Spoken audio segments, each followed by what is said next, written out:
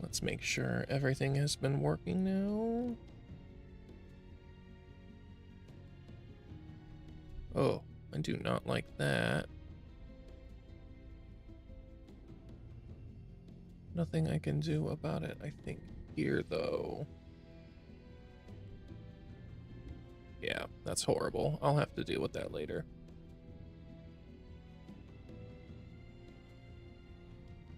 Refresh. That's looking good. And this is looking good. Okay.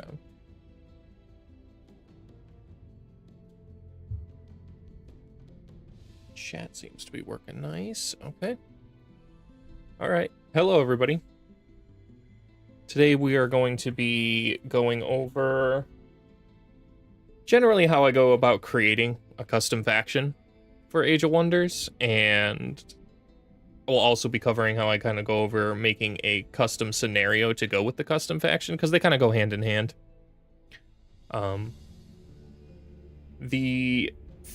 The first thing you should do when making a custom faction is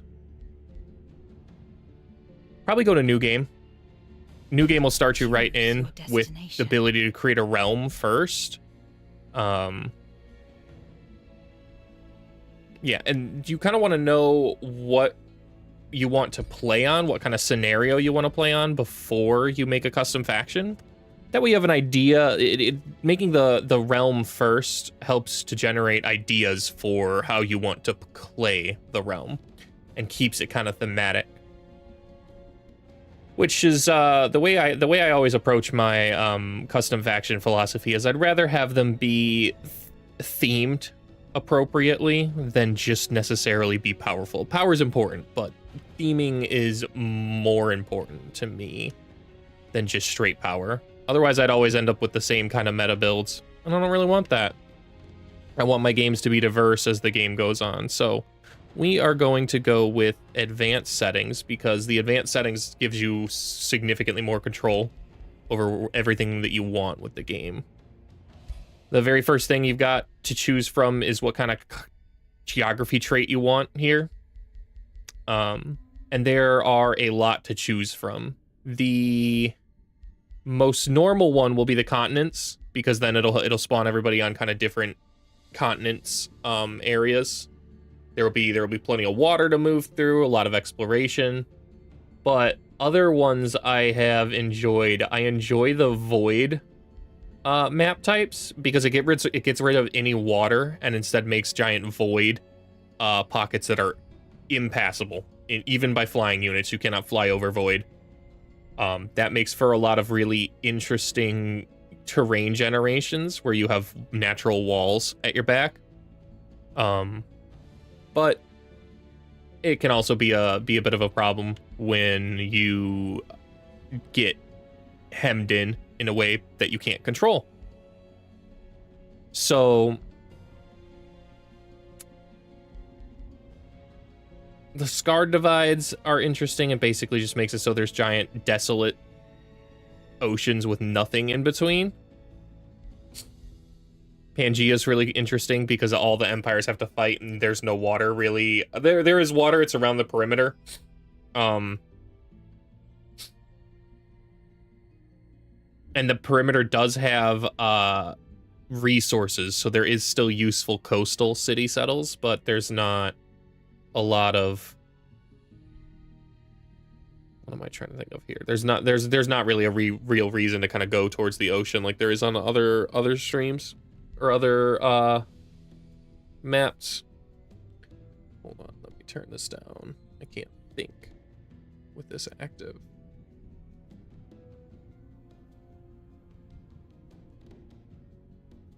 Okay.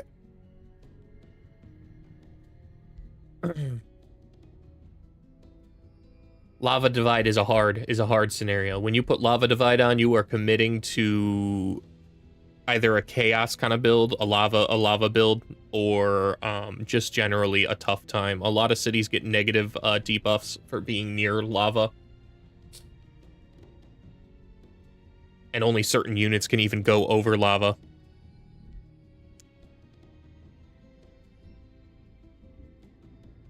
Land is very interesting. There's no water whatsoever. Very... You know what? We might actually do a land one here. I don't really want to deal with water.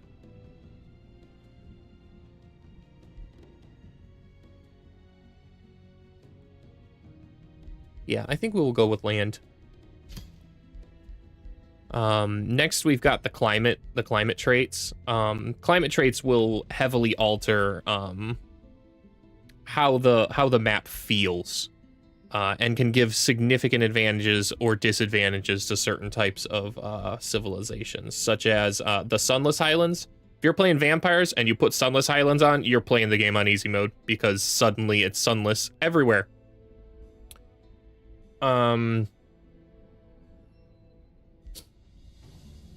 The blessed fields is also great when you just want to have nice, not have any kind of sand, snow, and ice.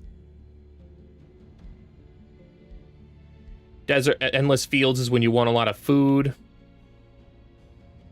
Forming realms is very interesting. It's basically RNG, because the provinces will just kind of form. Everything will kind of start off as ashlands and then just kind of like terraform into random terrain each turn. That can be a lot of fun. Where is... Oh, my stuff's down there. Okay.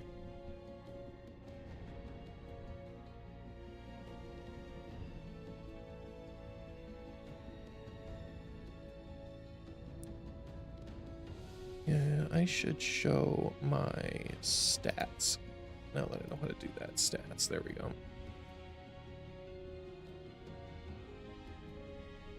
Wow. Yeah, that's okay. Maybe I don't need to actually have this. We'll just put it there. That's fine. Yeah. Okay. I don't really think this one's going to be a frozen realm.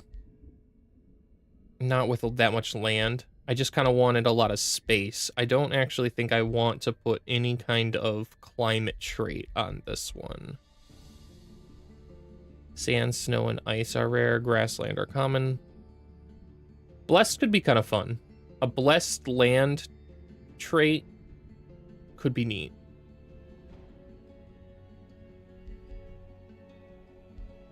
We'll just stick with none though, because I really want this one down here. This is going to be the big major one that we were focused on. Inhabitants. Yeah, the inhabitants basically just kind of changes what the marauder units are, which are the barbarian camps that you're essentially clearing out. Don't really think I want any of them. Maybe magic origin units, or if there's a spell type, astral invaders. Mana resource nodes and pickups are defended by ethereal astral monsters. I think magic origins actually is a pretty good one. We're kind of going for a spell-based realm in this one, because right here, the presence trait is the very big. These are completely game-altering traits. To choose anything in here changes how the game functions on a fundamental level. Like if we hover over this one here, the Demon Prince, it even says complex realm trait. This realm is dominated by a powerful demonic prince of Obadoth and their minions. The demonic prince, Karaver the Willbreaker, which you can, using the nested tooltips, you can see exactly what that guy's going to do. It looks like a chaos guy with a dominator ambition, and he's a demonic warlord. Ferocious, strong, and hardy. Those are a cult of tyranny, evil. Ruthless Raiders is a crazy... Yeah, that's he likes to raid. Makes sense. He starts with the large throne city. He starts with 2 additional cities. His minions automatically gain Demonkin, which is a major enhancement that happens at the very end of the tech tree, and super growth. Just really strong. Those are really strong in combination with each other. And then why they fundamentally change stuff is they almost all of them in here have a clause that once you defeat that person, you are victorious. That is how you win. Beat the person in the thing and you win.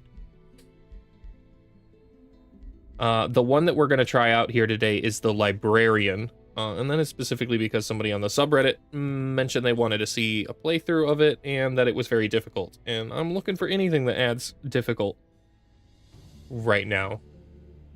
The Librarian, Noctis here, looks like he's going to be... It says that he starts with powerful astral skills based on his affinities here. He's going to start with the Tome of Necromancy.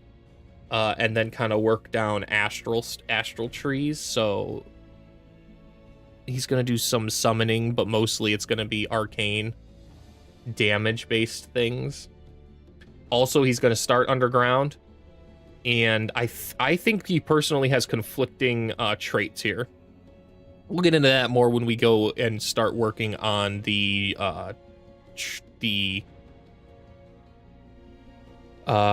traits themselves.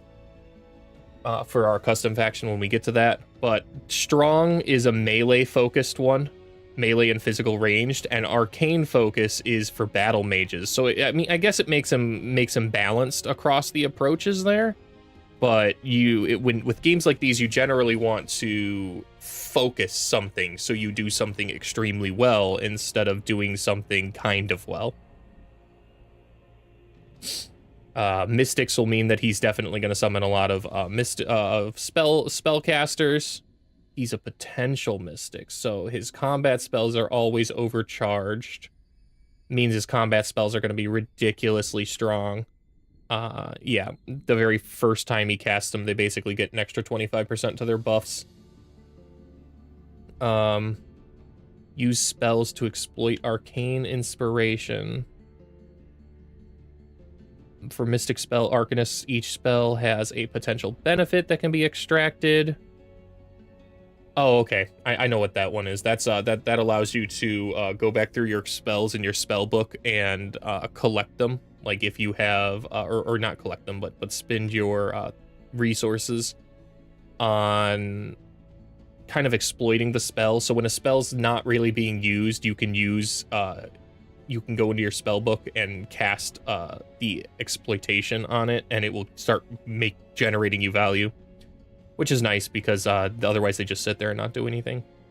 When an enemy overcharged spell is cast, this unit will suffer 4 lightning damage. They're going to do a ton of lightning damage, which is why in my head right now I'm already formulating an idea for a lightning resistant kind of people group, because I don't even have one of those in my pantheon at the moment, and I think that would add quite a bit of diversity in there, and that would set me up in an advantage to the big fight that I'm going to end up having with these guys. Ambition, he just likes to explore wonders, and he technically is an isolationist, so compared to some other traits, I actually don't necessarily think this one's too difficult. He starts with an additional city, and he's going to generate research faster, and whoever defeats him is victorious, but he's not technically at war with you right away. He just doesn't like when you settle near him, so as long as you don't settle near him, he's generally not going to be mad at you right away, which will allow me as the player time to... I don't know if I'll be able to catch up, but I'll at least be able to get my build operational to the point where then I can fight him regardless of his tech advantage. So we will go ahead and select the Librarian.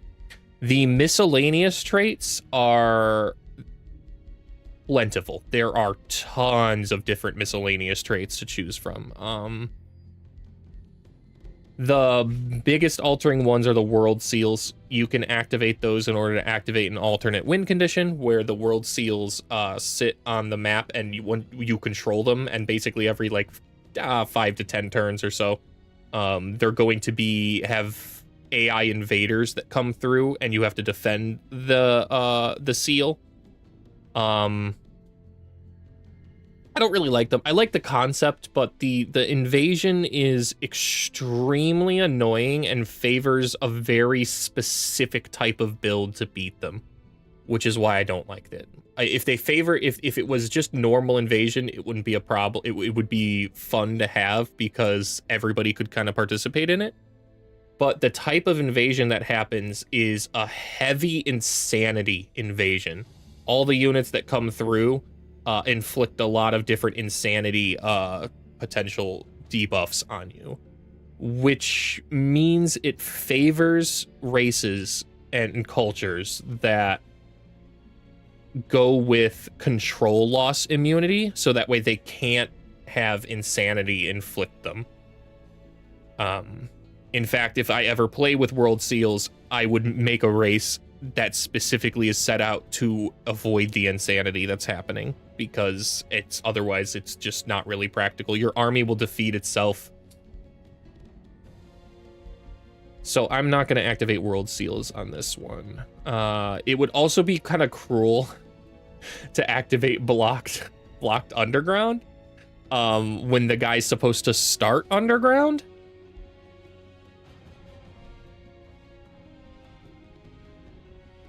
Same with explorative underground is a bit deceiving. It makes you think that it's going to be a large underground that has a lot of things to explore in it, but it actually specifically says not as suitable for settling.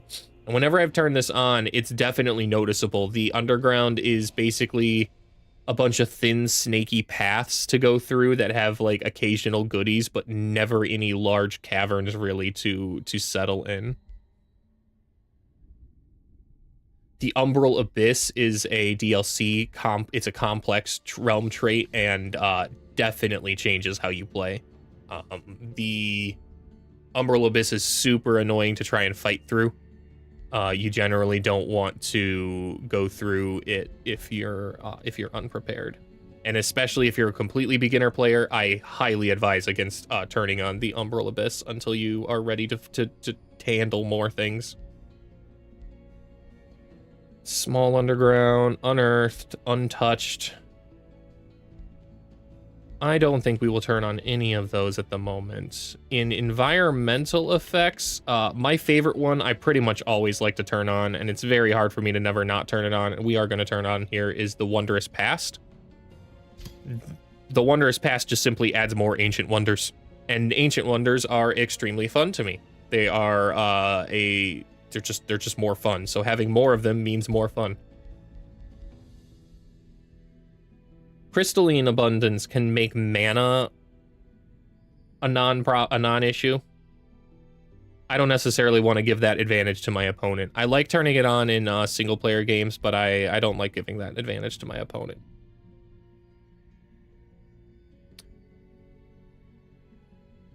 Do I have a favorite Ancient Wonder?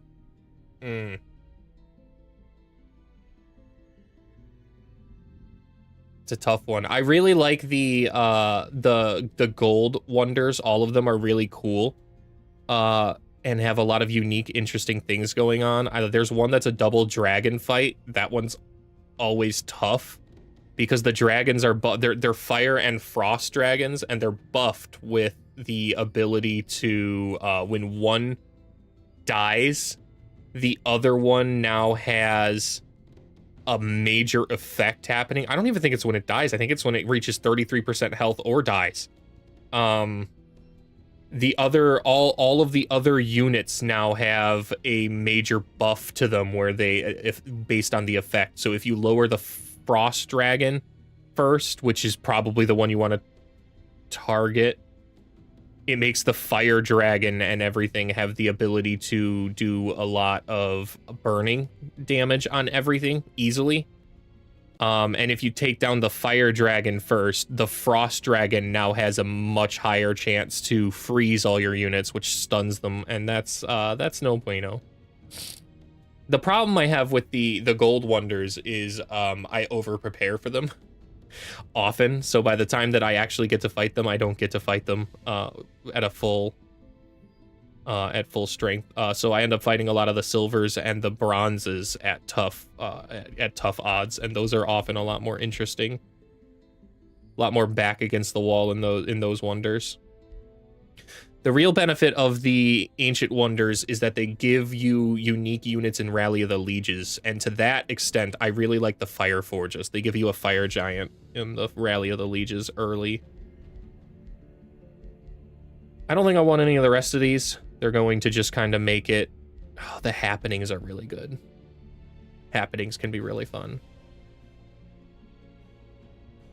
I think we'll turn on the Legends of the Merida. It just gives a chance for... It just gives random fated events to happen around the map, which is going to be really cool. They can make for some really fun gameplay. Okay. The Free City modifiers. I don't want to turn any of these on. It would give me too much of an advantage to turn this on because I plan to kind of go order, and that would make go more free cities nice for you. Yeah, so we're not going to turn any of those on. Rule modifiers. They do pretty much what they kind of sound like they will do. They'll modify the base rules of the game. The unlimited power is very strong. It would give that spellcasting librarian a crazy amount of strength, because he could just constantly cast all of his combat spells. He'd run through his mana quickly, but not his combat spell casting, so we're not going to turn that on. Motivated Truce, Mega Cities, Disdain for Evil. Yeah, I don't want to mess with the world too much. I actually think the modifier for the librarian is going to be more than enough. Curse of Undeath, Gigantive is, yeah, these I don't want to. Immortals is insanely annoying. When you have Immortals on, it's just kind of a brutal death fight. None of your units actually die when Immortals is on, as the name kind of implies. Routed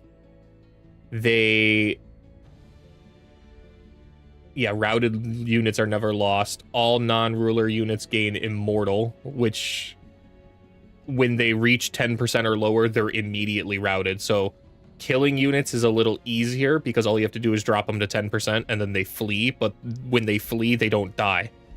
So you have to... Basically, the way you play it is you make sure that you have the units that you want for the rest of the game, because you're always going to have those units. We're just going to leave these as what I have them right now. The map size is really interesting because it actually does kind of space things evenly.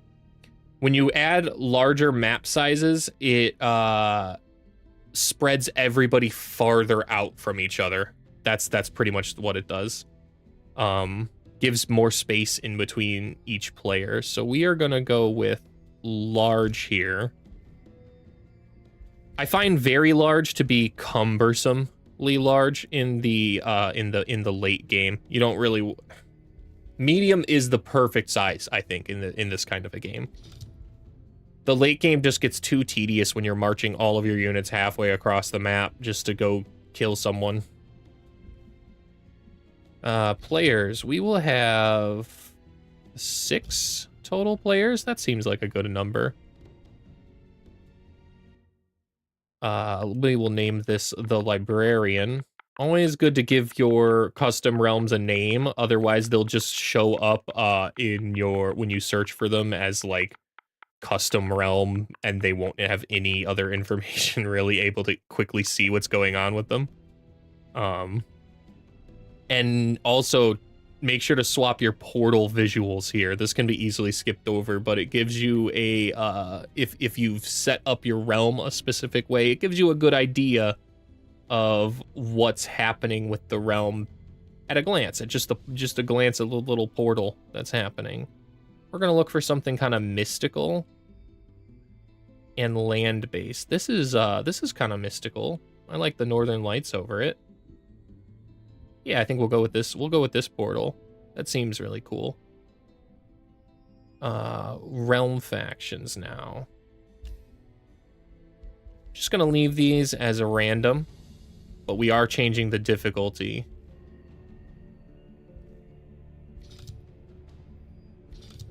Challenging. I don't much like challenging plus. It just makes everything spongy. And the worst problem I have with challenging plus is it makes you, if you play multiplayer, you're going to end up having a problem with your balance in multiplayer. Multiplayer, after all, just kind of has normal damage for everything across the board. Challenging plus will cause you to take or not take certain risks you absolutely could take in a multiplayer game, and that can be a death sentence in multiplayer games. Why can I not change? Why are these guys set to normal? Is that because I have to change that here? Probably. We're going to leave all of our custom rulers and generated and Pantheon rulers on, so that way we can potentially face anybody that's ever been in my Pantheon, which is really cool. It's why I'm really happy to be doing this, because the more effort and time you put into creating your faction, the better your games will get long term, because you will end up fighting those people that you have made in your custom factions. And the longer you play Age of Wonders, the bigger and more diverse your games will get. World threat. Normal. It's fine. Challenging. Happening intensities. Normal. All of these are fine. We'll leave these are all the default settings, so I'm just going to leave them at default. The turn system, classic turns is great. Simultaneous turns is how multiplayer is. So if you want to get better at playing multiplayer but not actually playing multiplayer, you turn on simultaneous turns. Turn timer is great for slow players. I'm typically a slow player, but I've been trying to get a lot faster, so sometimes I'll turn that on to pace myself. The game speed's fine, research speed is fine, starting conditions is fine. Allow ascension traits is fine.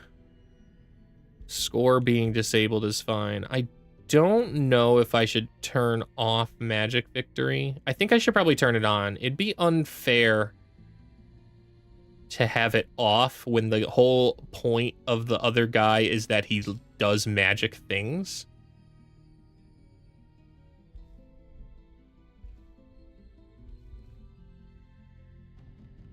Auto combat only. The winner gets to decide.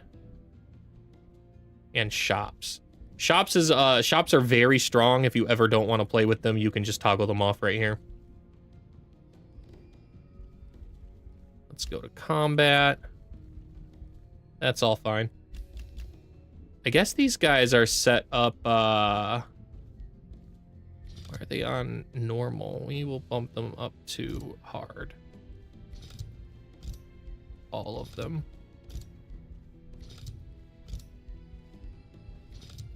Strange.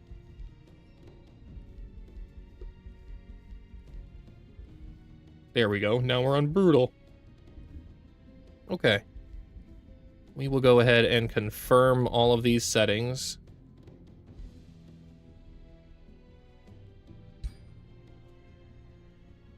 Your journey starts here.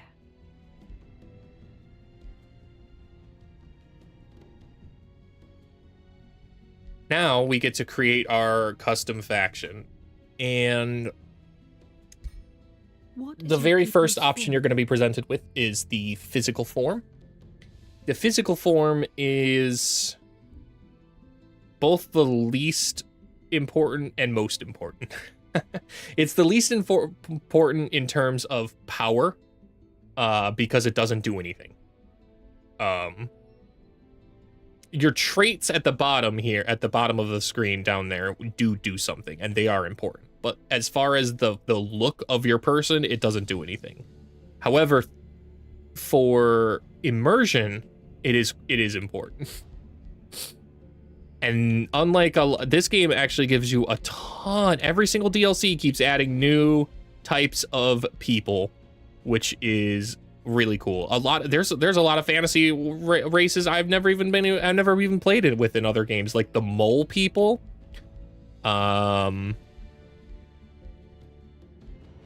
avians are pretty cool. Goats. Goatkin are fun. Can actually play as the bugs instead of smashing the bugs. For this race, I'm thinking of going with the toads. And here's very important here. When you select your physical form, you want to make sure you, at the bottom of the screen here on controller, it says X to press. You want to press X. That'll open up your traits. If you don't do this, it's going to just automatically select the traits from what their defaults are. So here we are going to remove all of them, so that way we get 5 points available to select. Your traits actually are quite powerful. They define what your people are about and what they can do and what kind of advantages you gain. So here we are going to select, I think we're going to make these toads, we're going to make them lightning resistant toads. Because I think that's funny. I think it's pretty funny to have toads that can be shocked over and over, and they are intensely resistant to it. So we're going to go to defensive, and we're going to go with inner lightning to give them extra lightning resistance, and makes it so that way anybody that melee attacks them, they'll sustain lightning damage in return. And then we're going to make them spell resistant. So we're going to give them resistance here, which will make it so that way any kind of stun effects, any kind of effects really that negative status effects will have a harder chance to trigger on them, and they will only last for 1 turn, or -1 turn, instead of when they would be. Sometimes effects last for 3 turns, so they'll last for 2 instead of 3. And then in order to take the last thing I want to put on them, which is resistant to magic attacks, we are going to have to take a flaw. A flaw will give you an extra point to work with. And for this, we are going to select vulnerable to physical. Yeah, we want to make these toads as resistant to lightning spells and damage in that way as possible. And I think having their resistant to physical is a good way to balance that out. So if I ever have to fight these guys, I know I just have to kind of get up close and beat them, but they do have kind of they'll do lightning damage back to melee attacks, so they are not totally defenseless there. They just have 1 less defense, and that is decently mitigated. So we're gonna go with resistant now. And so they have extra resistance and defense against magic attacks and spells. They are now resilient. They get less status effect, and they have inner lightning. That's really good to me for this kind of race. You kind of want to make sure that you theme your traits with how you want your race to operate. This is the most important aspect, I think, of making a race. It sets the tone for the rest of your decisions and allows them to flow a lot easier. So we will confirm that and move on to the next screen, which is our culture tree. The culture tree is very, very important. It defines the buildings that you can do and the units that you research, as well as giving you your first affinities. Lot to choose from, especially with the DLCs here. We know that because of our custom our custom scenario that we just made, that there is going to be mystics on this map. So for the mystics, we're gonna try and counter a little bit here. I'm torn between high lightning resistant toads, just because that's funny, or industrious toads, industrious resistant toads. The Industrious here will actually give us even more defense. They'll allow us to bolster our resistance and defense when attacked by magic and stuff, which will make them ridiculously tanky. I'm leaning towards Industrious here, especially because that Noctis guy is going to crank out a ton of knowledge. We could crank out a ton of production and kind of make up for that knowledge very fast. The High Society. The High Society deals with awakening, which kind of gives extra spirit damage, and spirit damage is very strong against mystic types because of all the astral things they summon. And that's kind of why I would take High here. The extra city stability and knowledge income is also nice because it could get us caught up to him a lot quicker. But I think we're gonna go with Industrious Toads here. We're gonna go, Industrious non-conductive toads. What defines their society? Is the way to go. The society traits. Society traits are complete.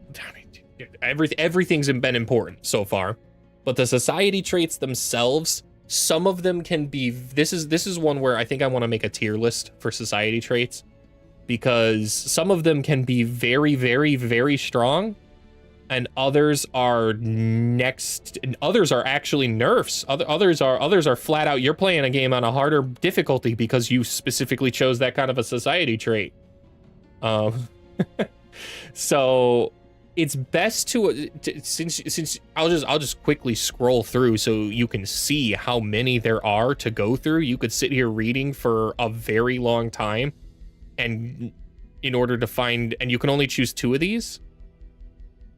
So the tips I give here are sticking with affinities. The game works where you can choose tomes depending on certain affinity thresholds. At 3 affinity types, which you can see in the top left-hand corner of the screen, I currently have 2 Materium Infinity because I chose Industrious. At 3 affinity type, you can choose any tier 3 tome that relates to that affinity. At 5, or I think it's 5. It could be 6, but I think it's 5. Affinity, you can choose any tier 4 tome of that affinity. So you kind of don't want to just spread all your affinities out as far as you possibly can. So with that in mind, it helps focus your choices down here so you don't get easily overwhelmed. With this race, with the non-conductive Industrious Toads, I am thinking order and industry. So we're gonna hover around here. I'm thinking equipment hoarders here. Equipment hoarders will make it so that way whenever I clear an Ancient Wonder or Infestation, I get hero items. The hero items will grant me extra mana in my equipment hoard. So just holding on to the hero items means I get extra mana income. I think that stacks crazy well with the ruler we're going to choose in our next screen, which will be the dragon. The dragon gets a similar ability, except it applies gold. So for every kind of hero item I have in my stash, I'll generate gold and mana for just having them, which goes very well with the Industrious too, because they can prospect and gain free items. So we are going to go with equipment hoarders, and then we are going to go back up to order and try and choose a racial trait from here. Bannerlords is kind of neat because it gives you more Rally of the Lieges if you're going with free cities stuff. Chosen Uniters gets me more yields from those vassals, though, and grants you an extra Whispering Stone, which is super useful for gaining as many allies as you can as quickly as you can. as well as it starts you with an extra shield unit or polearm unit, so you come online a lot faster. I like any kind of trait that lets you start with extra units right away, because it's less you have to wait around in order to start clearing encampments, especially since I play on the hardest possible difficulties. Having an army that starts off quickly gets you going faster. You don't want to be sitting idle in Age of Wonders. It's not like some other strategy games where you want to have defending units hover on your capital and stuff. You want your units actively going out and getting you resources. Devotees of Goods. Cities gain 10 gold and your empire gains 5 Imperium per level of good alignment, and your units gain experience while you're at maximum alignment. That's fun. That's a fun gold offset there. I'm leaning towards Chosen Uniters. I think I want to try and make it so these non-conductive toads conduct themselves really well in politics. They just don't get shocked. Imperialists sounds kind of neat on paper, because the Throne City, you automatically start with an extra 20 stability and 20 gold, and starting fast is strong. But I think it outscales pretty quickly with some other choices. Relentless Crusaders forces you to kind of go at war with anybody that's evil. The Vigilante Knights can be kind of neat too, but I think we're going to go with the Devotees of Good here. Choose your first tome of magic. Okay, that got rid of that. I don't know what was going on with that audio there. The first tome really sets the pace for what you want to do and gives you more affinity choices here. The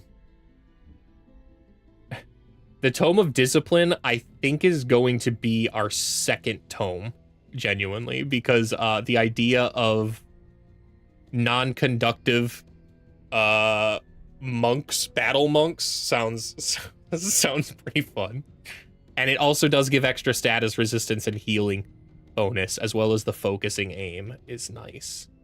However, the very first tome we are absolutely going to choose here will be Tome of Faith.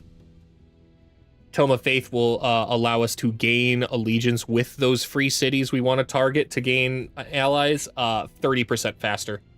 That's a huge bonus. And actually, this is a nerfed ability too. When the game first launched, it also granted Imperium ability, Imperium income, which was absolutely stupid broken, because there's nothing really else in the game that helps gain Imperium quickly besides taking Ancient Wonders. And for a single spell cast in a very first tome, and you could cast it on pretty much any free city and also gain them as a vassal, it just meant that every single free city in the game was yours if you own Tome of Faith, and it gained you like an extra 50 Imperium income every turn. Besides that, else in the tome that we want is the Abbey right here. That'll help offset our knowledge problem. Convent will also increase our knowledge and mana income. And the Staves of Mending is going to be very nice. Our main damage is going to come from Wrath of the Faithful. Wrath of the Faithful is crazy strong. When you have enough faithful units, it can basically do up to 50 spirit damage in a single spike on a unit. And for a tier 1 combat spell that you get from a tier 1 tome, that's immensely powerful. That will it's basically a smite from the sky on any kind of undead unit. So Tome of the Faith is what we're going to choose here. And then your ruler origin really helps with how your main champion stats gonna be. I really like that with the Elder Vampire edition, they made this a cascading interface. Prior, it was just you scrolled all the way down here, and then you would have to scroll all the way back. Now that you can cascade through, that's just super nice. Keep at it, Paradox. Keep making those awesome decisions. We're gonna go with a Dragon Lord. I think the Dragon Lord is honestly my favorite. It's just, that's a personal bias of mine. I just really like the dragons. They fly in there, mess everything up with their claws, breathe fire on everything, and generally wreak destruction wherever they go. And then, like I said, with the horde that we've got, the mana horde, we will be gaining extra gold as well from those hero items, as displayed here on the screen. We've got for a tier 1, for tier 1s, we get 1 gold. For tier 2s, which is when our mana triggers, we're gaining 3 gold at least from every item we have in the horde. The only downside of the dragons is that they have a high cost of gold right out of the gate. They cost 30 gold to upkeep right from the rip. But they're offset because all their mines generate more gold and stability. So we're just gonna go with our Dragon Lord and go to the next screen, which is all of your customization here.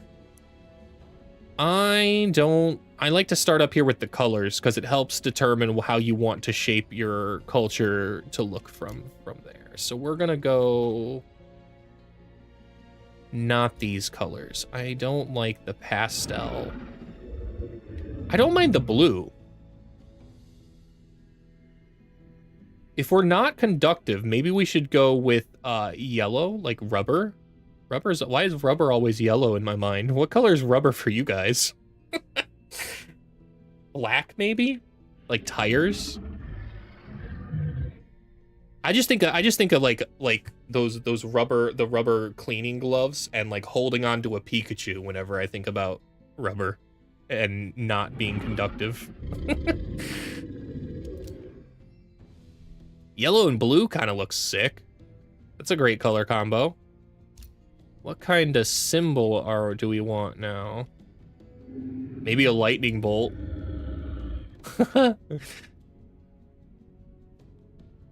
Maybe we inverse these so it's not yellow on blue, it's blue with yellow through it.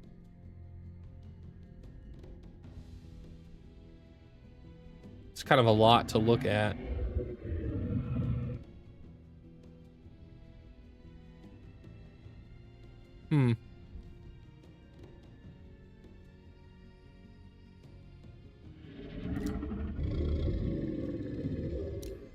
I think if I were to do that, it's only going to give me pastel color choices. No, it gives me the ability to inverse that. Do I like that better though? I think I've already got a blue and yellow in my pantheon, so we're going to go yellow and blue because I don't think I have that one. Next, you want to make sure you select your class. The class will level up your type of... It'll basically give you what kind of perks and trees that you can select outside of your dragon tree. With the Dragon Lords, there are... pretty much all of them are very strong. You can make any of them work. Spellblade has a pretty unique advantage. Because the breath attack from the dragon actually counts as a magic attack. And the way the spell blades work is if you do a melee attack, your next magic attack does more damage. And then when you do the magic attack, your next melee attack does more damage. So it can really help get you in a flow state for the spell blades. Battle Saints are kind of neat. I don't have enough experience with Battle Saints still, and that could be pretty fun with the Toads.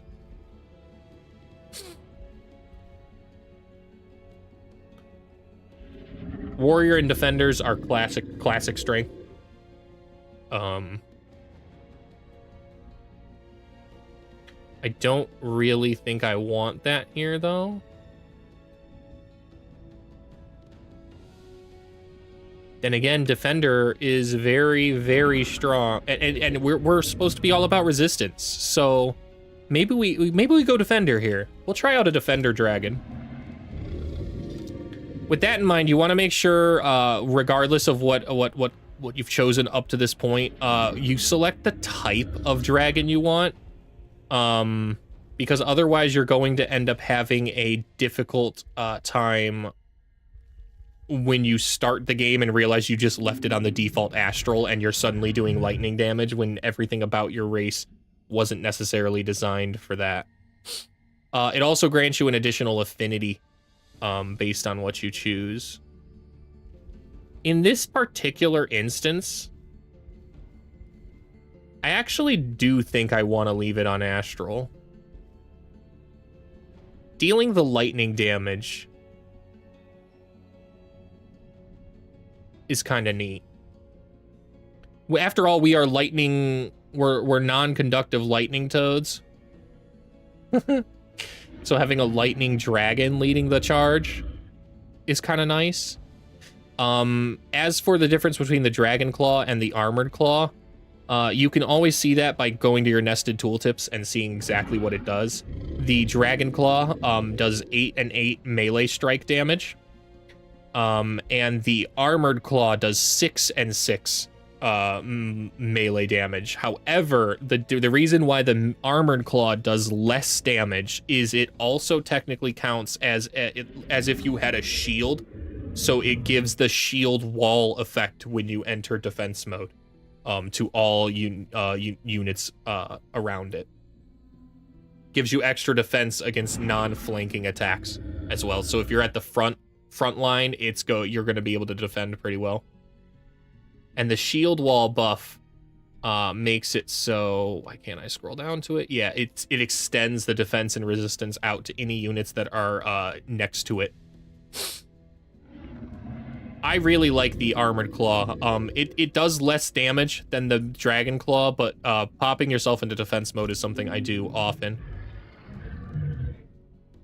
Now our skin cut. Wow, what a stubby looking little tail. I kind of like the skin color actually as that little turquoise. Kind of wish there was a more blue, but we'll go with it. Let's see what. Oh, in here there are some more blues. Those didn't show up like I thought. Is that because of the scale type? Ooh. I don't know if I like the leathery looking leathery looking skin. I often like the scales because they actually look like dragons then. These kind of scales look pretty interesting. And they're a bit different than the ones I normally choose, so I think we'll go with this kind of scale. Now the skin decoration. Why did that show up? Why does that show up and look like that, but doesn't look like that when I click it? That's kind of interesting.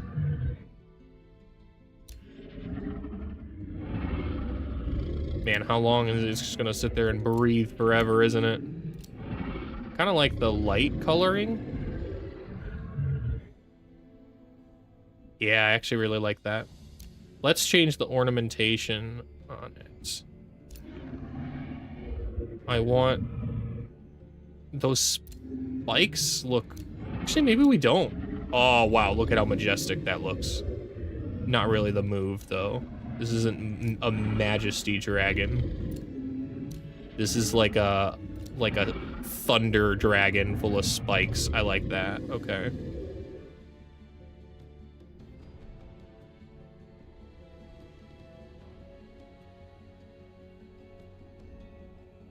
Let's temporarily do that actually.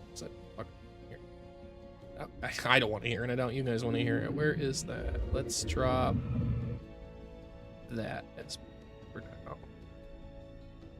Oh, not like that. Like this. There we go. Okay. Yeah, no one wants to hear dragon breath over and over and over again.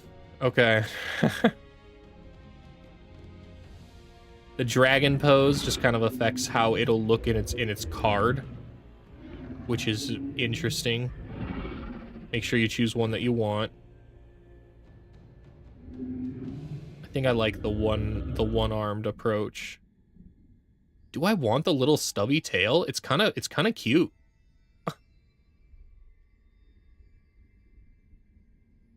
It can go even shorter. Oh, come on, man. Come on.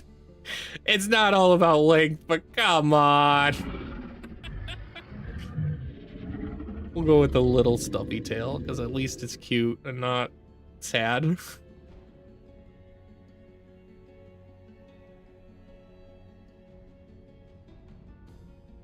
Dang, you can have that be a real long dragon. Oh, that looks real weird stretched out in the center there, though. I kind of like it together and condensed. I don't like how it looks like that'd be painful with the crystals jammed into his armpit.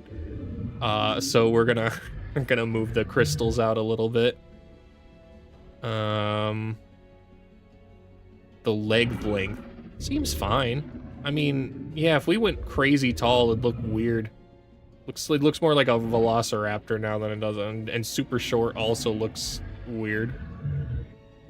That seems like a good height.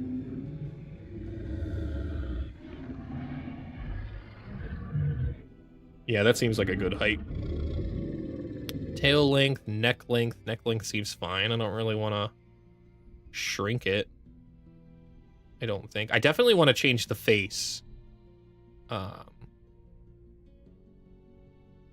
think we'll go with the second one there, and I do like the wings. Wing length being big and massive and scary is how dragons do their intimidation. They just flap at you.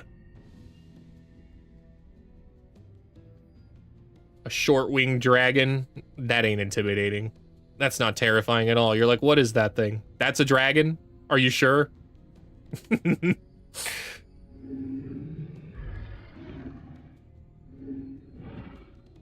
Ugh. Looks like a sickly dragon. We're gonna keep it at middle. Let's go with the head now. I don't want that kind of a head. Let's start here and then work our way down the options and see what we got.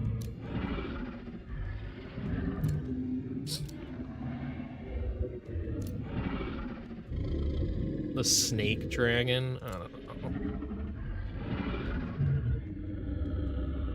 That doesn't look bad.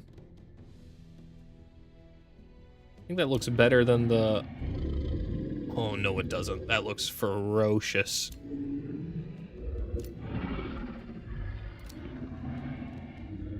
That looks kind of neat. I like the beards on the side of that thing.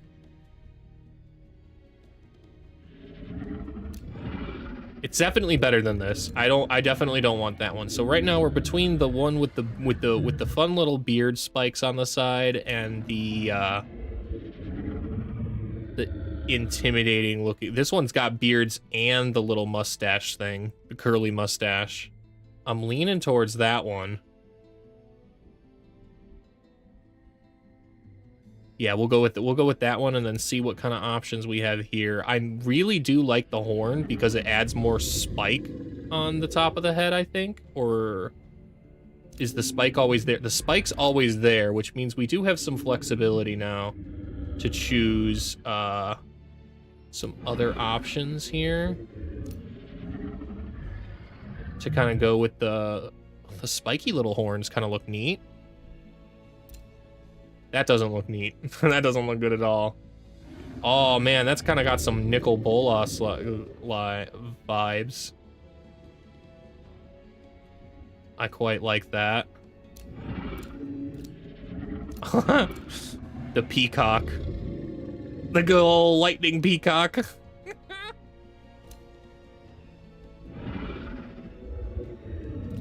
The ram horns. I don't really think the ram... Oh, we could add more spikes, more crystals on top of his head. I think we do that. Yeah, if we're going for a lightning crystal kind of dragon, I think we add more lightning crystals on top of their head. Though those look kind of neat off the side. I think we go with the more crystals. More crystals, more problems. Head length and head size seem fine. I don't really want to mess with it. I do want to mess with the eyes. I don't like the purple. We want some blue going on here. Maybe some Or red. Red to accent the blue. Could always go with our race color too and go with yellow.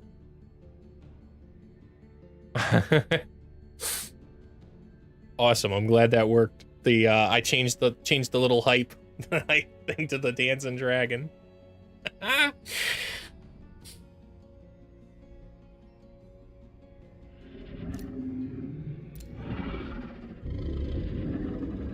I also should have added of the you should have a little VIP, at least you do on my side of stuff, but it doesn't look like you do on Twitch, so I've gotta fix that later. You got a special little marker on my side of stuff in my software now. Yes, you're gonna have to deal with it, buddy. What? What do you want here? What is your plan, man?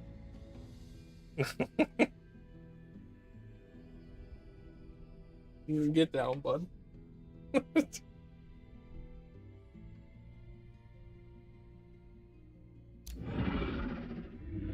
I like the red eyes, I think. They're pretty intimidating. Yeah. Okay, and then before you hit the next, it's easy. He knows. He does know. He sat downstairs all day until I brought him up because he lost privileges because he ate all the bread. He ate all my bread in my house.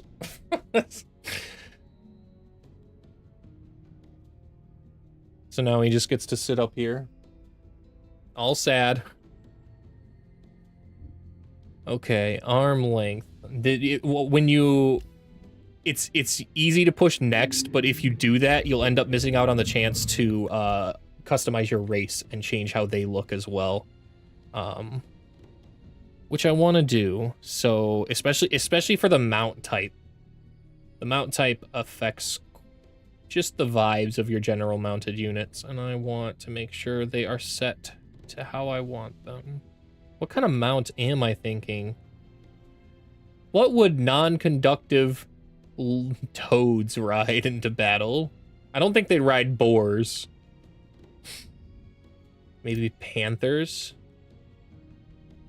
Or raptors? Lions. Lions are kind of neat.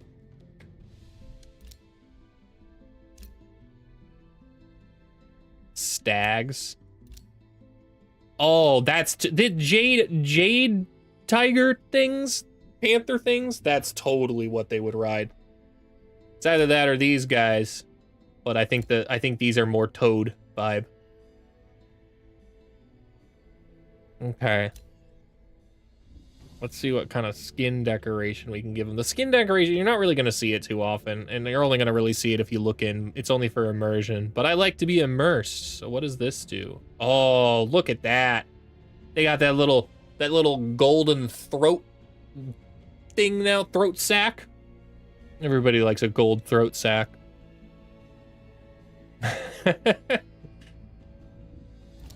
The army armor color definitely does affect. You can see that all the time because it's just an outer color. Yeah, see? So we're going to go with our secondary color over our primary color because it still showcases our secondary color on the armor there. Yellow and blue. That'll work. Their physique's fine. Gotta get that throat. The big bulbous throat. If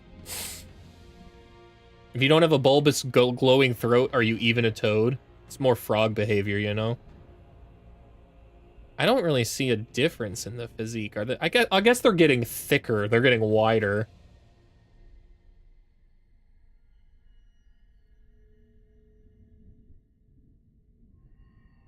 The head size definitely matters, but we're gonna leave that at a kind of balanced right there. I like the leg length. I don't really want to make them give them long frog legs. Maybe we do give them the long frog legs. Everybody likes a long frog leg.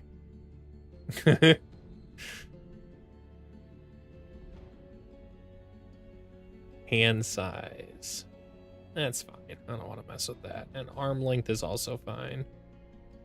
I suppose if they have long legs, they should have long arms.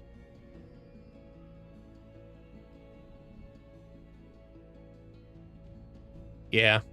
They're toads after all. Okay. And then we hit next. Your journey begins. Okay. Title. It's easy to skip over this screen and just kind of let it be, but there are a couple very interesting things to note about. Toads, not T-Rex.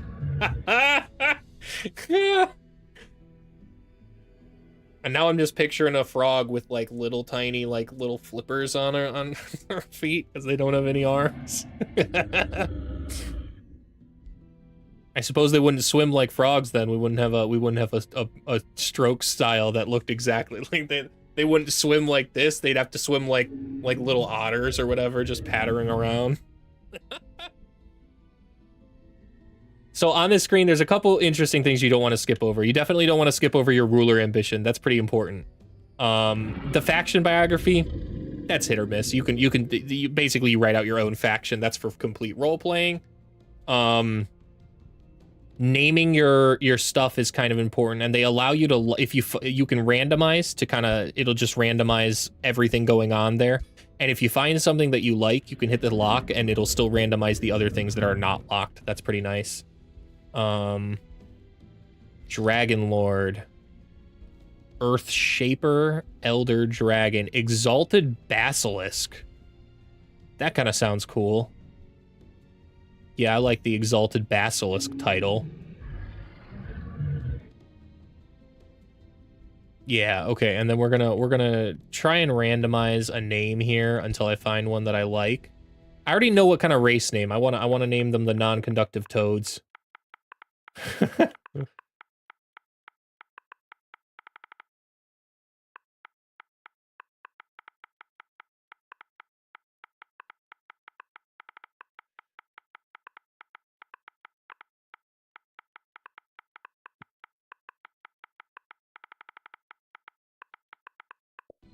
Okay.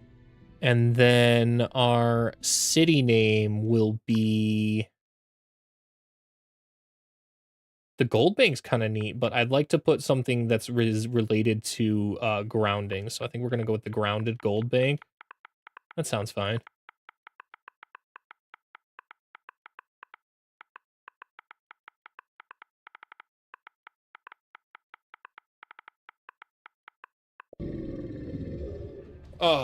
Always at least make sure you set your throne city name. If you just leave it as random, you'll probably see it.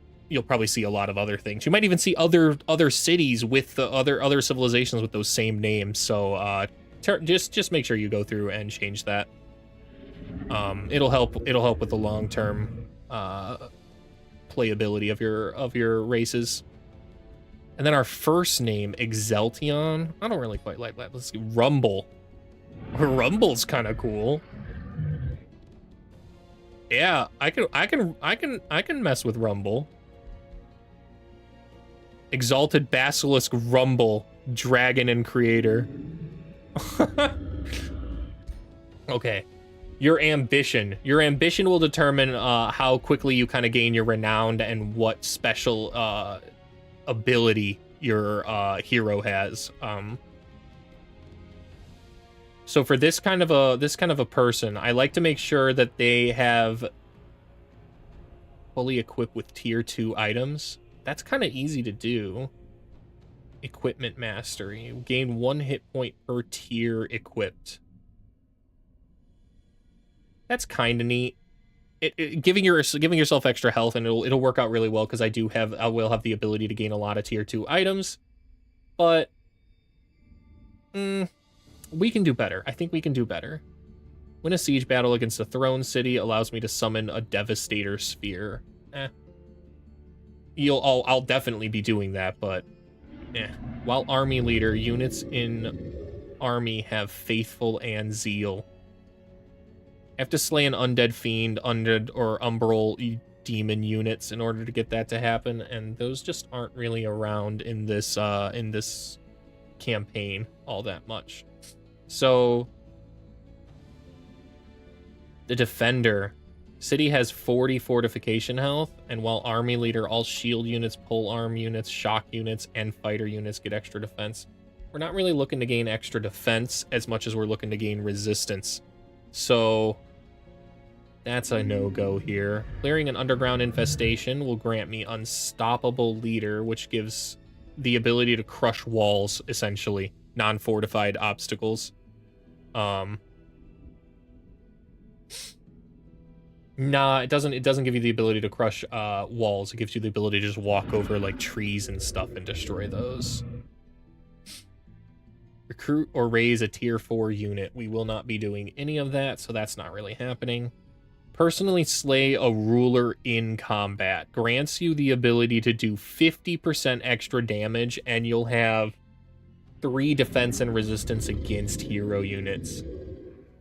That is very useful, especially on dragons, because they can just fly right in there and mess heroes right up.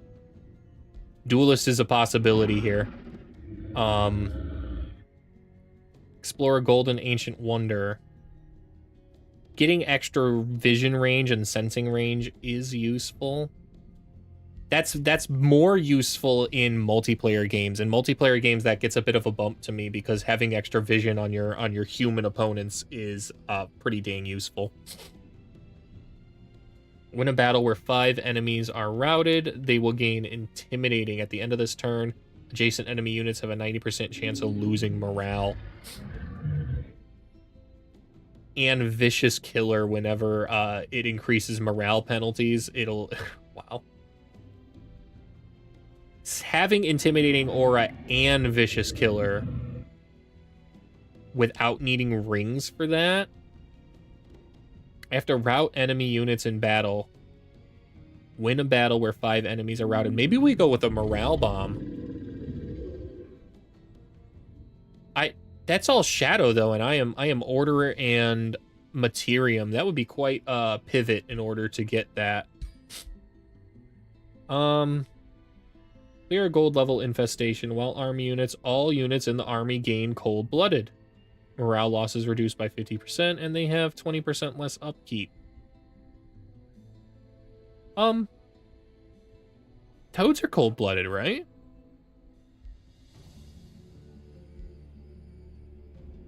That might fit.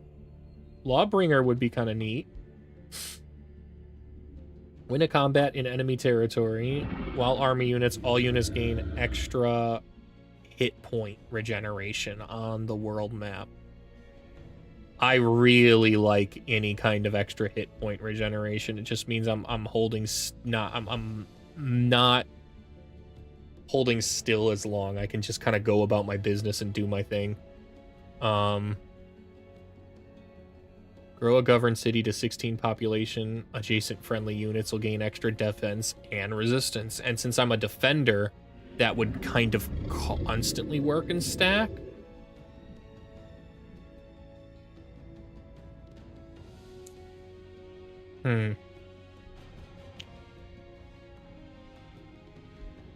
And it does fit more thematically with our resistance, I think, than Lawbringer does. We're not really looking to go on a crusade of any kind. We're looking to hold our own. So yeah, we're gonna go with Steward here. Okay, and this one extra setting down here, super, super interesting, and you should never skip this one by just hitting onward. Hit advanced settings real fast.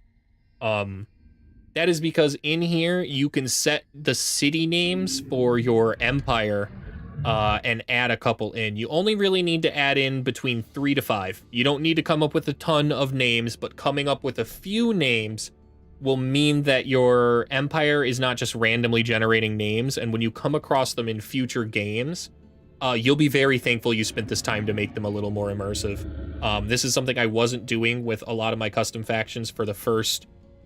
geez, I want to say 15 days of my playtime, and it has resulted in some of my earlier factions not it just having randomized names and the same generation stuff as other civilizations often, so they're not as thematic as the new ones that I've been doing. So the city names here, let's kind of try and come up with some here. I am open to any and all suggestions because I don't exactly know what to name my cities here. Maybe Toads Are Us. We're gonna have the first one be Toads Are Us. That sounds fun.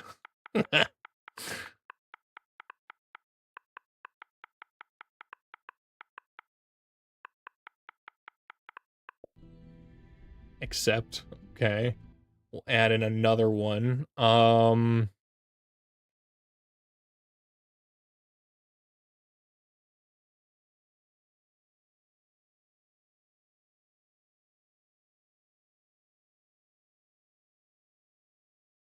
Maybe something related to lightning? Or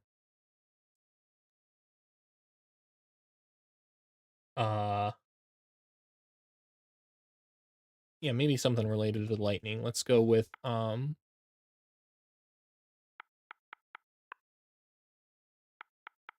Stormlands. The storm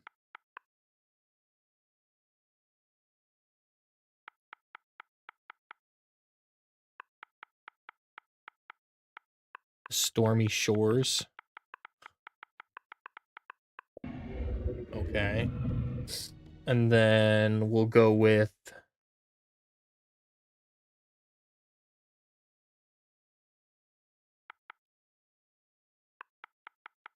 Jade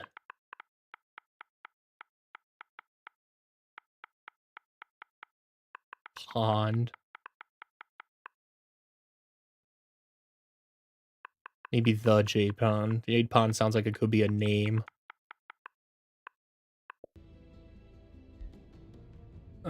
And then just a final one, maybe.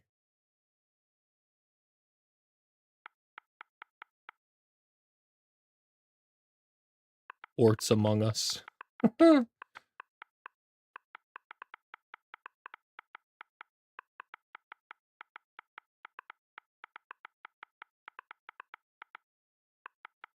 Among Us.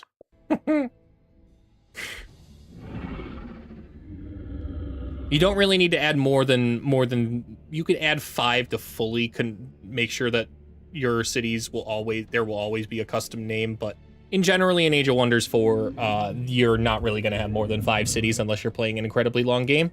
Or you focus specifically on nature stuff to get more cities, and this is not that kind of a build. So 3 to 4 entries and you're fine. Here you can also custom make any heroes you want to add as well. I do not want to do that right now. That is a lot of customization I don't want to put into this.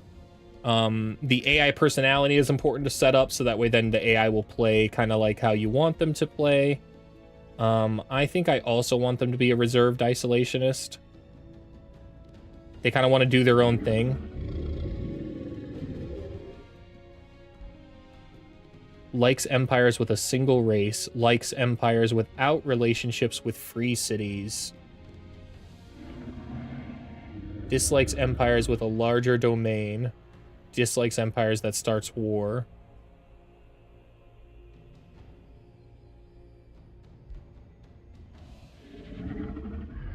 They kind of want to make a lot of, good relations with free cities. I think we might actually be a preserving diplomat here. Yeah, they're a preserving diplomat. Okay. AI tome path. Setting, you can customize this to your heart's content. Make your civilization as clear and concise as you want them to be. Generally, I do like the randomness that kind of comes with their research path, so I only do maybe 1 or 2 of these to add to that way they always kind of have the same theme going about them, and then from there they can go as random as they want to. So I want them to be Tome of Discipline after this. And then from there, I don't actually even think I will care what else they choose from here, because I don't know what I'm going to choose from here. Yeah, I have no idea what I'm going to choose from this point on. So we're just going to leave it at that. I want those 2 tomes for this person to be chosen every single time. There we go. And then we're going to hit onward, and we're heading straight into the game then. As soon as it renders back in. Now we will go through here and fix our audio, since we're no longer hearing the dragon growl over and over and over and over again. Let's turn that on. There we go. That should be nice now. Let's...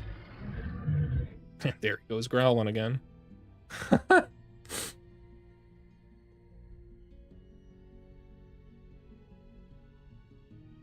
Oh, let's make sure this is here.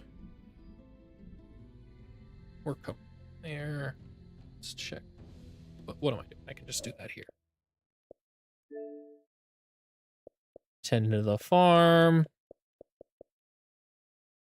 No one else on.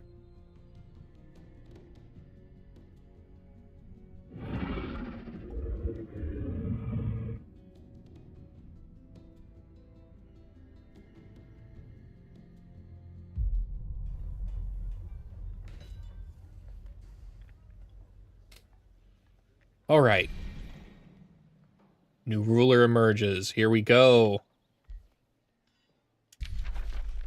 Start with Wrath of the Faithful and Bolstering Chant. Those are pretty dang good starting spells. I like those. They're quite flexible. Being able to heal my unit and bolster their defense or smite units in offense is very flexible.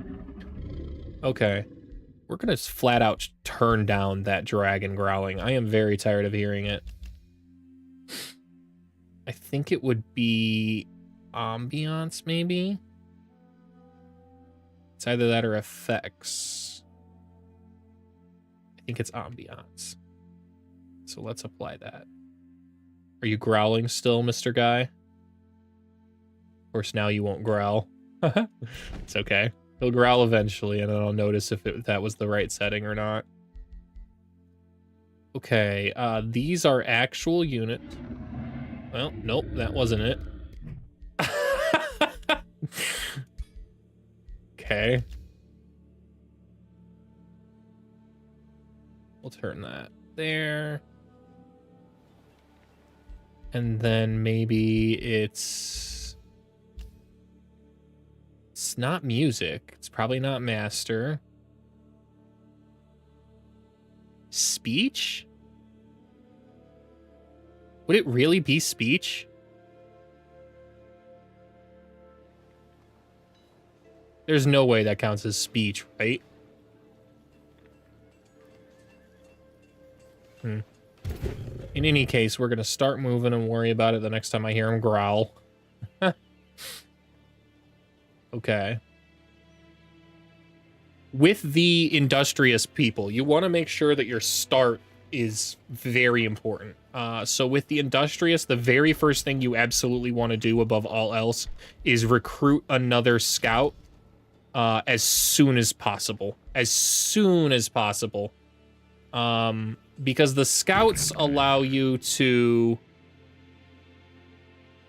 as you can see here from the little prospecting symbols, moving them around and prospecting tiles will grant you tons of the resources, the special that's pretty much what the industrious people do. If you aren't doing that, you're not utilizing the industrious people.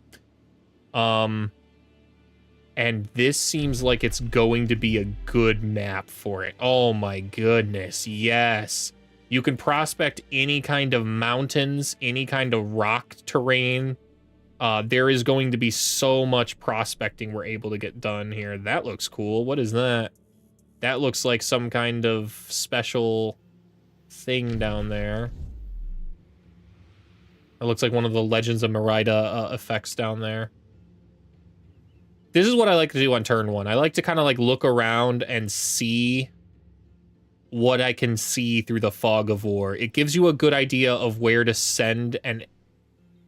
What the heck? Ton of mines everywhere? That's a Reaver-based people. There must be a free city down there, or that's pretty powerful, or a whole nother race of people in this general direction. So that means this area is quite a hotbed. If I want to go claim territory over there, I probably need to do so quickly. That's a cool wonder. Double wonder right there. So down there's probably a good city spot. Do we see anything else going on in here in the Fog of War?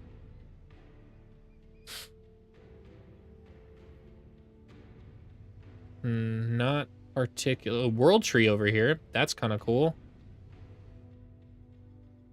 Some kind of spikes all over the ground. Ashland terrain, maybe? Next to another gold... and a farm.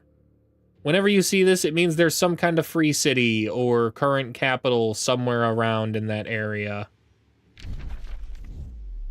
What could have been a good city somewhere over here is now less exciting because of that. Still, that would have been really far away. So down here is not my territory either. What is that? Is that a mountain?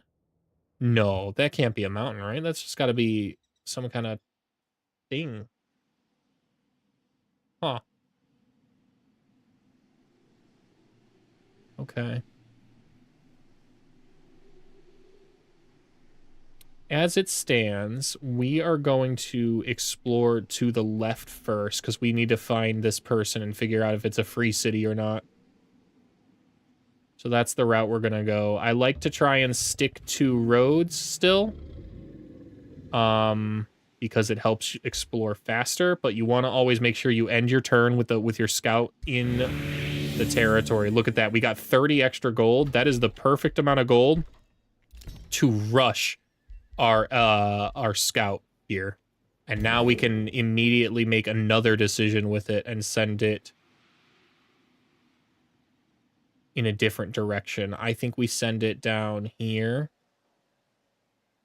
Yeah. Nah, let's send it up. We're gonna move right here because that'll let us prospect, and then we'll send it over to the right.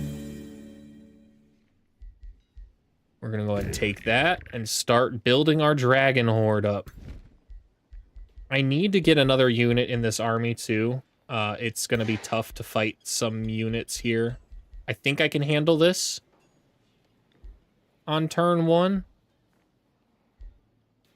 What do we got? We have a halberdier, an anvil guard, and an arbalest.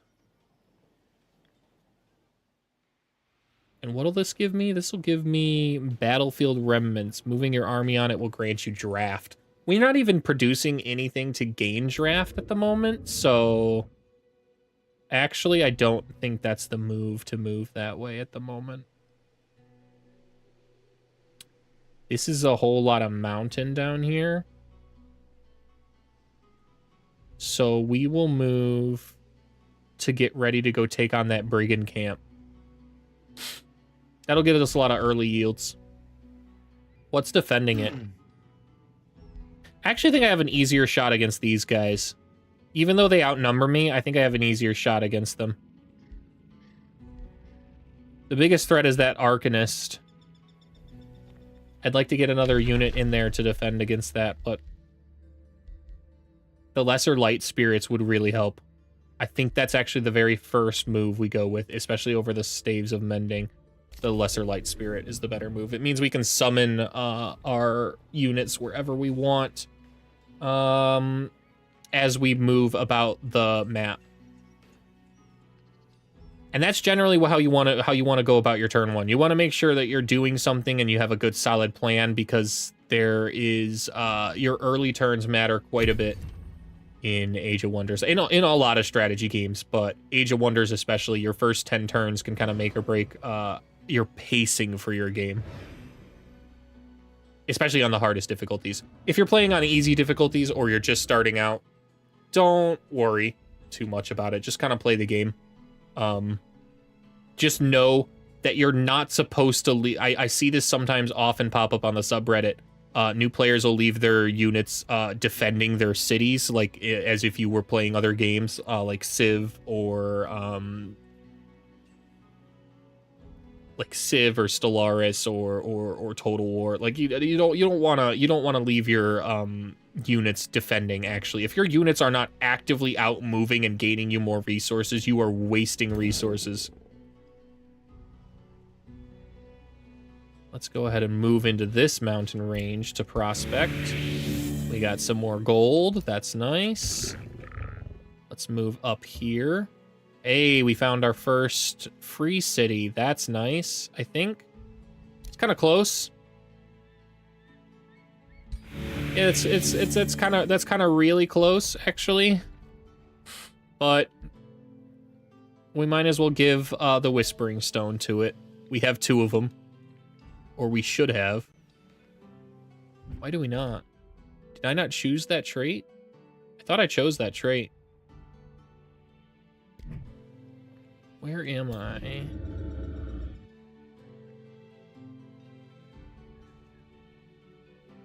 How can I see my my people? I think I can see them by clicking this. And then... yeah, the non-conductive toads.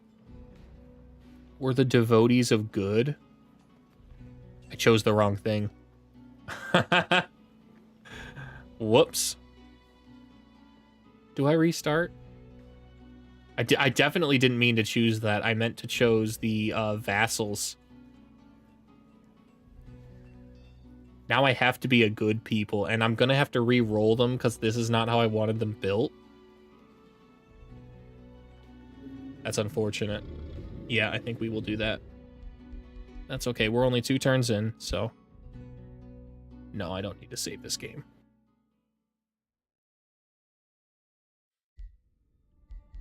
Okay. I should be able to... if you ever need to tweak a faction, too, this is a good learning lesson. You can just come in here and go to your customs, and then scroll down to whatever faction you wanted to go with. Rumble, here it is. Let's edit.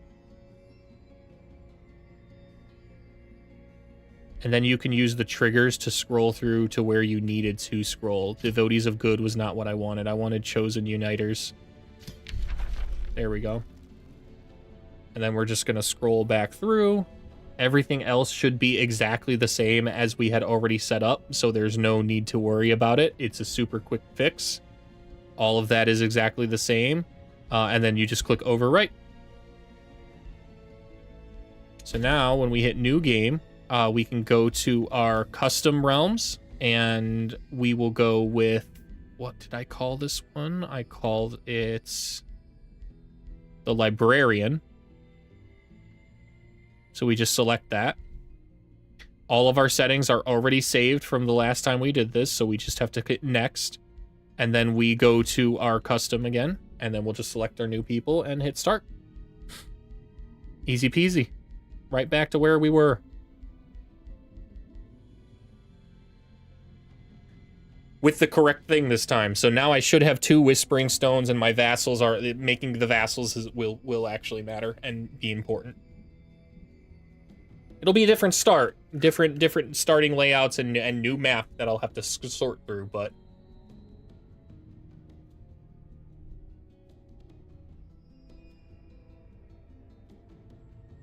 that's the best advice I can always give to new players sitting down and playing 4X games is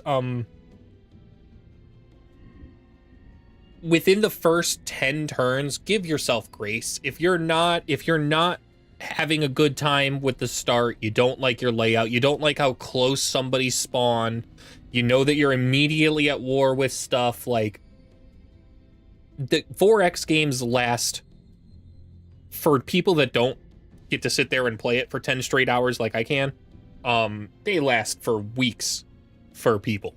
Sometimes months for them is the amount of time that you're going to be putting into the game. So just make sure you're happy with it. Like, don't make sure you're happy with your start. Don't just stick it out because you are stubborn. Just make sure you like what's going on. This map already doesn't look as mountainous as the last. Oh, it looks like the same. At least that little bit looked the same. It is not the same, however.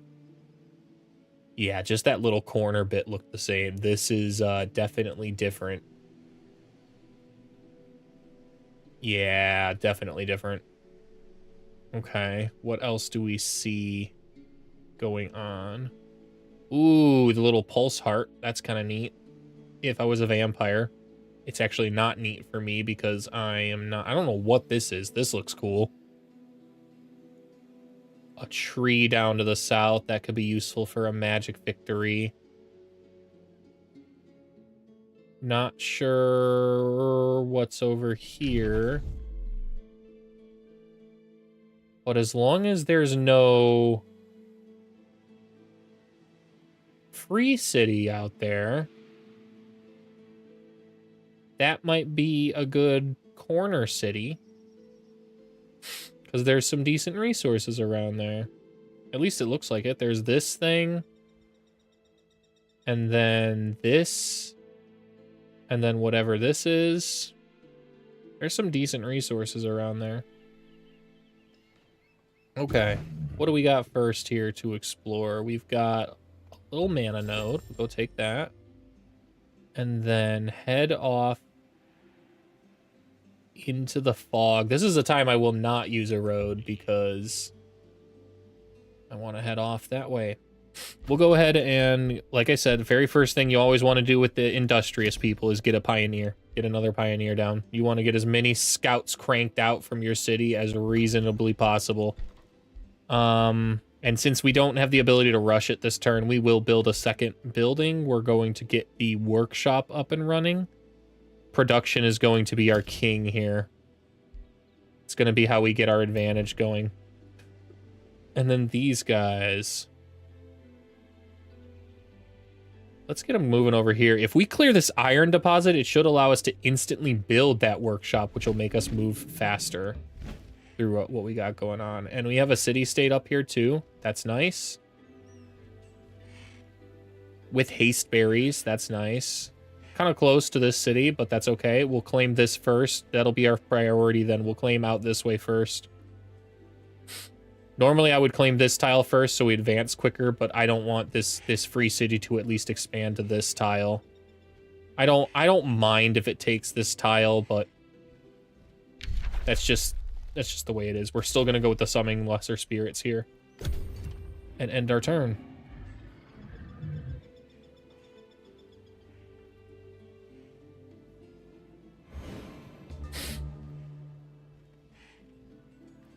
Now this turn, we should be able to rush this unit. Yeah, we're going to go ahead and do that. The quicker you get your scouts out and online, the less you have to deal with enemy borders getting in the way of you prospecting all of the territory. Prospecting is super important. Look at that. That guy already almost paid for himself. We spent 79 gold on him, and we got 39 in return right away. Right away.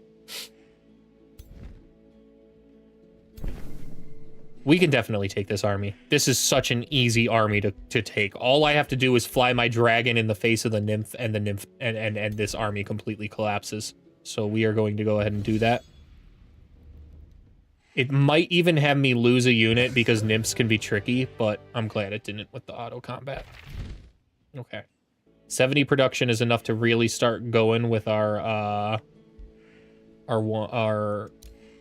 yeah, look at that. It just jumped it from 7 turns to 2 turns. Nice. It'll cost me 30 influence to do this. I do. I want to rush that as soon as possible. Building mines wherever possible is the way to go with the Dragon Lord, which is why I want to rush towards this, because I can build another mine there. This might be a prospectable land if I'm lucky. I'm not, but I'm getting close to one. It's up here. Okay. Orders. Where to go, what to do, who to slaughter. We want to start looking for our outposts. I know it's only turn 2, and saying that kind of stuff is crazy, but having a good idea of where you want to found as quickly as possible is how you survive. How you survive. Otherwise, you end up being pressed in way sooner instead of doing the pressing. Spreading out this way might be the move. What is this? I have no idea what that looks like. I've never seen that. That's one of the Oracle things. Tough Silver Wonder to take down. Not much else I can see in the Fog of War. Over here.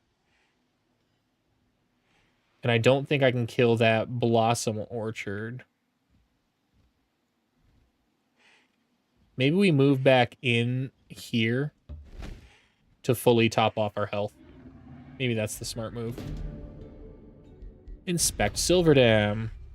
Go ahead and have my Whispering Stone, Silverdam.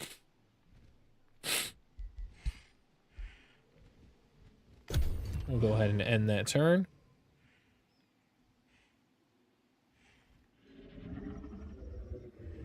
I probably should have started another scout is what I should have done the last turn, and we would have been one turn down, but I forgot it was 50 gold, and I had enough gold.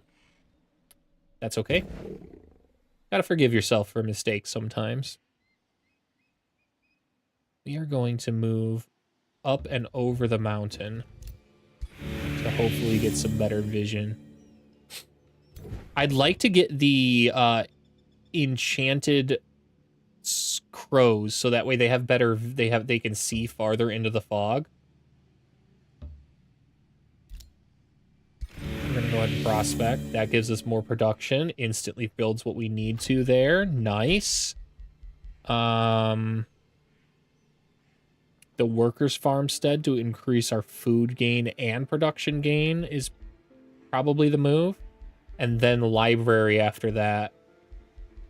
It's either that or stonemason, and we just keep cranking out production.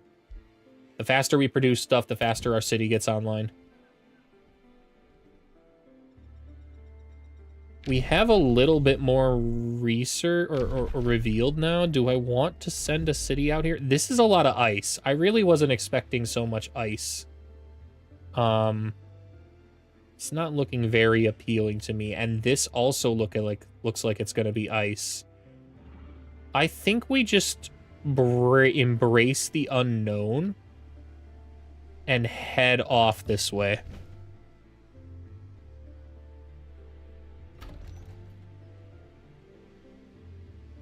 What units can we get into this army that would be useful? Another arbalest would be kind of nice. Just having a little bit of extra range for now would be neat, but maybe we just go with 2 spirits and keep at it, or try and find a cage and get lucky that way.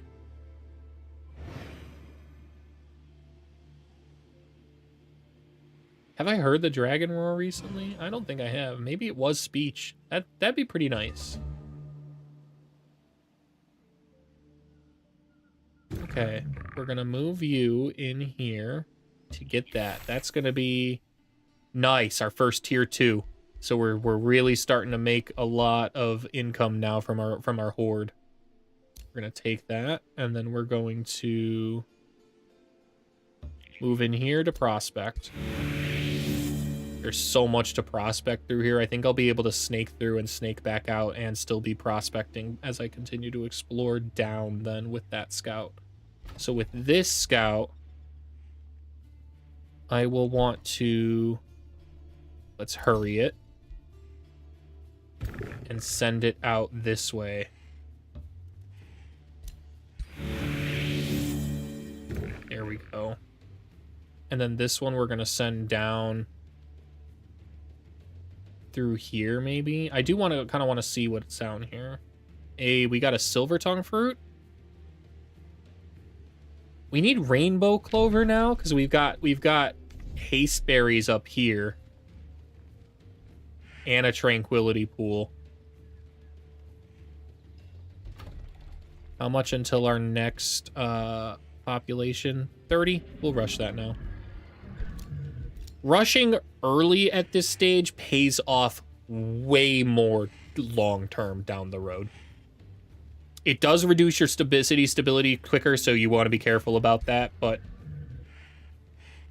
totally worth it in my opinion to especially when you're this close to border schisms going on. I wanted to make sure I got that, so I got the mine. I don't mind losing the haste berries to Silverdam because Silverdam's going to ultimately be my friend. So, not too big of a deal. Silverdam can claim the rest of this, honestly. Now we will start focusing on spreading out down here. Okay. Do we build another? We do. If I was playing any other race, or I'm sorry, any other culture other than Industrious, I would be done building scouts here. 3 is plenty. You can scout in 3 separate directions pretty much at all times.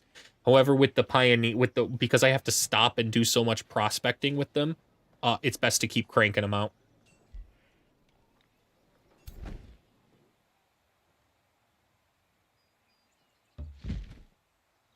Wow, biblically accurate angel time. That's a terrifying unit, but it's the only terrifying unit in here. We can slaughter the rest of these, and in fact, I'll just send the dragon in. It says low risk battle. If I lose even a single unit, it's lying. It's lying. Again, great beginner tip. Whenever it has you lose a unit in your early game stack like this, don't listen to it. Don't listen to it. Don't take that nonsense from AI. All right, go in there and beat it up yourself.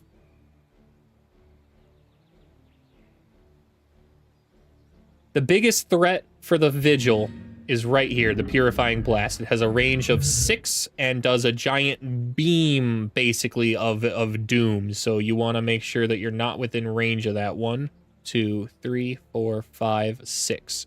So it can hit here. It can currently hit us. We will maneuver in a way that it cannot do so. 1, 2, 3, 4, 5, 6. So it can hit this tile, but not this tile. So we will move right there. Rotate our unit forward so we don't get flanked, and fortify. We will move right here. Rotate our unit. We will move here. Rotate our unit. And we will move right here with our archer, so it's in behind all of our nice shield units, because formations are very key to doing stuff. So now, this guy's probably going to charge forward and use his Radiant Bolts attack instead of his very devastating Purifying Blast attack. These guys, the Inferno Puppies might straight up just charge in on a suicide journey, which would be crazy, but the AI is crazy. This guy could also use Pestilent Escape to maneuver himself closer, but we'll have to see what they do. This is a good formation. In fact, when we hit end turn here, it'll automatically enter all of our units in defensive mode. Yep, see, did 1 bolt attack and charged in the little guy. They're all dead now. Because we took our time to be a little patient, they just died. Because now I charge my one guy straight in here to suppress the Vigil.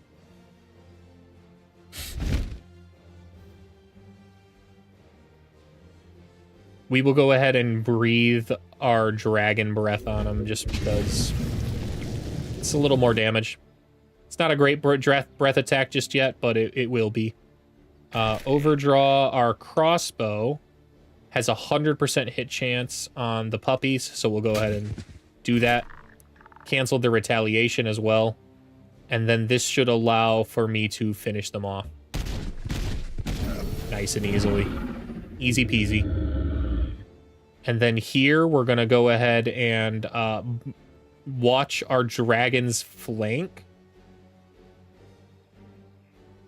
Yeah, I like that. That keeps us with 2 AP and watches his butt. Spells, as far as spells, I don't know if I want to cast any spells because I want to save them for the lesser spirits to summon into this army. I don't have a lot of faithful anyways, so yeah, this only does 8 damage. And this would just give some temporary health back to this unit. It's not like a lot of damage is going to come through. Specifically because my dragon is flew straight in here to get within the zone of control of the Vigil, it means it can't hit with the giant purifying blast attack, which is its most devastating attack.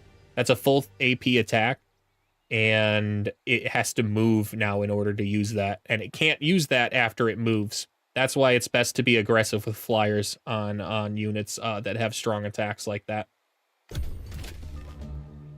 Saving our mana. Yep, see, look at that. The AI always does dumb stuff like that, too. It flew really far away. If I was using that as a player, I would probably move at most 1 tile away, so that way I could hit twice at least. At least.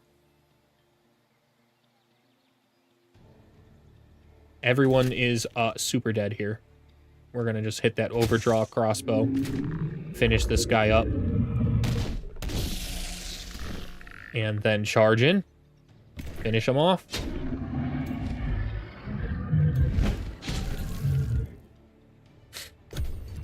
I remember but just before this, the auto combat killed this archer back here. Completely killed it.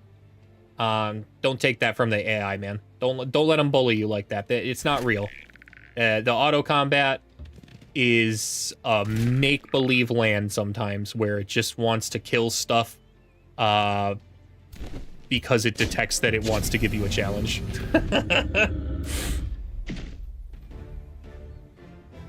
Instead of 1 dead Arbalest when we can't replace that unit at this stage of the game because we're on turn 4 and don't have the gold to do so, we now have 2 slightly weakened units that can just take some time repairing.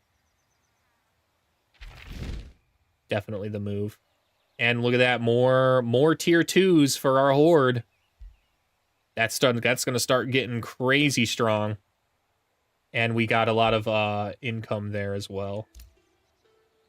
That rapidly pushes our workers' farmstead even closer to completion. Nice. And we're regenerating a good amount back next turn, so. Okay. Nice. First level up. The first level up for the Dragon Lord, I think, unquestioned, I always go Tail Swipe. Tail Swipe is just... Sometimes it can be worth it to go with the cone to determine which kind of breath attack you want, but Tail Swipe is so unbelievably strong, especially on an armored claw dragon. You'll see the next melee, the manual combat, why that is, but essentially, like, it allows you to fly in there and whack 3 units in front of them with the Tail Swipe. And immediately, it will, once I get the next perk for it, it'll enter defense mode right away. And since this is a defense dragon, it's going to gain a lot of extra strength and defense going down. Okay. This is our Rainbow Clover. Heck yeah. Heck yeah. So we want to found somewhere down here, down and around here. I don't know where. That looks like an enemy city. So yeah, we want to definitely found around here. We got a blossom orchard, it looks like. A giant world tree. Maybe here? How many tiles is that gonna gain? I don't know. I don't know how many tiles that's going to gain, so for now, we'll fly right in there into that tile and see what gets revealed. It looks like we're only 2 away from the world tree if we found here. I think this is a good spot to drop an outpost. Based on all the information I have available to me, I'd have a blossom orchard nearby.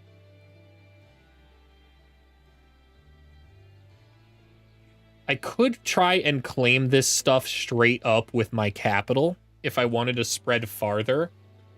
I don't know if I want to do that, though.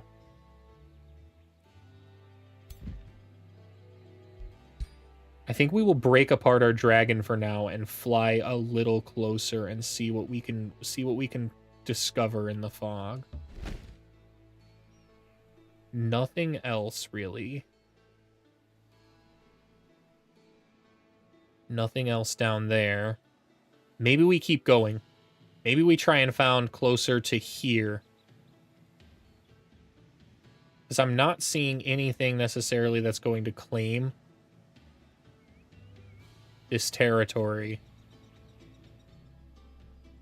And this honestly isn't too far away. It looks far away, but it's actually only 2 tiles. Like, I can claim this and then claim this. And then we're already right at the rainbow clover as soon as we get our next upgrade.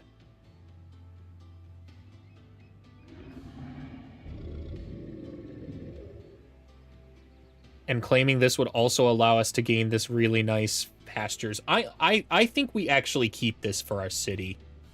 Yeah. Somewhere over here is a better move for a city.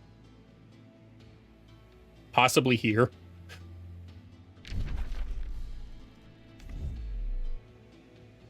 Okay. What structure do we want to build now?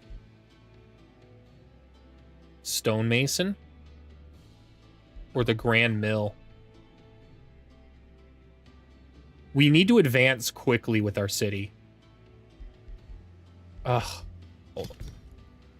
My dog just busted open the kitchen.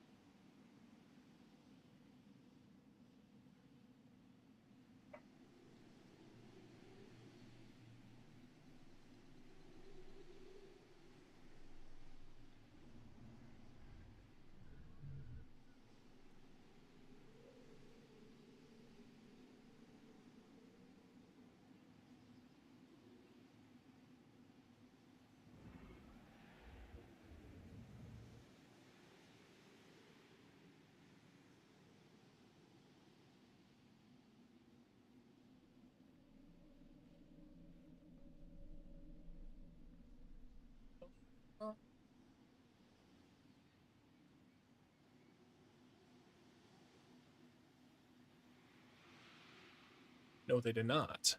I turned my own headphones. Yeah.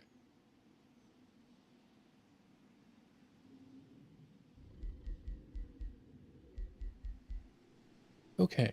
And now that we've kind of got this going, I can put back on music. Just kind of listen. Okay. All right.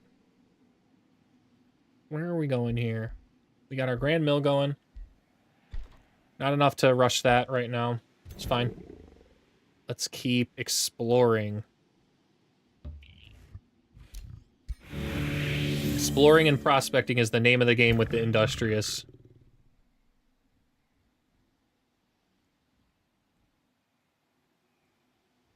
We will head over here and head underground just a bit, just to see what's going on. We gotta find that Noctis guy and find him fast, or else he could potentially be in a area I'm settling. I don't want that. Well, I mean, there's nothing I can do if he's already there, but I don't want to be surprised by his settle. The Pantheon Shrine down here. That's a good one. I like that one. Yeah, there's definitely a city over here somewhere. Maybe here. Yeah, maybe here. This is where I would drop an outpost. If this was my hero right now, this is exactly where I would drop it. How many turns until we get our next hero?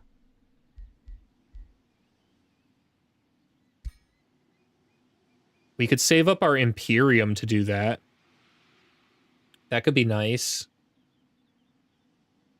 We got a lot of cool heroes to choose from here.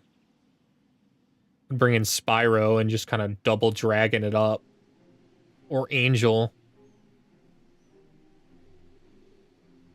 Or Fireheart. Fireheart's real strong, too.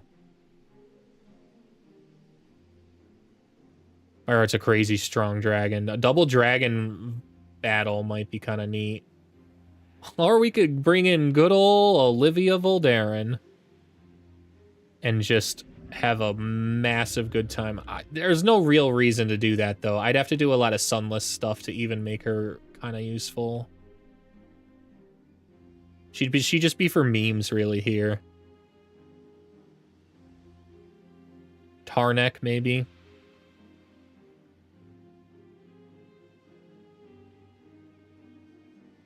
I kind of want something that will get me more knowledge, though.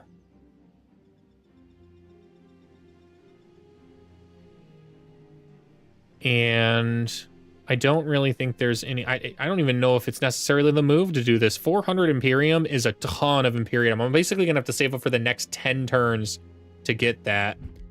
And we gain a hero in 6. So I think it might just be better to recruit one from the regular offerings here. What do I have going on? We got an Arcane Governor.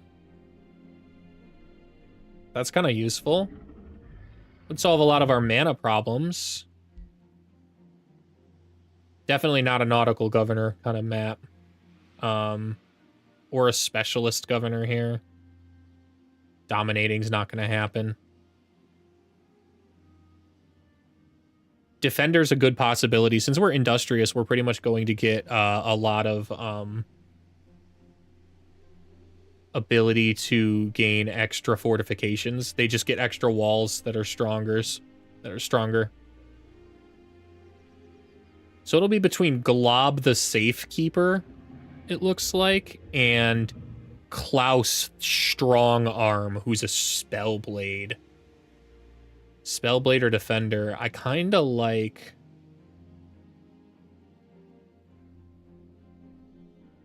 The Elitist is kind of nice. Fighting alongside the ruler will get me guaranteed renown quickly.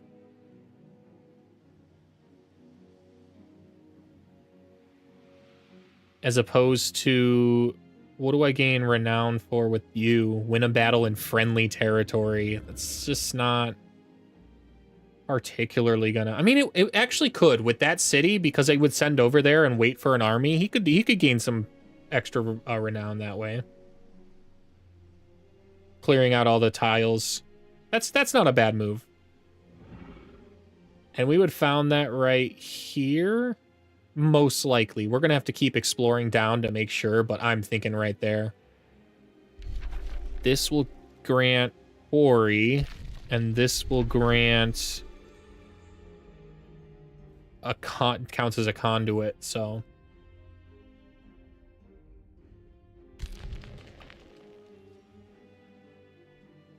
We've got potentially 3 conduits, at least, that we can see.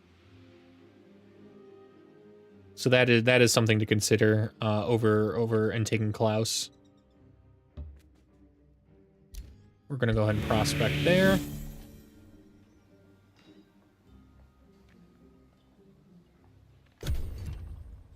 I like this song.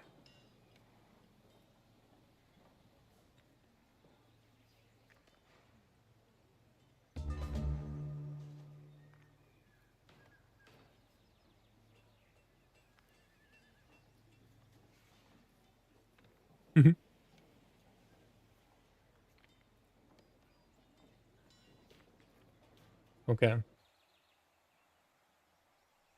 We're gonna have to rejoin this guy into the army. That's some free gold down there.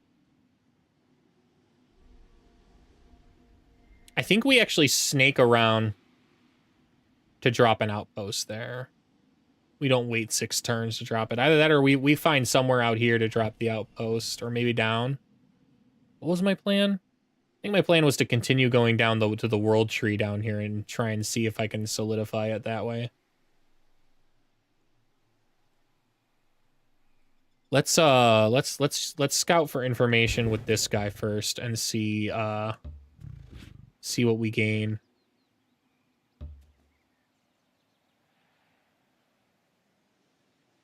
Okay. So if this was where we were thinking to found, how are our tiles shaping up? Be 2 extra tiles to get down to 3. 3 to get to the Howling Castle. That's doable. That's reasonable. Yeah. Yeah, I like that. That's a good city spot right there. Okay.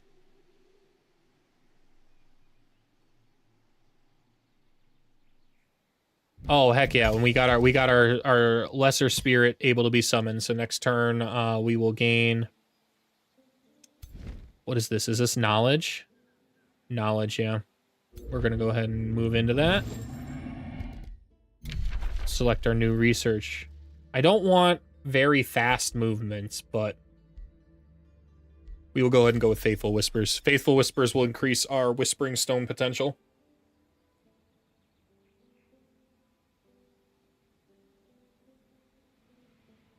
I am gonna go and check on my wife. Yeah, I mean, back.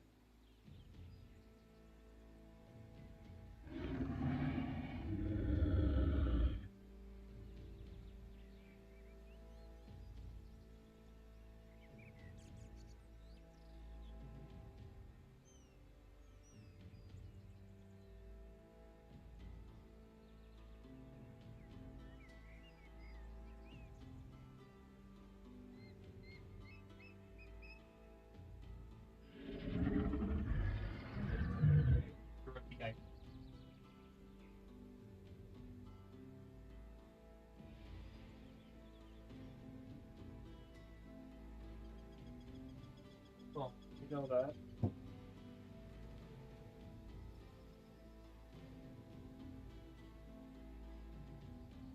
I got everything hooked up with the wire.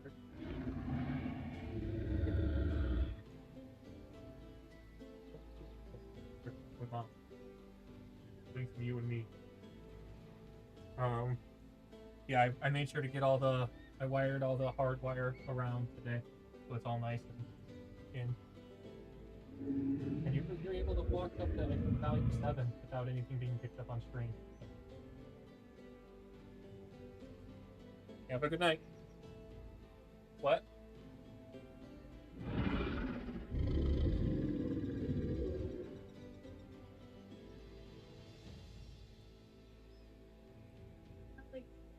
Oh, that's it.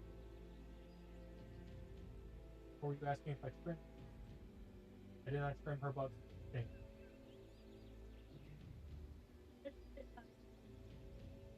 Don't let her on. Oh.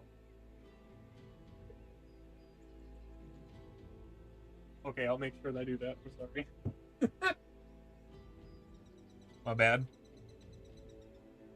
Ugh. Forgot to trim my dog's butt. Got yelled at.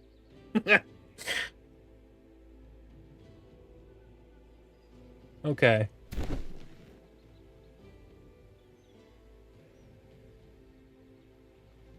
There is that free city over there. I want to try and find them.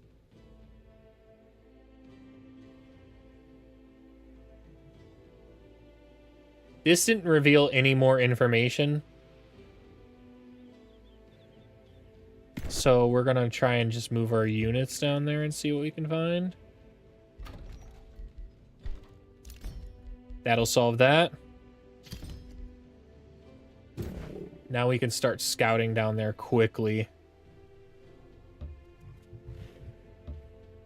Okay. Whenever you see these little towers, they are very useful for quickly scouting. Is that a food stash? Oh, yo.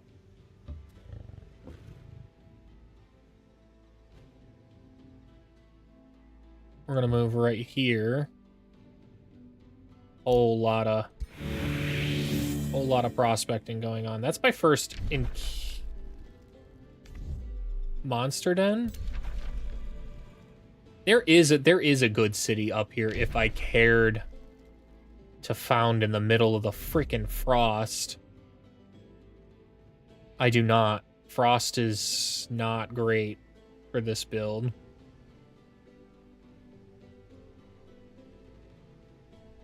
We're gonna go ahead and move on to here to reveal that. Wow. More haste berries. This would be a good city as well. Somewhere maybe here on this hill, right? No. Right exactly where I am currently would be a good spot. If I wanted all these resources for the city, but I plan to build these resources out at least with the main city. Yeah. The Silverdell is +2 mana per conduit in the city domain. I could gain 3 conduits for sure. No idea what could be down in here that could gain more conduits, but it's unlikely that there would be anything immediately. This is what I think I want to try and find. I think this is a free city. If this is a free city, then I don't have to worry about trying to claim this. I can just have the free city do it. Okay.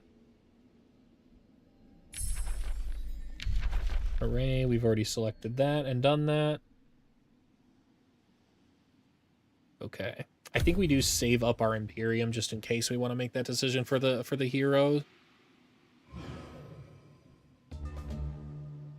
Haven't dropped anything. Oh, 1. I've dropped a 1 frame. Okay. Name Day celebration. I've been officially received an invitation from the friendly guildmaster of Silverdam. Let's tweet that to... Oh. There's definitely some trimming to do there. You receive an official invitation. The Great Exalted Basilisk Rumble. We humbly invite you to join the name day celebration of our guildmaster, Stavin Strongarm. How do we celebrate him?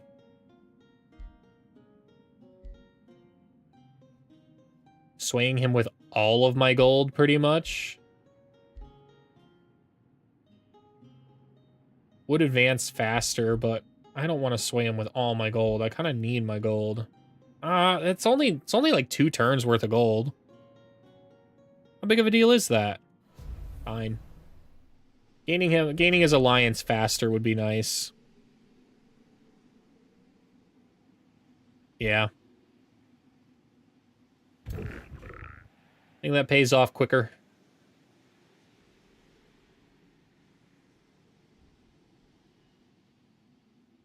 I would like to explore... We're kind of going to be stuck in those mountains for a while, prospecting all those territory with that scout. So now I want to find that other free city and get this other Whispering Stone to work. We're going to take that gold. Hey, and here's somewhere. I can't summon that just yet. I need to fly in closer. And a rainbow clover down here to boot. Yeah, this is there's a city somewhere down here. Underground, it doesn't... Oh, a Fireforged stone. Firestone Forge. I really like those. Maybe here.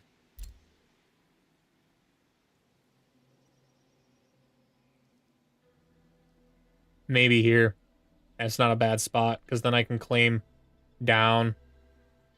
I can claim up if I want to. I can claim these because nothing's going to really claim out these. Then again, maybe I should build it here so I can do that quicker. It's the same amount of distance.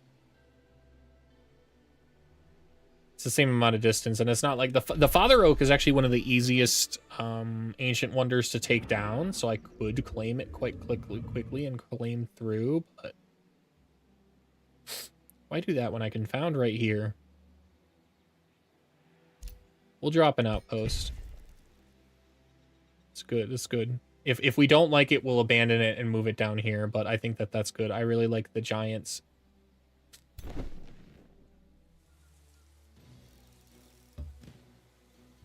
And then now that we're close enough, we can start summoning these guys. We want to summon 2 of them so we have a full army stack. We have the mana for it after all. Let's go ahead and pop that there. And good thing I didn't just move in there.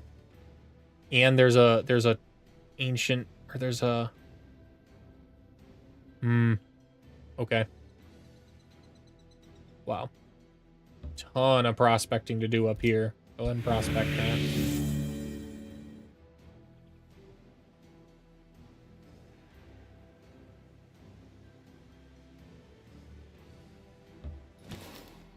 Wow.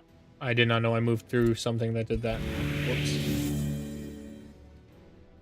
Whoops, I'm now blessed. Dude, there's so much prospecting. Okay. We're doing okay there. Library's the move. We want to try and make as much income now for knowledge as we possibly can.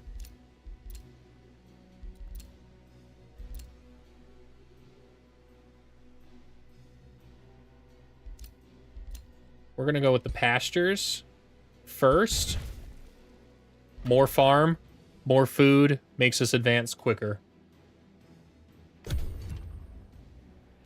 It's a depreciating resource, but still a good one.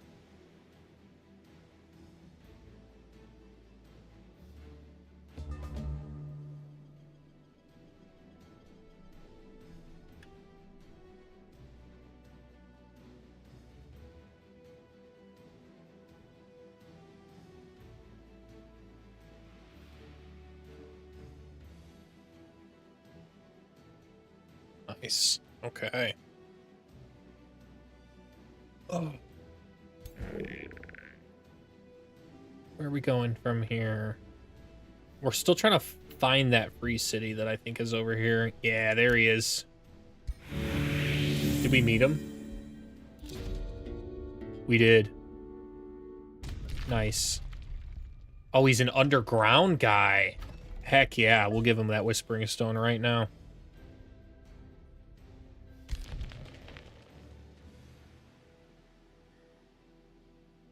Nice. The fact that he's underground means he's not likely to expand too far out. So there is a real good city somewhere out here. Maybe here. Here would be the ideal city, I think.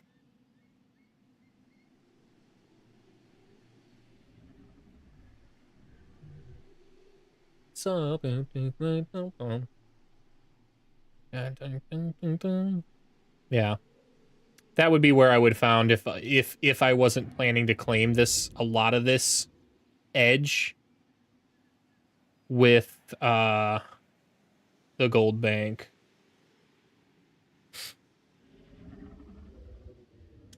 But I am. So I'd only really claim the orchards, which are not that great.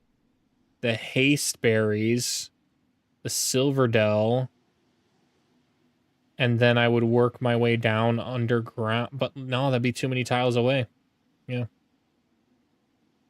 The better spot's somewhere down here, I bet. I'm very willing to bet that it's somewhere down here. Because up here is going to be a great spot.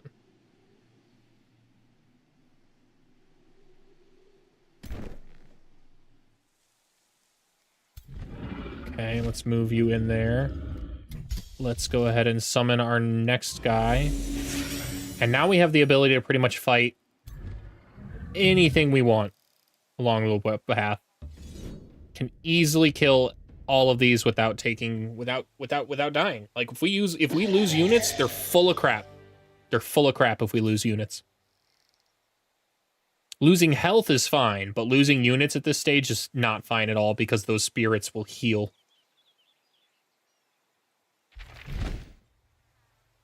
Yes.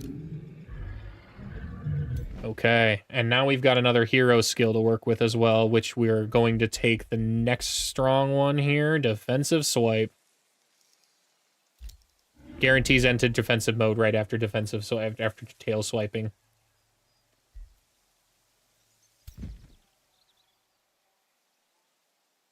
The Chaos Eater. I don't know if we can take the Chaos Eater. If there's nothing else in this formation, honestly, maybe.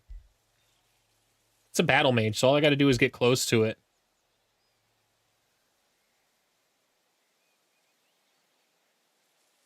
It can still use it under zone of control. That's the cool thing about the Chaos Eaters.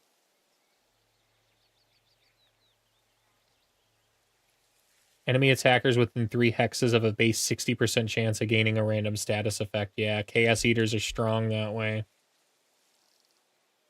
Astral Pursuit is quite annoying to the back line. They're a great stall unit. This is a good stall formation. I still think we beat them. I still think we beat them here.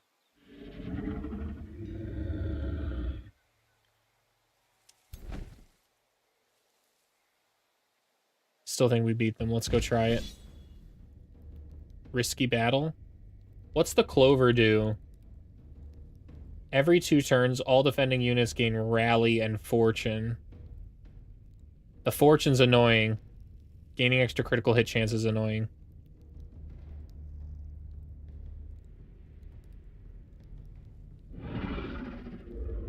I want to try it. I want to try it. I think it's a close battle, but I think it's one we win. Let's go ahead and lesser heal. So we're gonna need as much healing as we can.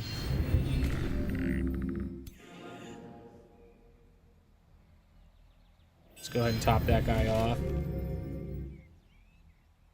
They're gonna teleport in. We want to keep their battle mages off as much as possible. If we can get them to teleport in, we're in business. Let's move them around back behind. Let's move them around here. See if we can bait in a teleport.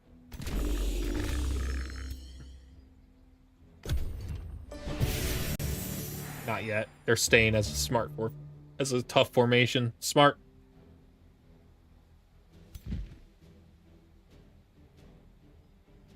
If I blitzed in there right now as it stands to do a lesser dragon breath, they would hit me with so much damage. I think we use these rocks. Let's utilize these rocks to our advantage. And make our formation real tight on it. So we're going to move you here. We're going to move you here. We're going to move you here. And then we're going to try and surround them to the best of our ability. With my dragon here, so it's flexible still. Actually, do we want to rotate it even more? I think we do. We rotate it one more this way. Yeah. And then we're going to move you here. Okay. Taunt. Taunt's too far away. Can't taunt at the moment. It's fine. And then we're gonna move you here. Now if they do any kind of astral teleporting, like back here, which could be very disruptive. If they teleported to this tile specifically, it would be quite disruptive. But we at least have protection over here. So unless they teleport here, here, and then Battle Mage in, we're in a good spot. Wrath. What turn? So it's 225. 225 risky battle.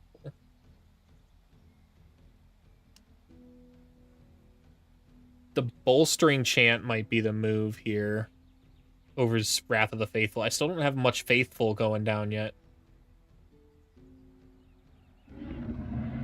Yeah. And I'd like to save as much of my combat spell as I possibly can for the moment. They did. They teleported right to the one spot that I was like, that sucked. Resisted Havoc magic, though. The Battle Mages are open to kill. And... Okay. Okay. Okay. If I hit once, it'll negate. If I hit once, it'll do damage. If I hit once, it'll negate. So I think we attack. Let's hit this one.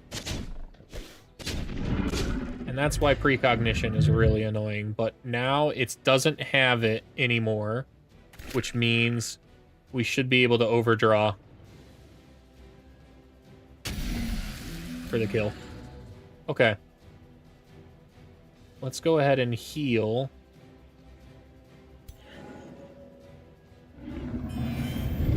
Okay.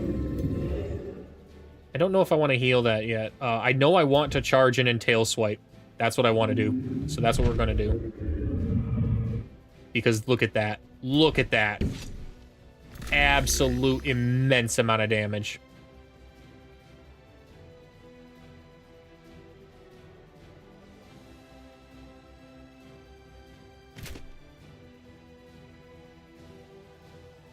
I kind of want to taunt. That could be quite nice.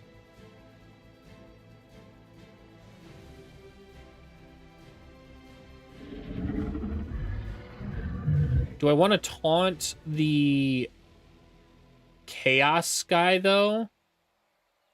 It's got a range of 3. 1, 2, 3. I think if we move right here... If I lose the Anvil Guard, I'll just make a new one. It's not too big of a deal. I'm trying not to, though. And besides, it has a chance to resist, so... We'll go ahead and... Yeah, resist it anyways. It's fine. We'll move this guy up. Since it's a Spirit Blast, it's not a triple attack, so it's okay to move them and attack. We'll go ahead and hit them because that's a... Oh, grazed. Grazed. It's a 90% accuracy, and we grazed. Man. Can I kill it? Nice. Now we're sitting pretty. I don't really think they can do any amount of damage that's going to kill anything. Yeah.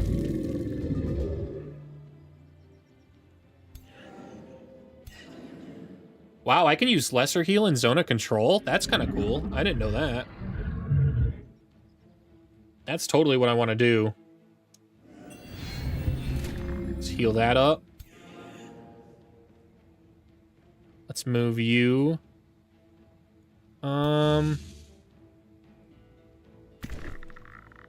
It'll kill?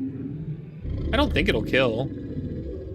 Is it currently precognitioned?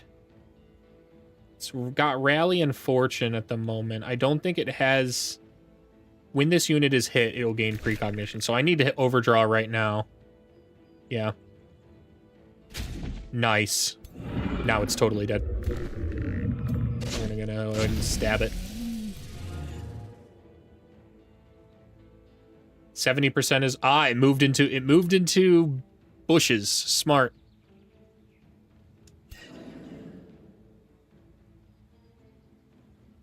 Okay. Go ahead and whack that guy. We're gonna go ahead and move you up. Set you in and fortify. And then I can hit twice. Or I can fly here and hit you with that Lesser Dragon Breath.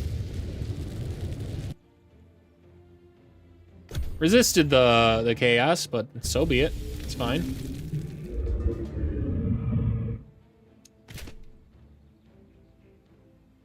Gonna move him up. In good range here.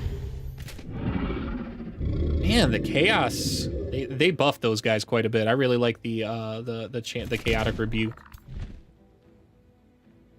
And now we just charge in and do the best we can. As quickly as we can.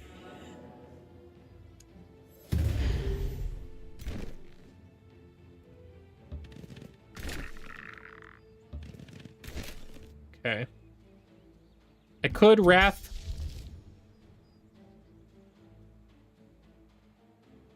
Not really necessary, though. Wow. Wow, that is so much damage. Doesn't really matter, though. Let's just finish it off.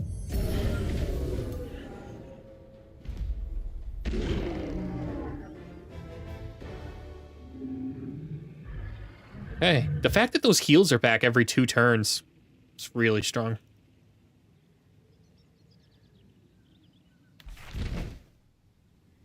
A gilded shield for it, too. That's cool.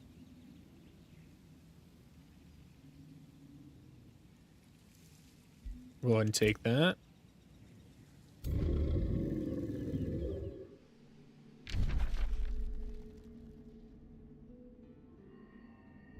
Yeah, there's definitely a city down here somewhere.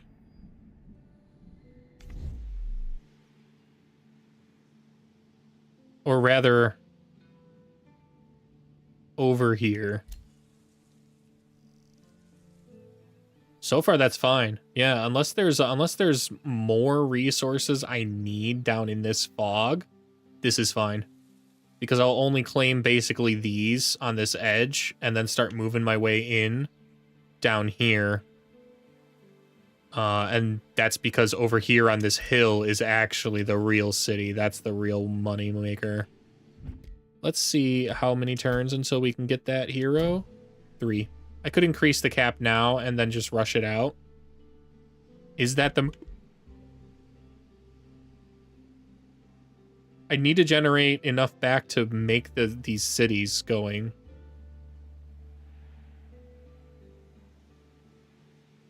I think we just be patient. Besides, the outpost is actually the better move here. Let's go ahead and do that. And what's this one do?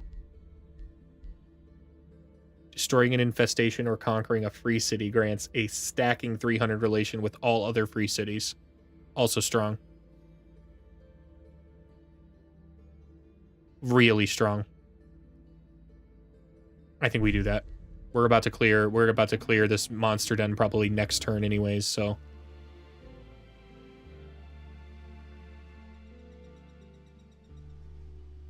Okay.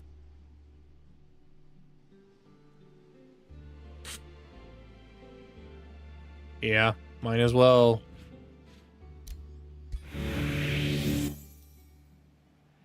Okay.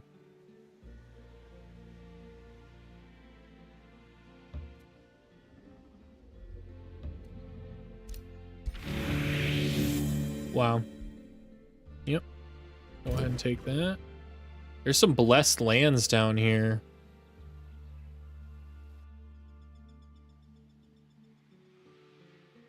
That might be a good city. We'll have to see. Go ahead and prospect.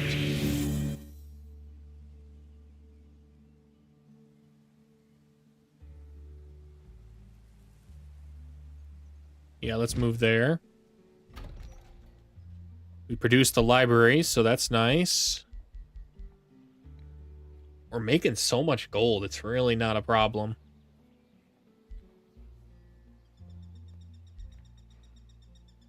Neither is mana. Knowledge is our problem.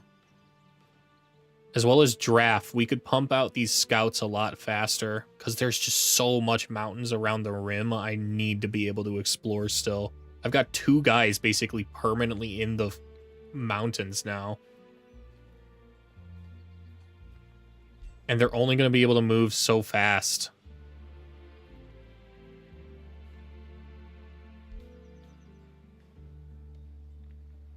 Let's go ahead and get the Arcane Institute, though. If that guy's cranking out knowledge, we got to crank out knowledge, too.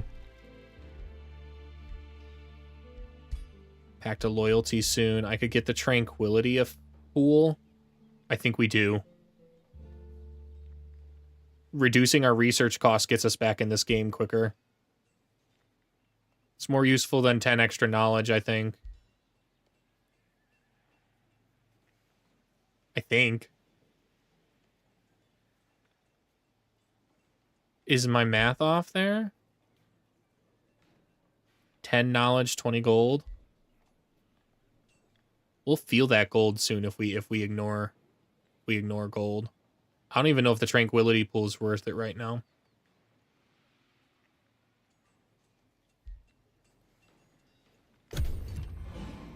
The Tranquility Pool will be worth it once they're giving it to me for free.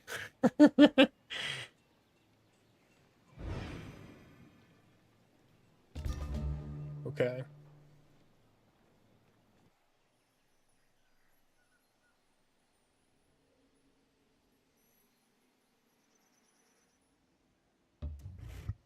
Let's go ahead and prospect that.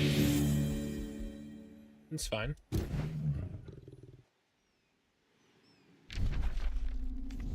Jeez Louise. I'm not gonna be bothering with these mountains. I just can't. I can't be. I need to be exploring right now. That I'll equip. That's a ring. It's better than nothing right now. Let's go ahead and equip that. The Quill of the Restful Song. All units on the army heal an extra 5 hit points every turn. Nice, man. Starting with that item? I didn't even realize that. That's a dope item to start with. That's my favorite item. That's my favorite kind of item to start with in the game is anything that gives me extra army recuperation. Very, very underrated. You just think, what's 5 extra health? Like, how good can that be? But what you don't get when just looking at what that says is that applies to enemy territory as well. So when you're in enemy territory, you're regenerating extra 5 health. When normally you wouldn't generate really anything. Generating 5 pretty much doubles the amount that you can regenerate in enemy territory. Barring Shadow. Shadow will allow you to generate more, but most people aren't. I mean, 5 other affinities aren't Shadow. And I'm not Shadow with these guys. Okay. Keep stacking that horde, man. I'm pretty sure half my economy is easily lifted up by my dragon horde and my mana horde. We have more than enough here to take on that one, but I want to take down this first. Yeah, I don't want this to awaken. It's just spiders. If the auto kills anybody, it's full of crap. Full of crap. So, here we go. We have so much healing, it's just not likely at all that we take that much damage. Let's go ahead and start the healing, in fact.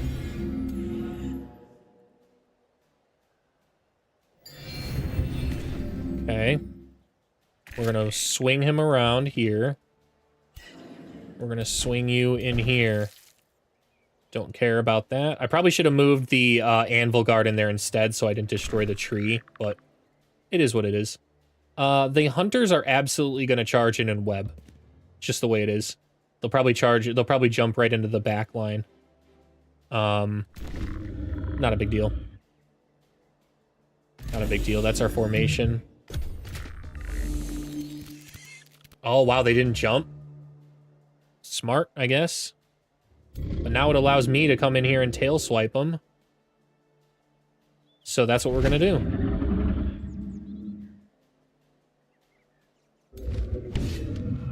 Bonk.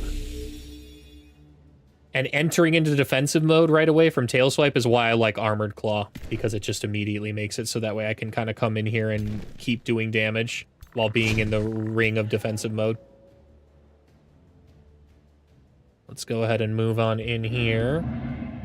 Keep blasting these guys. Nice, condemned. Let's try and taunt one of these guys. If we can taunt them forward, then they won't be able to jump. I mean, they actually could. He could jump in and mobilize this still. But at least I think he can use abilities if he's taunted, unless it's just flat out like he just mercilessly comes in and tries to fight him then.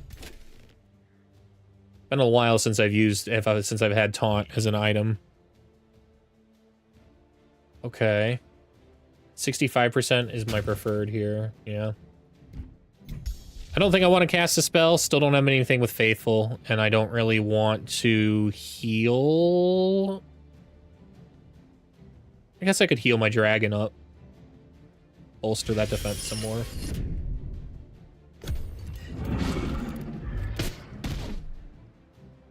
Slowed and immobilized, but that's fine. Mobilized doesn't mean I can't attack. It just means that I can't move. Which is A-okay. We are going to overdraw and hope we get lucky on that guy. Nice. Now, it should be a free kill over there. We're going to heal up you. We're going to probably breath attack. Yeah, breath attack. And then hit here. That'll kill. Can this kill? Really close. Wrath of the Faithful will probably finish it off. And if I scored a critical, nice. Then I don't have to worry about that. And I guess with you, we'll top you off. We'll keep our temporary health up high. We are generating enough that I don't really want to lose the health because I want to regenerate it when I get out of this combat. So we're going to go ahead and keep that guy up too. This formation has a ton of survivability. And it killed the halberd. Killed him. And this has just been a complete stomp. Don't let auto combat bring you down. They don't know what they're talking about.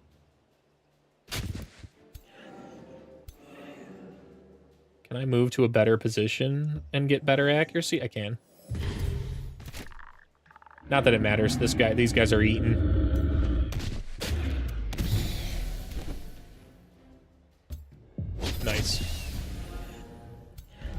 Stomp. And we hit our level 4 power spike. Oh, wow. The Ring of the Vampire? Yo, that is very strong on dragons. Now he'll just regenerate his own dang health, and I don't have to heal him. Why wouldn't it let me select that? There we go. Let's equip that on there. Lifesteal is one of my favorite things to put on the dragons. Just immense amount of health they gain back. And we've got a hero skill here, so we'll unlock the signature skill. I usually like to go Chaos Aspect just for the extra critical hit chance. Very strong. Breath attacks dealing an extra 30% damage, though, and Sundering Resistance could be kind of neat. Retaliation attacks and opportunity attacks deal 50% extra damage and charge resistance. Would prevent my defensive mode from hurting or going away. Still as Stone makes the dragon even tougher. Order, I don't think Order's the move. All attacks inflict guaranteed weakened for 3 turns. Yeah, it's between Materium and Chaos. Do I want the critical hit chance on a defending unit? I don't think they really gain a lot of benefits from... Yeah, I don't think they gain a lot of benefits from critical hits like some of the other attackers do. Just gaining more defense, absolute sheer wall of defense, I think is the better move here. Just an untouchable, unkillable dragon god is the move. Still as Stone is really good here because the very first time it charges in and flies to reposition and do the tail swipe, the next turn it just gains more defense for anything that survived that stupid thing, so you can just stand there and just swipe them to death while you have an immense amount of damage resistance. We're going to take that, and then we're going to finish up our Dragon Lord abilities here. I don't like to take Dragon's Roar, because it's an AP cost attack. If this was a free attack, I would take this, but since it's an AP, I don't really want to waste it. And Terrifying Gorging, while cool, is also a full AP cost. It's more theme. However, taking a better Dragon Breath is very useful. We're gonna improve. I like the cone the best. It just hits more targets. A 3-hex cone hits 9 targets, whereas the single target, the single line 5-hex long line is 5, and the cone is, or the comet is 1, 2, 2. That's 4, 5, 6, 7. 7 tiles. So the dragon cone is technically a little bit more tiles it can possibly hit. Feels more dragony too. Okay, that's nice. I think our other hero's going on. It's crazy. It's only turn 9 still. Feels like so much been going on. Okay. We got our next scout, which means we can at least get back to exploring. Where do I want to explore? I think I want to explore straight down this way. Yeah. So we'll move into here to start prospecting at least on our way down there. Industrious, you want to prospect as much as possible. It's what makes Industrious actually strong. See, people often rank Industrious pretty low because it's not as immediately apparent what your power is. It's 100% prospecting. It's just so many yields. And with the Dragon Horde and the Enchantment Horde, it's free mana, it's free gold. And when it's not those things, it's free gold and production right away. Oh, Enchanted Crow Companion will make our scouts scout quicker. Or, well, not quicker, but they see more, which means I can make better decisions. Information is power. I'd like to build the palisade walls here for sure.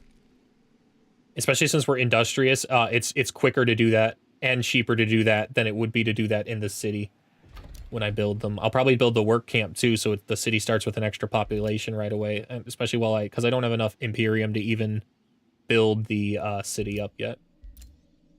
Okay. Let's claim our last one here before we start working our way towards these resources. That's a nice city. And now that it's a level 5, I should be able to have the town hall boosted. Yeah, I do. I'll queue that now so I don't even have to come back here. Okay. Oh, I can claim 2? I must have got a boost from... Oh, I think I cleared out a food node. I think I want this tile, and we will go with Forester over a farm. Yeah, we already got a farm, so this helps boost some other yields. Makes everything go a little faster. Okay. Which one of these cities should I make first? I'm planning for this spot, and I'm planning for this spot on this hill. I'm thinking this one. This one has a lot more immediately apparent yields, whereas this one's just going to be kind of a long-term deal. Like, this is a lot of yields out here, but mostly going to be taken by this. Okay. Let's go ahead and move here. Prospect there. Production. I can't move in there. That's okay. We'll leave that for the other scout coming through and start moving down here. Okay. Go ahead and prospect that. Some gold. Nice. I want to know what this is. The Fountain of Creation. The Fountain of Creation. Provinces adjacent to this landmark gain +5 food. Nice. A farm in this province grants mana. Nice. The Celestial Rain combat enhancement. All units become wet, and all Faithful, Zeal, and Celestial units have their negative effects cleansed. Nice. Cities with 3 provinces adjacent to it make their farms grant gold and city stability.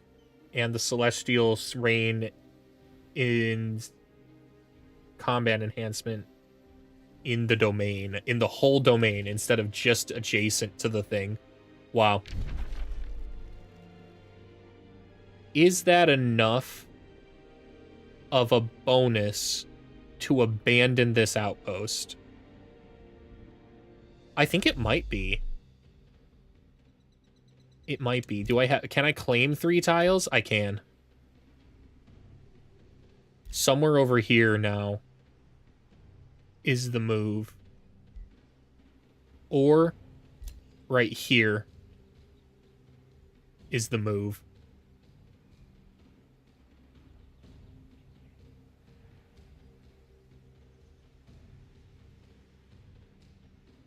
Yeah. We'll have to make that decision later. And I think we do abandon this now, though. We at least stop doing... Oh my gosh, this is when controller sucks. I just want to hit the little X. Let me hit it. There we go. Thank you. Okay.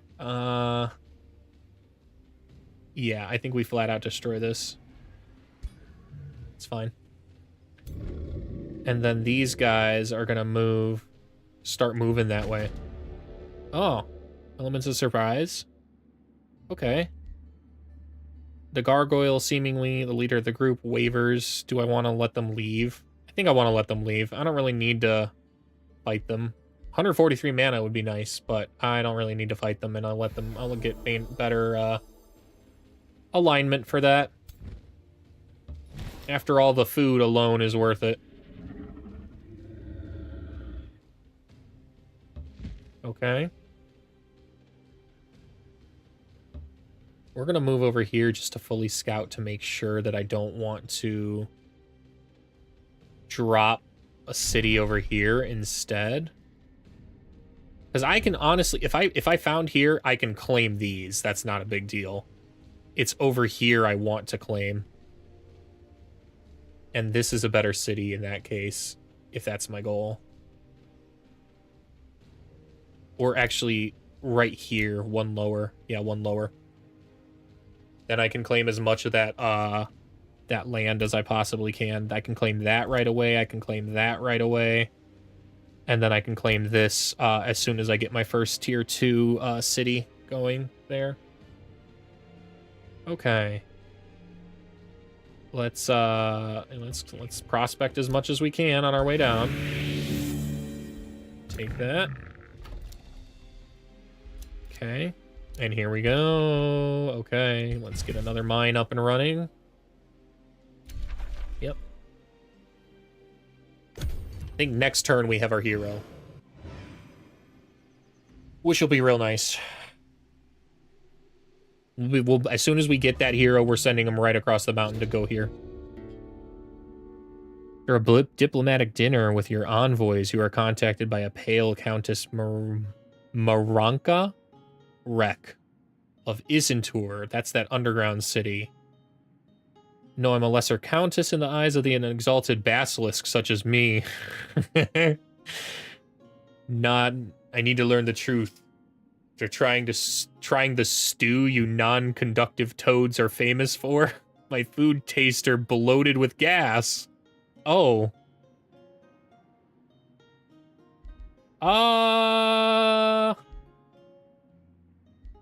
Yeah, alright, fine. Man, it sucks. That's a lot of gold, but I don't want to... I'm trying to make you my ally, and I don't want to lose that progress. Okay, go ahead and prospect. Poison darts, nice. Take that.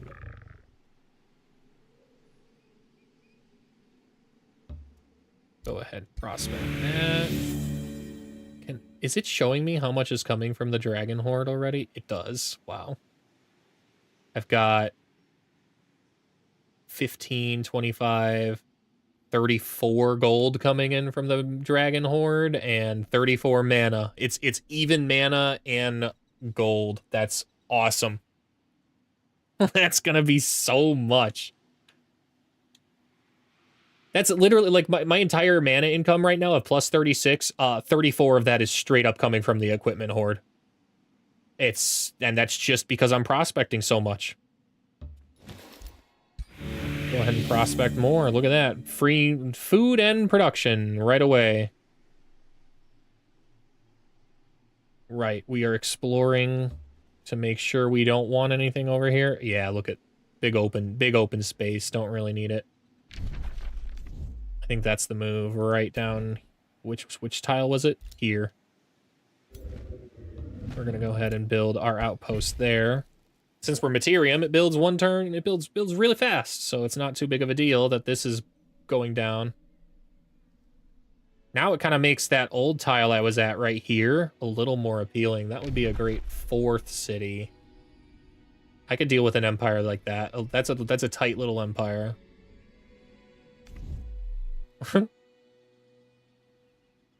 Almost sounded like something I shouldn't say. Let's see here. My city stability is unstable, but that's okay. Now that we've got this up.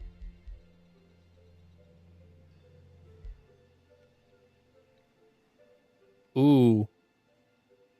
I'm gonna want to keep an eye out for where I want to place that abbey. I need to make sure it's in a good spot that I can get a lot of farms around it. Right now, though, we don't have the money for any of those, so we are gonna get the most useful thing to us is the wizard tower. Gaining more Imperium allows us to get our cities online quicker.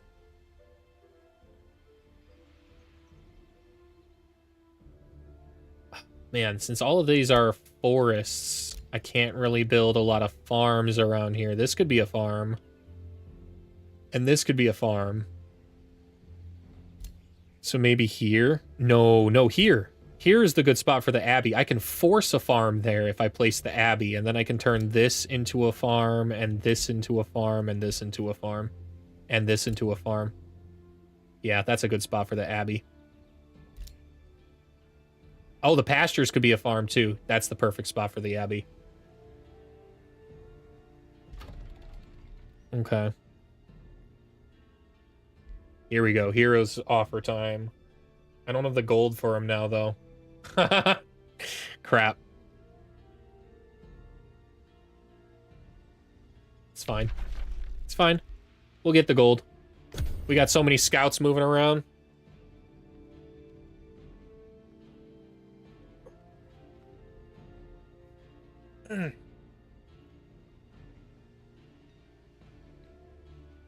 Okay. Hey, they cleared that already? That means they got Archon's blood now. That's nice. I wonder if the AI just automatically gets to clear things like that. Because I didn't... There's no units they moved in there. Fine by me. Go ahead and prospect that. Take that. Thanks. We will confirm for sure by moving into this little area down here. Right, I should be casting Faithful Whispers. I am being a fool. I am being a complete fool by not doing that. That's the whole purpose of that. That's 45% extra progress I could be making on generating these guys into free cities, or into my vassals.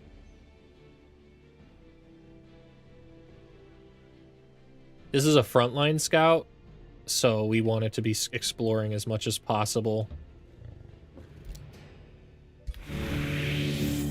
Take that reward. This is an Astral Rift? Okay. There's a good city. Now that's a good idea. So maybe over here, I can mess with that. Yeah. That's the better spot. Okay. Mr. Dragon. I need you guys to clear these out. I think. Nah, we'll save it. We'll save it. We're heading over there.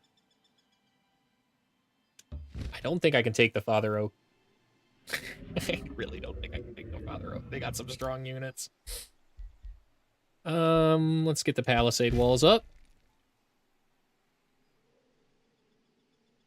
Okay, let's move over here. Prospect.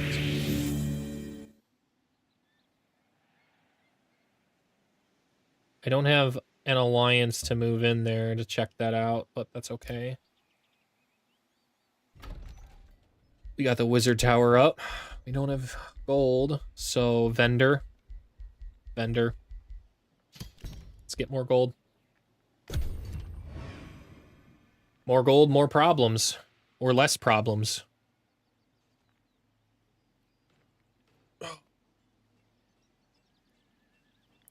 Gotta remember not to hunch so much over my desk. It hurts my back.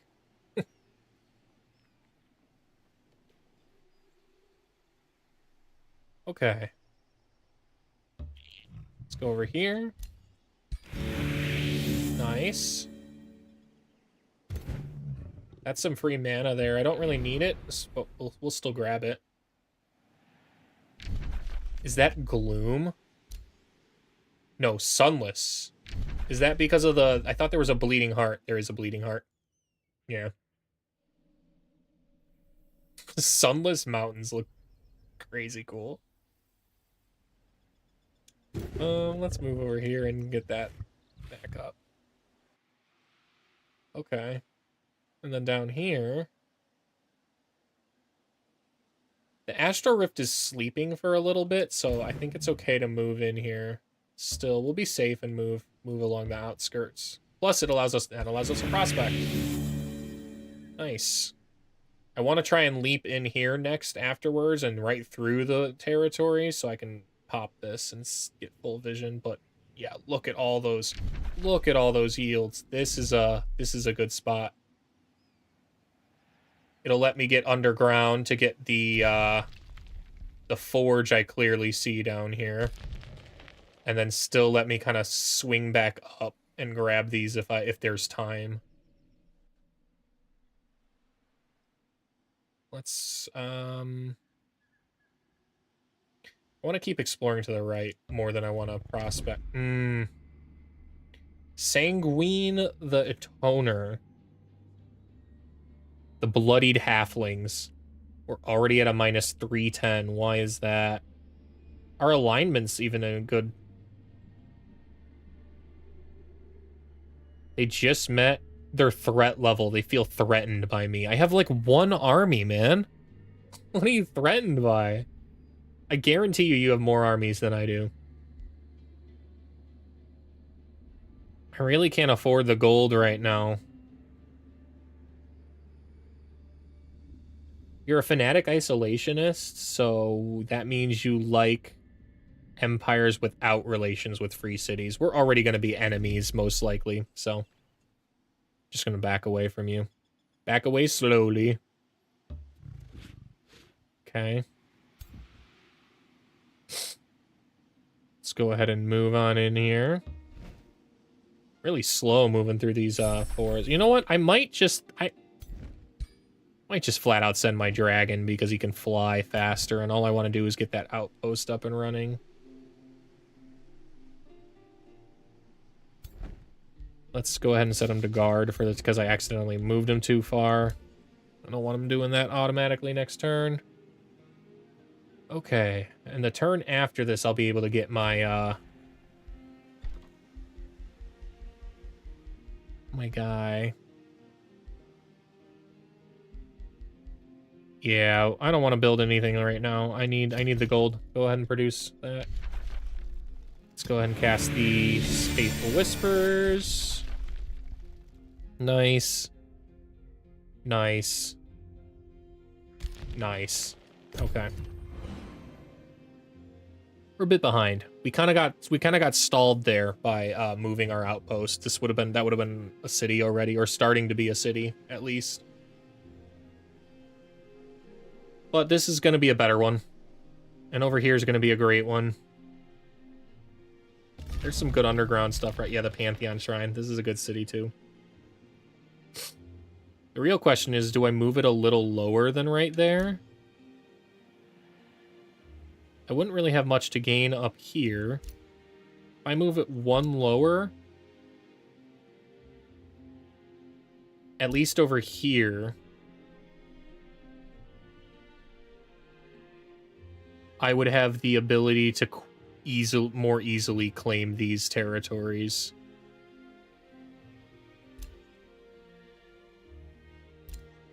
Yeah, I would have an easier time of doing that. Yeah, I think we do move it actually here. This is a better spot. Plus, there might be cooler resources in this area we have not revealed. So I think that's the smarter move. Okay. Let's fly you in. I don't need to fly you in super far. I just need to fly you right here to build that outpost. Okay.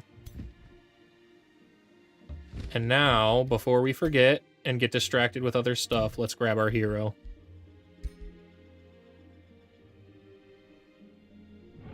The Industrious Governor is the one I think I want. Which quarry grants 5 production. Because those Howling Castles are both quarries.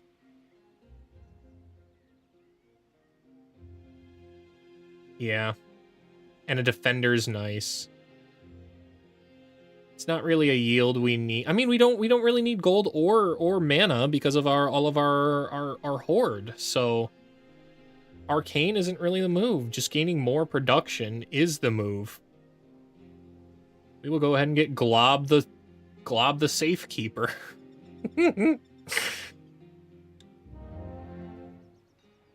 What a name. All right, let's get him up and over the mountains and start heading towards where I want to produce that other building. I don't think we have... I want to save... The next thing I want to get is the tavern. So next turn we will be getting the tavern. Produce for 1 turn. Okay. Maybe we close this Astral Rift. Yeah, I don't want to deal with an Awakening Astral Rift. So let's actually move my army down there.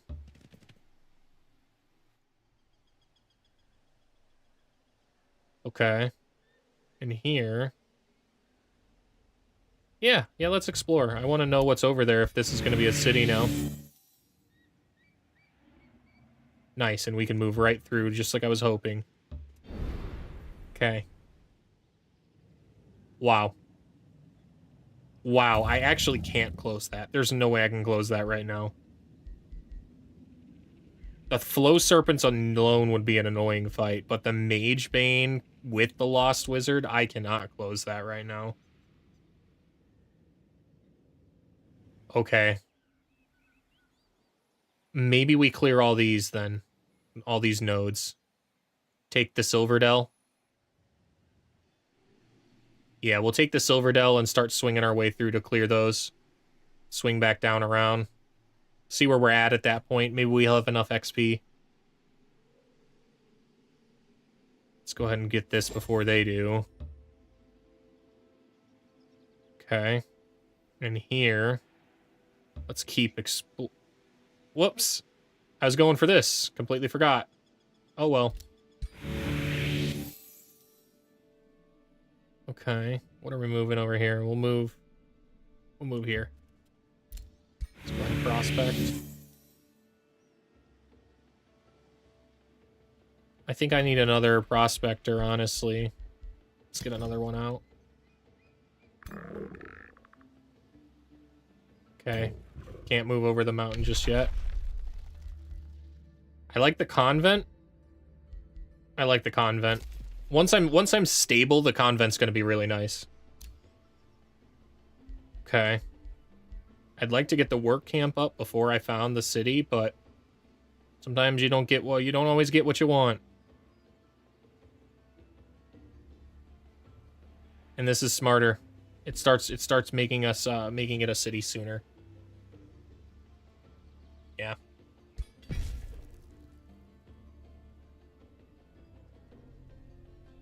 Yeah. I mean, if I had friendlier relations, I could sell some resources in order to gain stuff with her in order to get the 100 gold I need, but Archon's blood. Wait, are we in an alliance already with our guy? Oh, look at that. Already vassals. Okay. Now if I find another free city, I can pull that Whispering Stone out. That's nice. Once you're a vassal, you can totally pull the Whispering Stone out and give it to another city. Keeping it in to increase your bond increases your yield, so it's definitely worth it doing that when you have nothing else to do. But if there are a bunch of other free cities going on, take your Whispering Stone out and keep your vassalage going.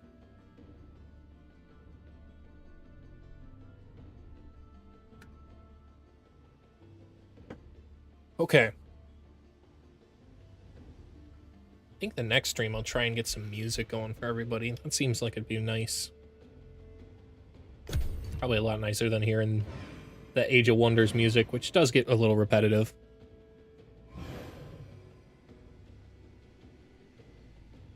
Make a note of that way I don't forget.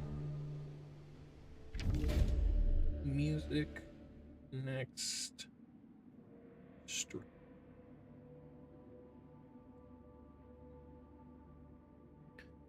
Okay. Ah, there he is. Must have found him somewhere.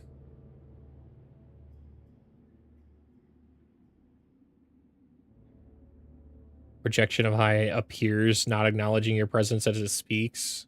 Okay. Completing this quest ends the scenario and wins this victory. Yeah, but he's not immediately at war with us. He just doesn't like us. So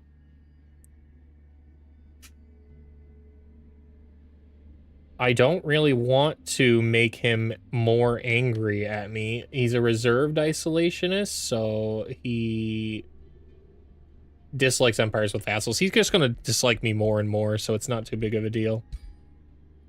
I don't think I can sell him anything. I'd like to, but I don't think I can. How much will you give me for this? 60 gold. That's not bad. Do I need the gold that bad, though?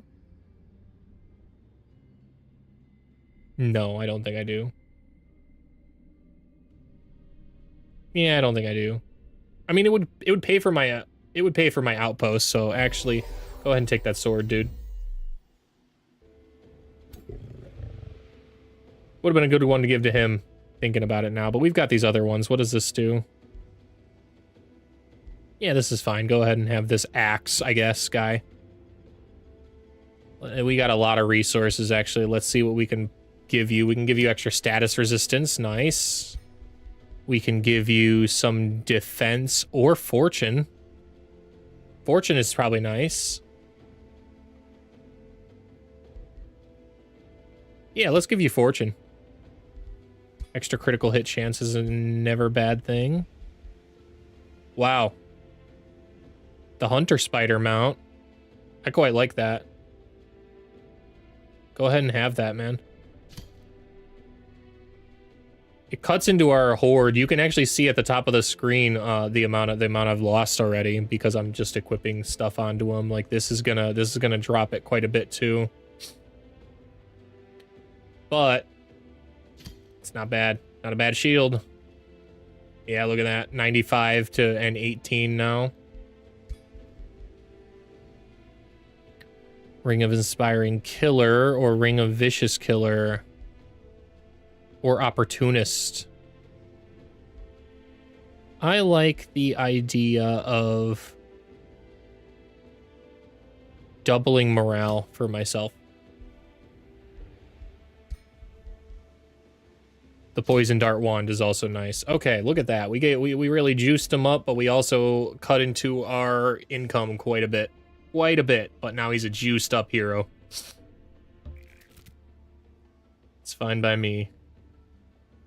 Okay. We're gonna go ahead and move you in here. We're gonna move you there. We're gonna start summoning... Oh, no. Enchanted Crow Companions. Yeah, first thing first. Then we get start working on a second army. I wish I knew where Noctis was at. Shit.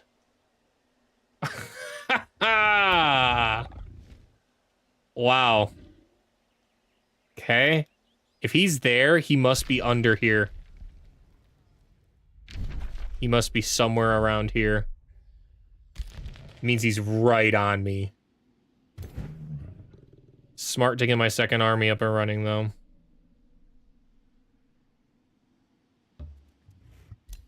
Let's go and prospect that. And it's smart that it's real smart we're getting this up and running as quick as possible, because if he drops an outpost like here, I need to start claiming. I need to start claiming as quickly as I possibly can.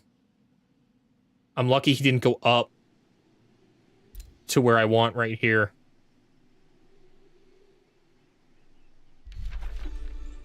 Is any of this distantly claimed? Sanguine's got a distant claim here. They must have a city somewhere around here then.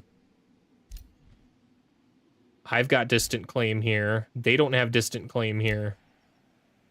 I have distant claim. Okay.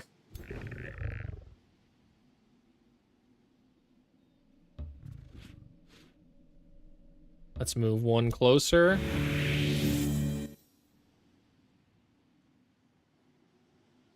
Let's move up here. Keep prospecting to build back up our stash. Let's move on in here. Let's go ahead and move here. Nice.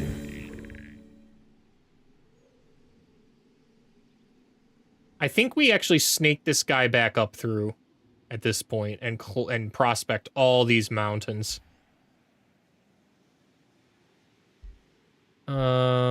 Palisade walls or work camp first? It's Palisade walls. Okay. When in doubt, always Palisade walls first.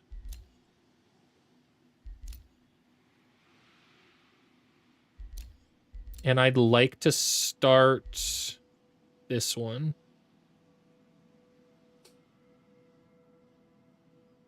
Yeah, let's go ahead and build that. And then with our... I'd like the tavern. And then the abbey.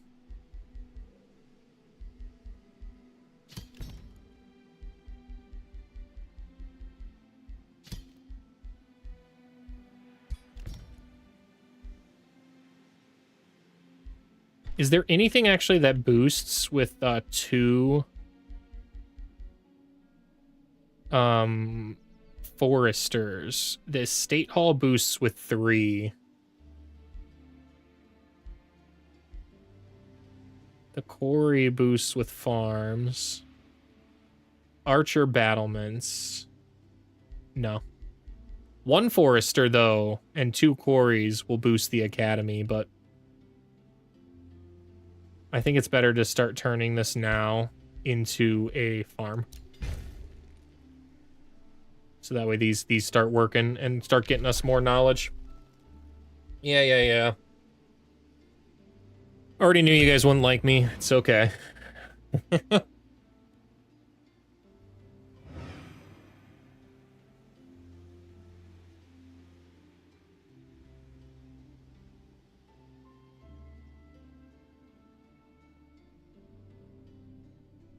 How far ahead is he? He's it says extra, but how far ahead is extra? Let's see. Objectives.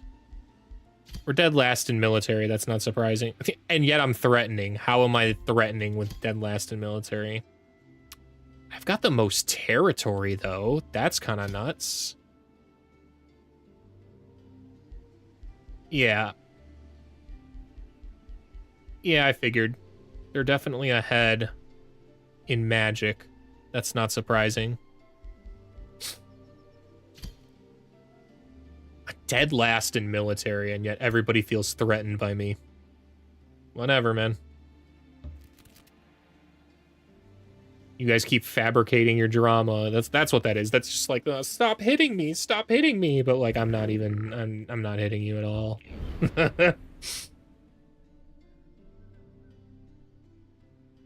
Let's go. Let's try and claim as much near their borders as we can, as well as scout.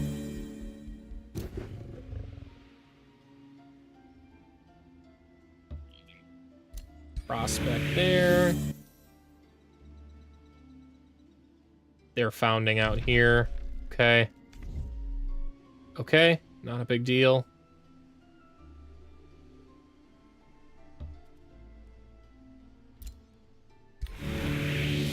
Let's go ahead and take that. I'd like to try and find another free city. Maybe we can see one. That's some kind of Legends of Merida event thing. Oh, here's some. Here's something. Something's up here. Okay, that's where we're headed.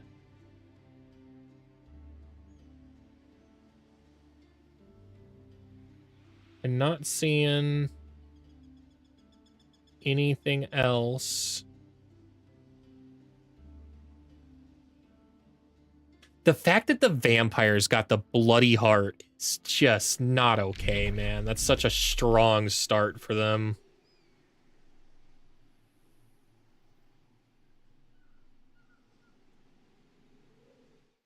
Nope. I'm not seeing any other farms in the fog. Could be an enemy up there. There's supposed to be 6 other people. Hey, there's somebody down here. Somebody down here.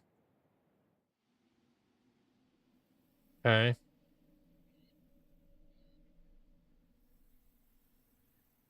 Yeah, those are the moves. So we're going to go far right corner and far south corner as quickly as we possibly can.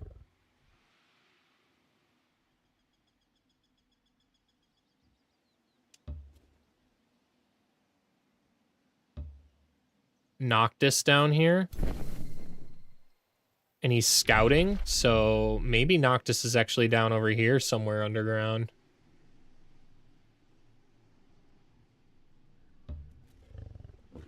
Okay. We're gonna go knock out that Silverdell first. We can totally take that. Convent, nice. And our next home? Not a question, really. It's Tome of Discipline. Extra status resistance and healing received. It's going to be nuts. The monastery will gain extra stability and draft for adjacent farms. It's going to be strong too. Focus aim. Real strong. Plus the idea of resistant non-conductive monk frogs. It's funny. It's funny. Inner Mastery is the one I think I want first over these units. Though gaining some monks into the fighting, I think might be the move too. Recruiting some monks for the second army.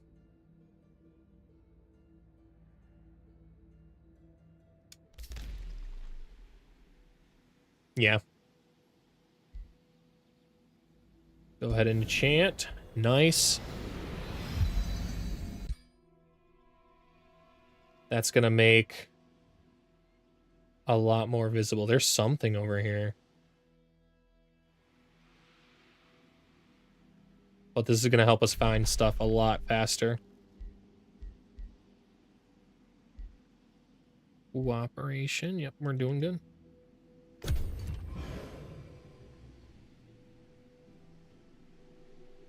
Hell yeah. Good music.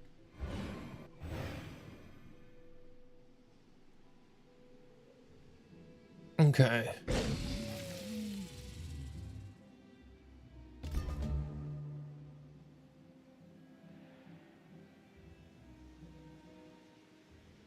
Okay. Can I found where I want? I want right here.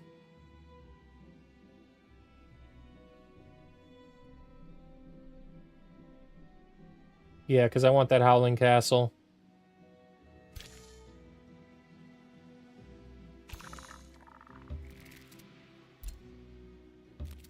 Whoops. I meant to build the outpost, not move backwards. It is what it is. Okay.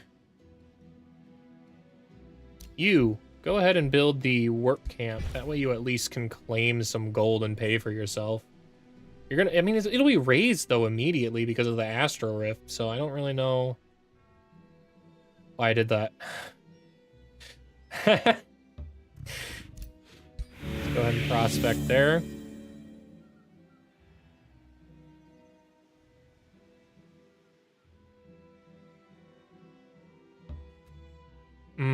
Okay. That's fine. More prospecting. Hey, that's strong. That's a good item. We're going to give that to my dragon right away. 10 extra hit points. More hit points means less dead. Always remember that.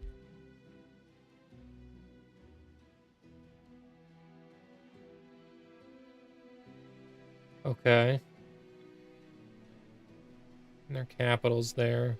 And I need to beeline it for that corner, right? Where was that corner? Was it far over here? Yeah, there's something in there. Yeah, that corner. Okay. We'll move here so that way we're at least prospecting. They haven't taken this. If they haven't taken that by next turn, that's free for us. We are gonna move here, maybe? I need to move down here as soon as possible. We can stop a little bit. The prospect.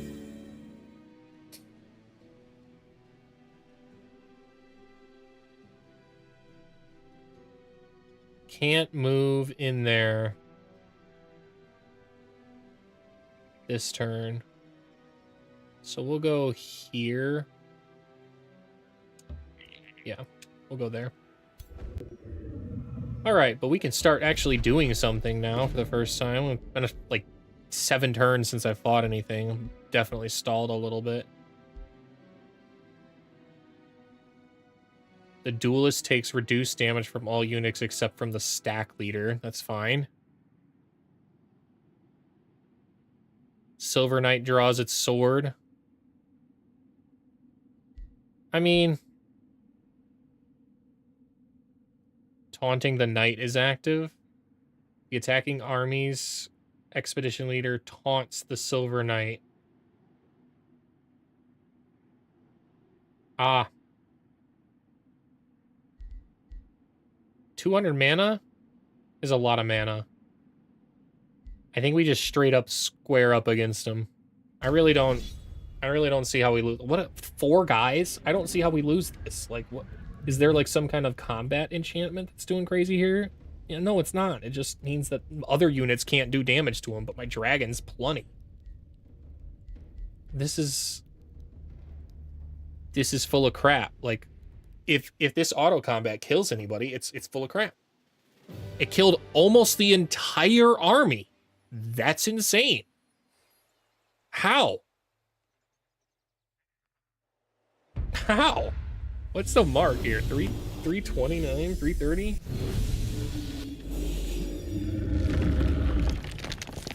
Terrible auto combat.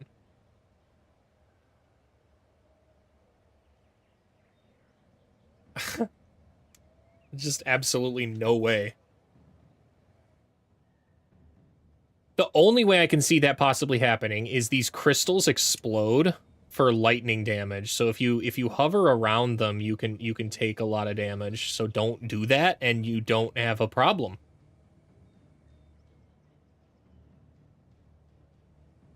Is it all of the crystals too, or just some of them? I think like this one, magically charged. Yeah, it deals 20 lightning damage when adjacent to it, but we're super lightning resistant, so like what does that matter? We're gonna go ahead and charge up forward anyways. Yeah, we'll move here. And we'll move here. That's fine. That's a good position. We'll move this guy here. And this guy here. And then if they blow up that crystal, they blow up that crystal. Great formation. How do they possibly kill me in this formation?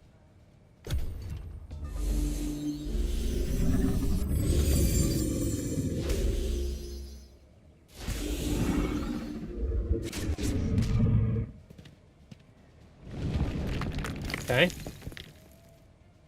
Something just took ice damage?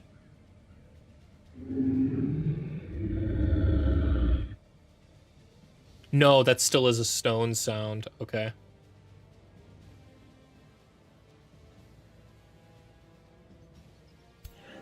Okay. Not a big deal. Let's go ahead and blast this fool.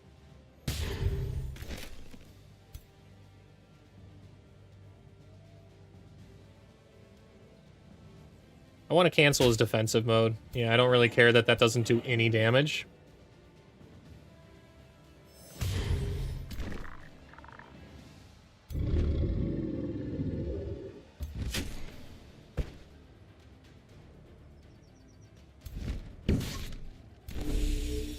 Okay. That guy's dead.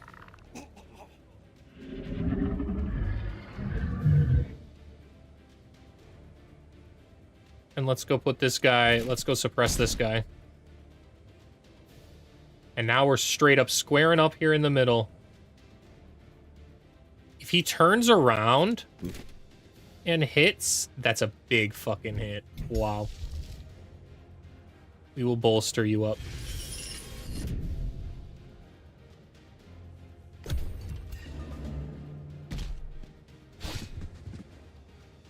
Probably dead. Ooh, not. Regen. Nice.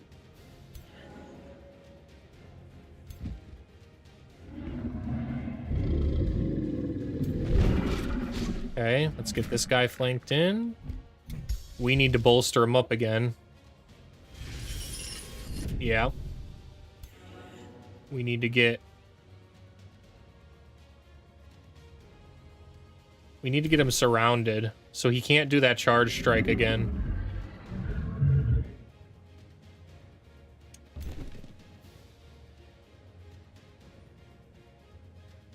Okay.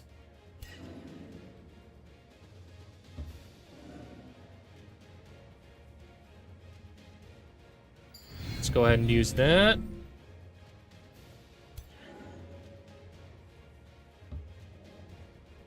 Let's heal him up again. And then let's move these guys in a good position to...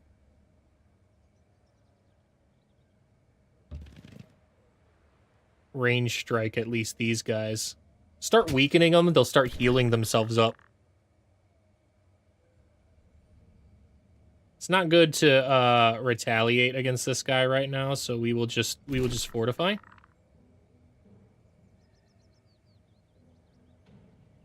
I could taunt.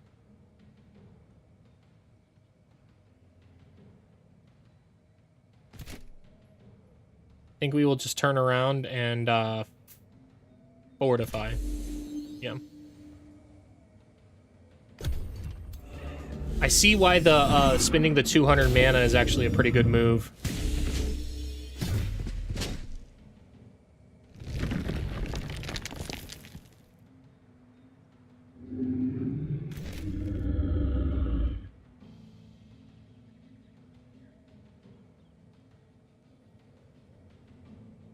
I'd like to cancel the protection. Yeah, the retaliation. Nice. Okay. Yep. I don't think we can kill him, even with all of our condemning blasts that we possibly can do, so I think it's best to try and hit as much damage out here as we can. Resisted the condemned, that's fine. Now that it can't retaliate, I should be able to go fight these guys. Oh, actually. How much damage do we need to do to kill it? 3. He's dead. Okay. Let's go ahead and bolster so we don't lose this guy. And then we're going to flat out run deep into our territory back here and drop the warding. Oh, warding applies to everything in the area too. I could be doing that to boost my resistance up so that doesn't hurt as much. But this is okay. We can heal ourselves up now because we retreated like that.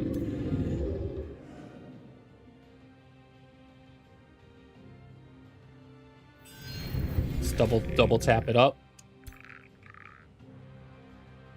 Do I have the ability to overdraw? At a 35% chance. I mean, maybe. Hey, lucky. Roll them dice. Go ahead and stab that guy. And let's get moving here. And also, let's taunt. Resisted. We hit on the 35, and we missed the 90. It's just the way it is. Whatever. We'll kill it.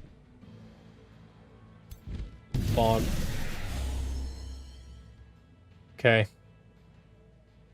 They can't do enough damage to kill anything now. Remember, they killed 4 units in the auto combat in this. 4. All of these guys and this one.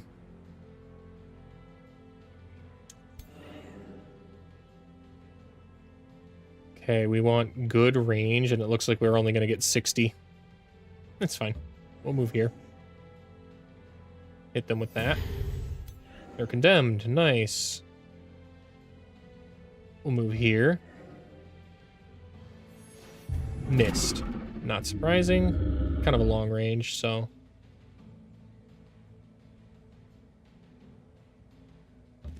We'll move here. Blast. We'll move. That's one. It's one either way, so we're gonna move up here so we have some extra room. Go ahead and smack them.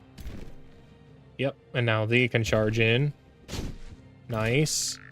And then they can charge in fully and defend at least. It won't help because it's a magic attack, but it's still better than nothing. I really don't want this guy losing more health, so we will bolster chant.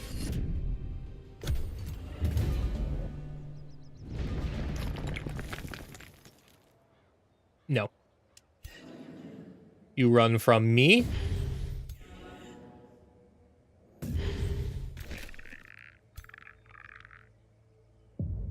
You don't run from me.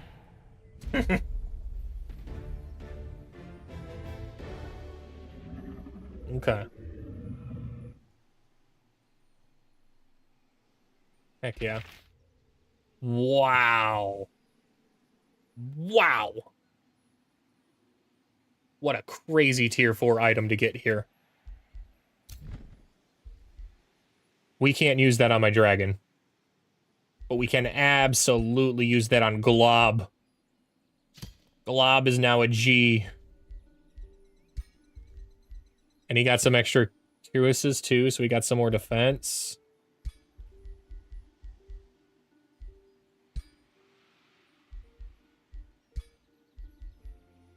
That shield is only okay. I would totally give that to somebody else, but...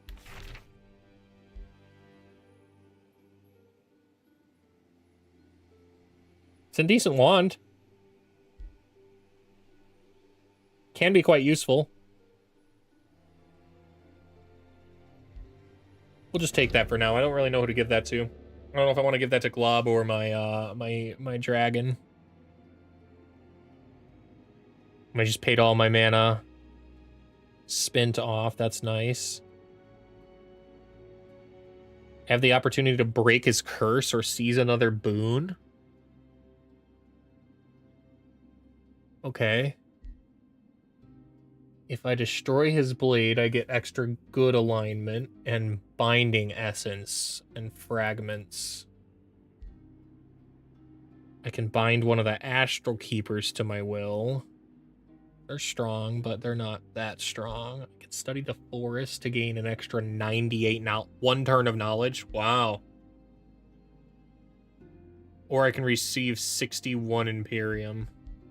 We'll just go with the good alignment out of all those choices. We'll actually be the good guy here. Good guy Rumble.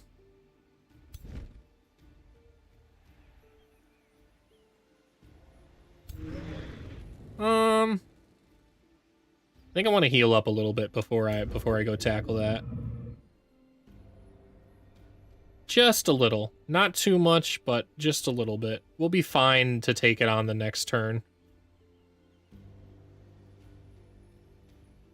We'll definitely be fine to take this on, so I think we actually head that way first. Okay, we got a new scout. I want all of this. So that's where we're headed.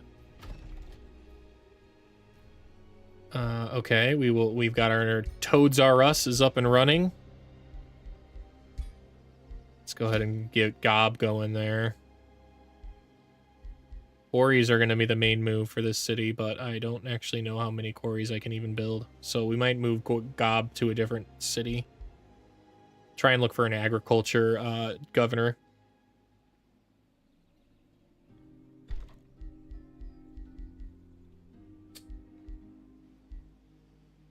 The best move here would be the library.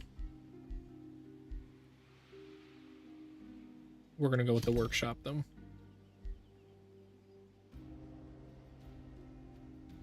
Okay. Haste berries acquired.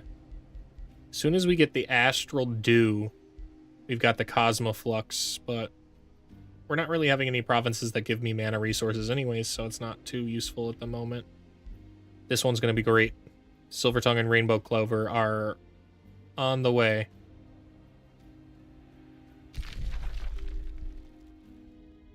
Vassalage in 4. Nice. The people like me. It's because I'm so good.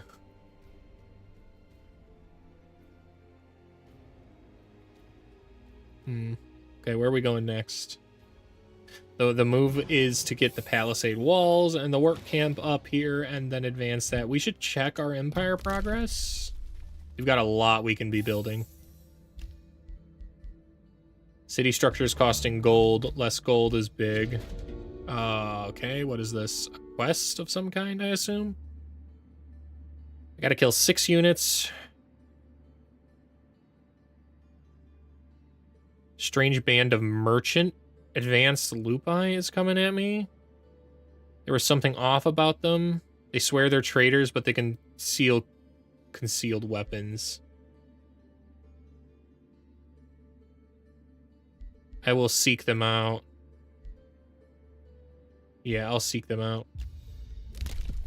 Okay, now what do I want here? I can get this Astral one. What does that do? Casting combat spells reduces costs. That's kind of nice.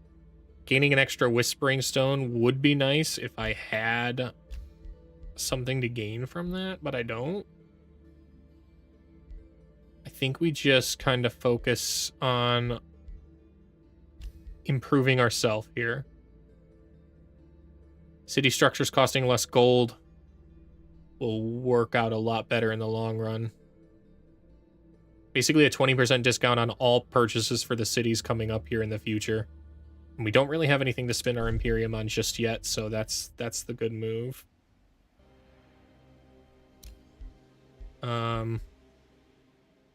Palisade walls.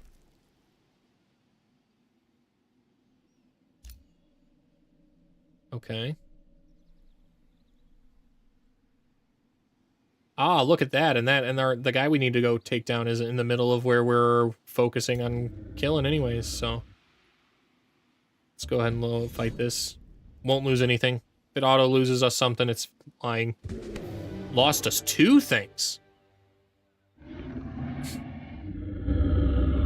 You have to do a lot of manual combats when you heal up. What a cool looking map.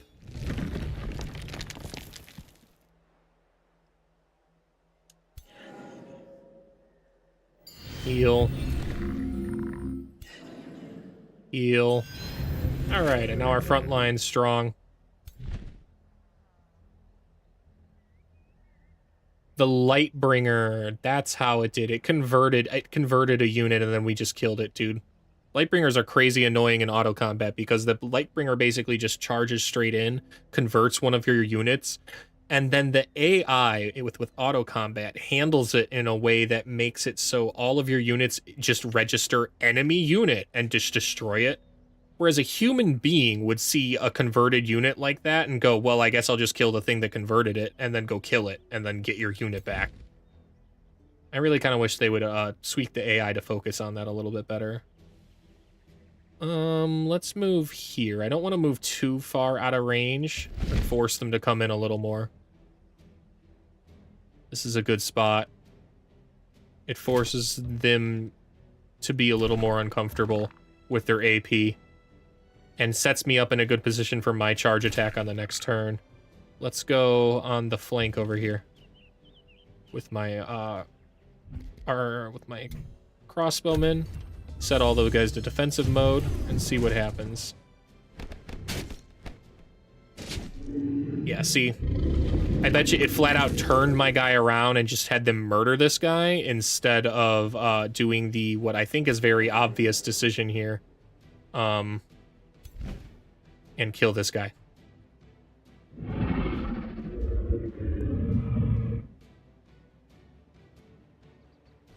Yeah.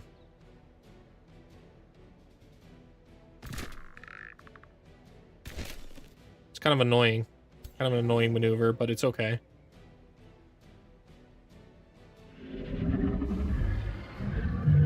Let's go ahead and... let's go ahead and take this guy out. Missed! Ah, that's unlucky.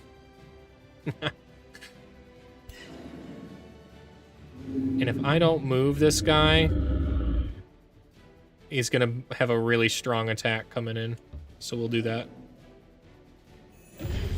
Grazed and condemned. I'd like to taunt here, I think. What do we taunt, though?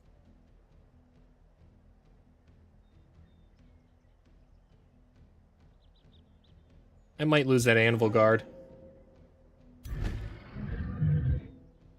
Maybe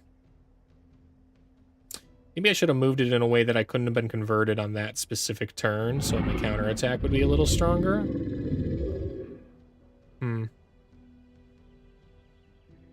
I need to get my unit back.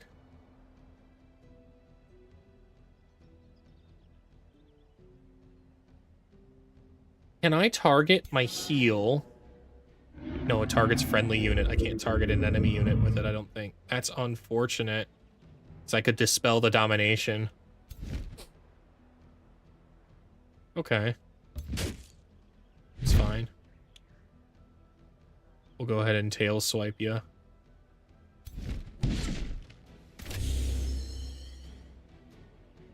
It's a big damage if I move out.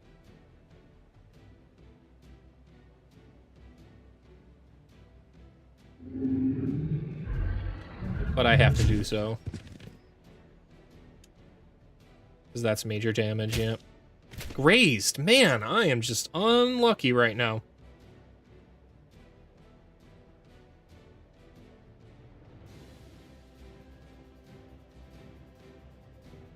We will move here. Taunt. The charging unit, maybe? Or this one. It's a 36% chance. I'm probably going to miss this taunt. I'm probably better off attacking. I probably was better off not moving, actually, and just attacking.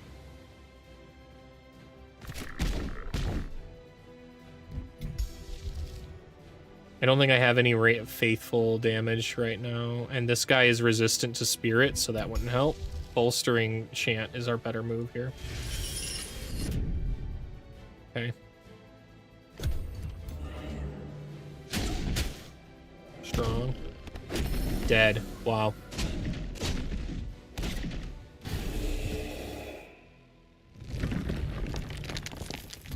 Maybe there is a better way to go about this combat.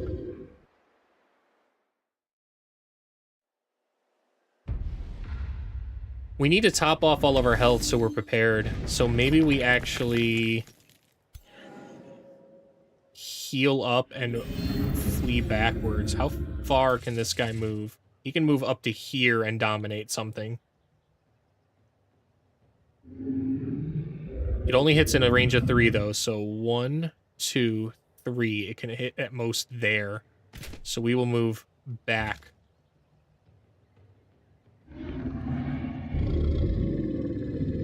Okay.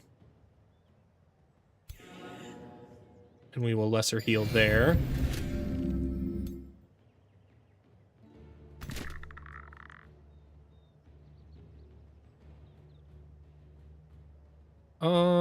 I actually need to shuffle these units an annoying way, like this, so that way I can move this guy here. Yep. And now we can move them here. Nice. You can go here. And you can stay there. And that's our formation. We'll try that out. Okay.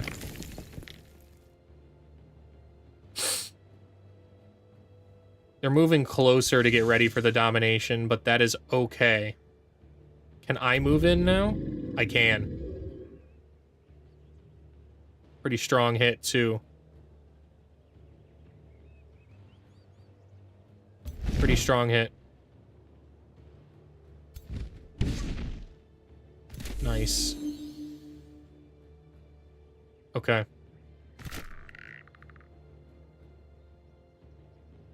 And then I would like to move in here. Taunt. Can't taunt them, but I can taunt.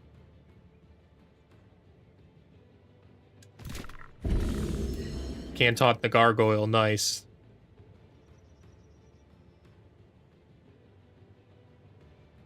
Okay, and we're going to move this in here. And we're going to try and do as much damage to this gargoyle as reasonably possible.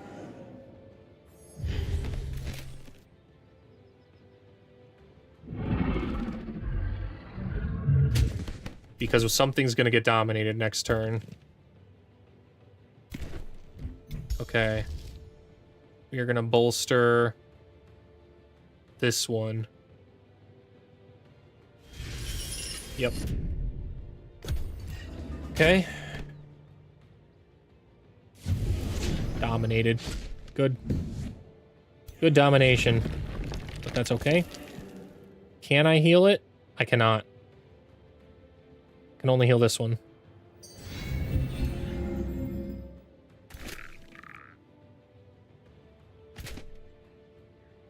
That's not a death sentence, but it's close to it. And if I crit, I mean, yes.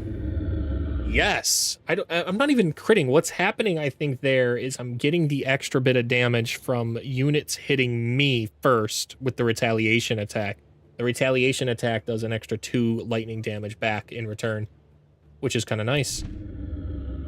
Okay. big breath attack damage, but I don't really want to do that.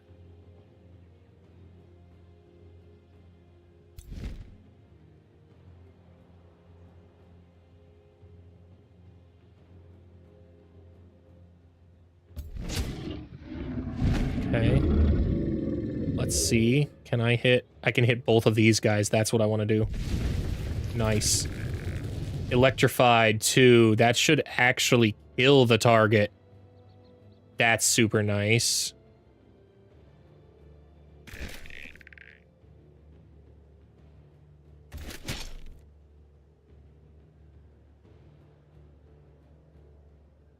I want to move one more. One more space. It's fine.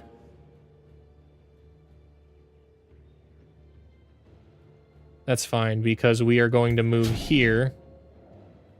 And then we are going to bless up.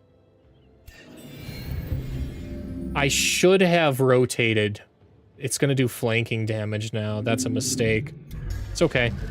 We're going to Wrath, so that way it for sure dies. I don't want to deal with it potentially attacking and taking more damage right now.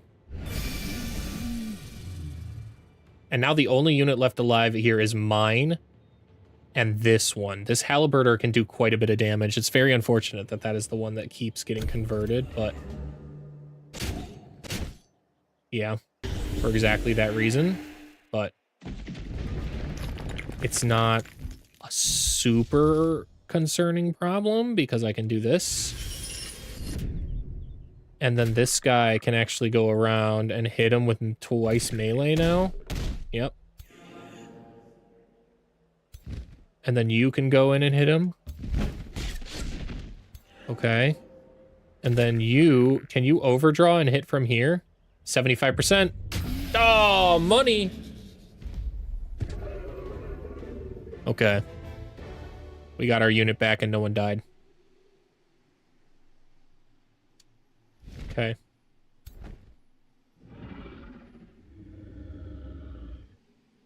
Don't have the ability to get back into the Silver Den, though.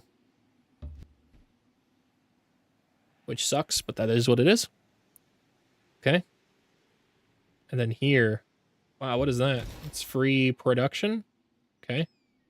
Should be able to go in here because you're an ally. Go ahead and prospect that.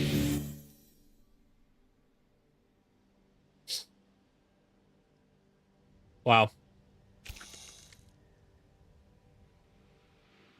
I don't know where Noctis is, but he's got to be around here somewhere. I'm gonna go check underground. Right, I already know that he's not under this side of ground, at least. I need to start producing some units. The Steel Shaper might be the move. Over the Halberdier.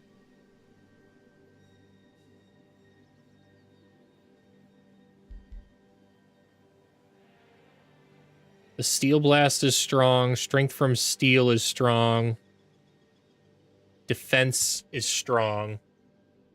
But I don't really have... I think the Anvil Guard is the move for now. The Steel Shaper, Anvil Guard, double spirits. It's a fine army that way.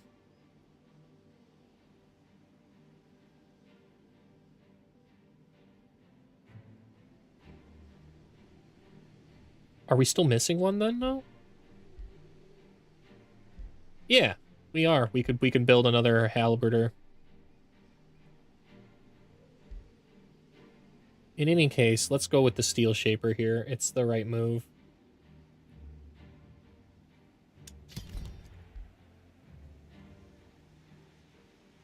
Okay.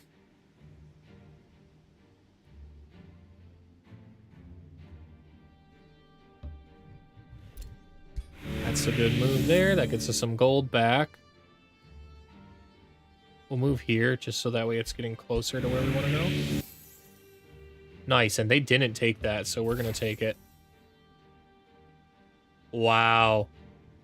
I like the Graceful Judge mount. Touch of Grace is nice. We will just take that for now, though. And then move here. Whoa, what is this? Priming the Crystal Storm Plateau. Top of the mountain slopes above Triumphant. I've not discovered this city yet. Okay. Crystal storms are active in the region.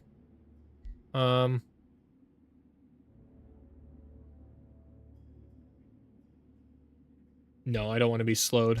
Troops are fine.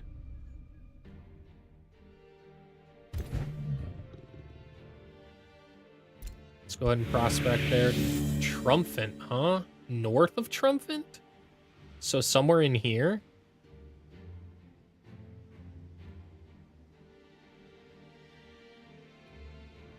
Yeah, because it's certainly not... There's something over here. That's where we're trying to go to. But now that this is here, we kind of have to go around it. So we have to kind of go this way. Maybe we'll find that city that they're talking about. I don't see any... I don't see any buildings. Yeah, I don't see any buildings, so... Okay. Heading south with this one, so we're gonna go here, pop that, and prospect as best we can. It said it was under an unknown ruler's control. Okay. We might be heading towards we finally got somebody. Okay. We do not need you here anymore. Flourishing vassalage? I guess we can wait one more turn. Or we can just straight up take the extra Whispering Stone. Now we have a use for it. Let's go ahead and give that there. Let's cast our spell. So now we're just making it our own way faster.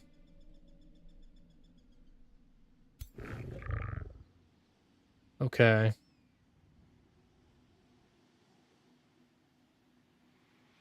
We're gonna move up here. Nice, that's doing good. We got produced our tavern there.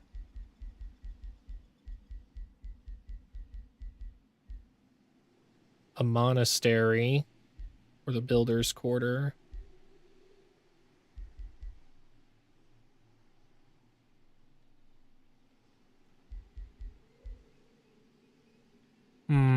Stonemason.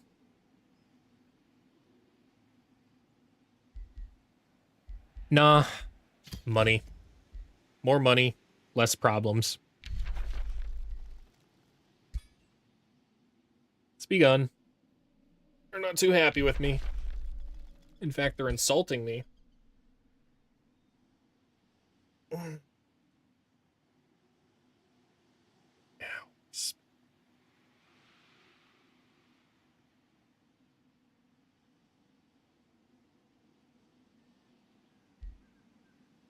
Okay, I don't think I have anything there I really want to recruit.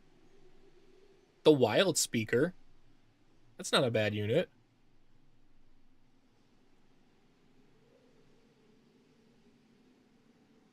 Yeah, the Wild Speaker's not a bad unit. I might do that one.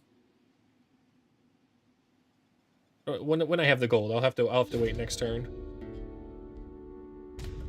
Okay. I'll find it around.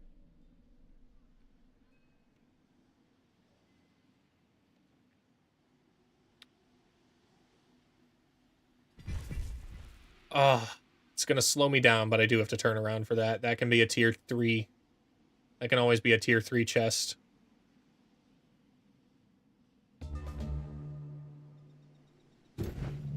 It's fine. Prospect, take board.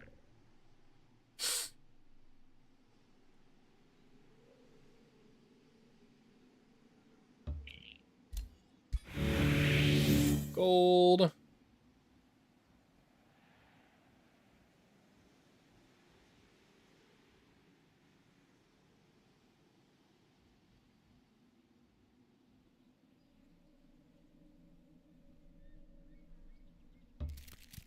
Oh, wow, we should go up there and grab that. That's what I should grab. Whoops. It's okay.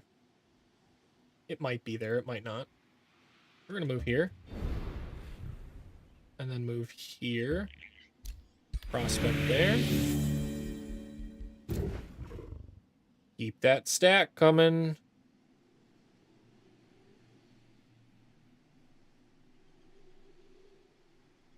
I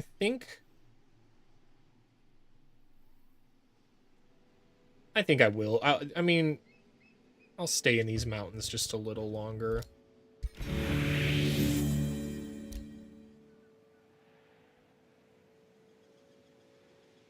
Okay. And then we need to leave this this thing.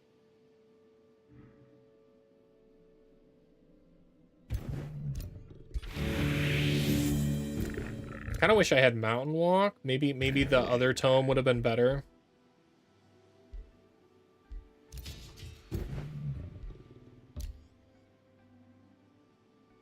Okay, good. Thanks, Windows. Okay, move on in there. Prospect.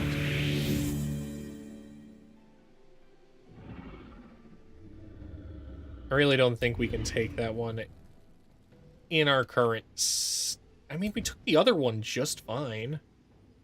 We just have to play it a little safer. But moving out of here will mean we're not regenerating our health, so we'll stay a little longer here. One more turn. Province annexation. I would like... ideally to claim this, but it's just going to get pillaged right away.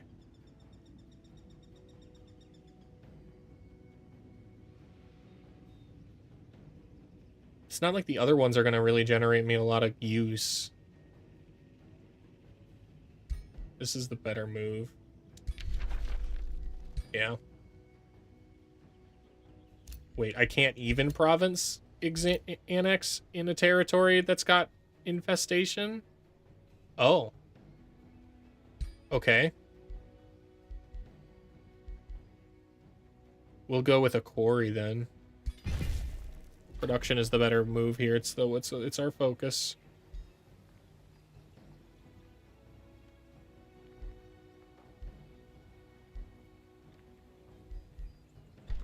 Okay.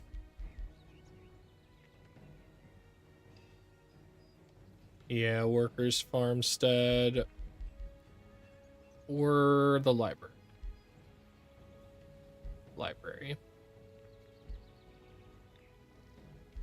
Library. Okay. Supreme vassalage in 6. It's nice.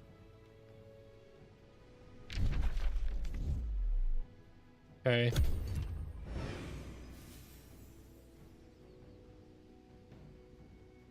I think I should start casting my spells.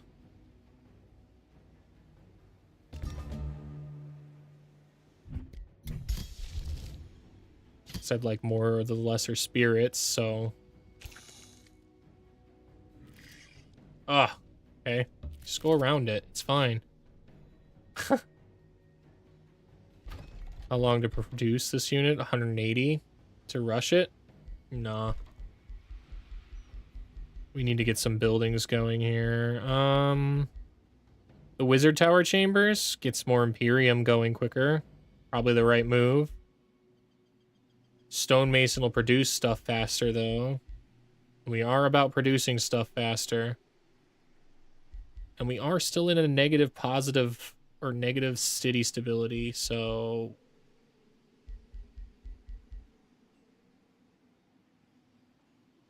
+1 starting ranked every tier 1 magic origin unit. The Wizard Tower Chambers are the move. Okay. I would like that Rainbow Clover, please. And I would like probably a research post on it. Yeah, I don't really see any reason to go anything other than a research post. Okay. They should be topped off almost entirely. Now we should be able to fight easily. What's the combat enhancement? Bending units have a hastened, swift, and slippery. Meh, not a big deal.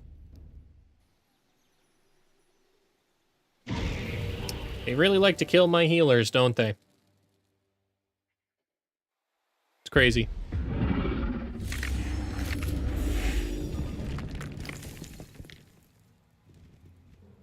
Okay. The biggest threat is going to be the magma spirit using incinerate. I don't think it can explosive phase. It can explosive phase and incinerate. Wow. The biggest threat is single-handedly that magma spirit.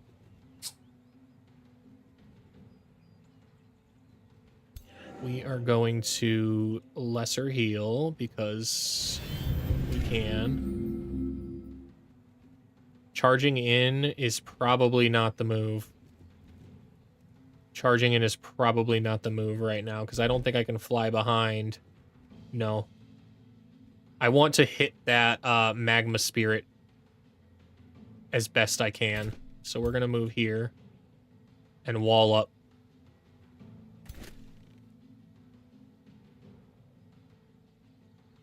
We're going to move you. Actually, you know what? Undo that. Go ahead and stay there. That's a perfectly fine position to have. And we're going to move you here. Actually, I wish I had fortified with that one. Let's restart. Let's restart. You know, so I can showcase exactly why I'd want to restart there. It's a little min-maxy, but it's super important because there's a lot of fire damage that could be coming down. So this one should be the one to heal. And it's got a range of 4, so I can actually move back here to do it still and heal it just fine. Okay. Now I can move this here. Move this here. In case he incinerates, I want to keep them a little bit separate. So we're going to fortify, and then we're going to just end turn. Everything else can fortify now. That is why we kept it a little separate. That way we didn't have a big group target. He moved fast. Wow, I really didn't expect them to move that fast. I should have moved him back. It's okay, though. Because this guy can heal him up. Fix that right up.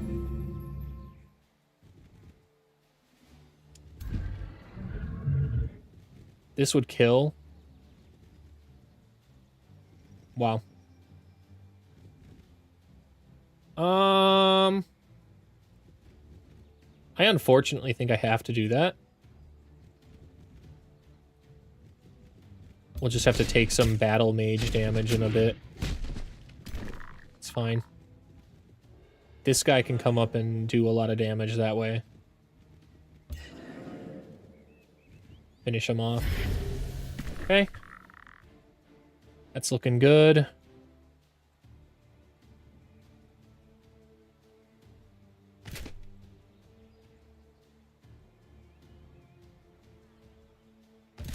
Melee strike 3 times. Bleeding 3 is annoying, but it is what it is. This will grant a little bit of retaliation, but it's okay. Missed. It's fine. And what do I do here? Do I go in to fight there? It's going to be a lot of flame damage. The firebolts only have a range of 4, so he's going to have to move to hit anybody. Whereas if I was here, he would not. I think he would do an immense amount of damage there.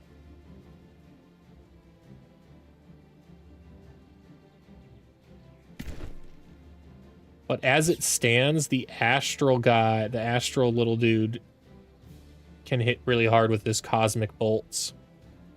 And then this guy can come in and hit hard with the fling pinion, which is annoying.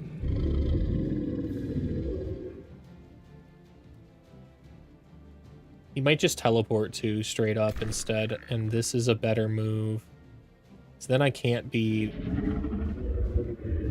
we're on alternating schedules when it comes to healing anyways, so we'll do that. And then we're gonna... I don't think Wrath of the Faithful is gonna do a lot here. Spirit resistant, spirit weakness. I could do 12. I could do major damage. I gotta get Faithful going.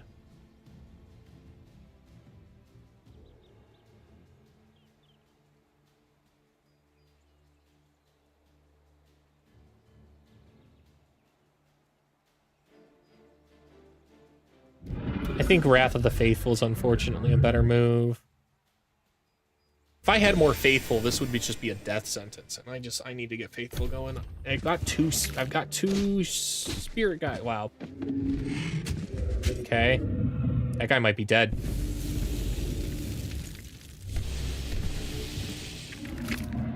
No, he's not.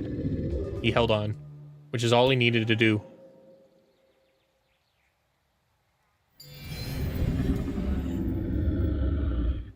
Yeah, that's all he needed to do. He just needed to survive.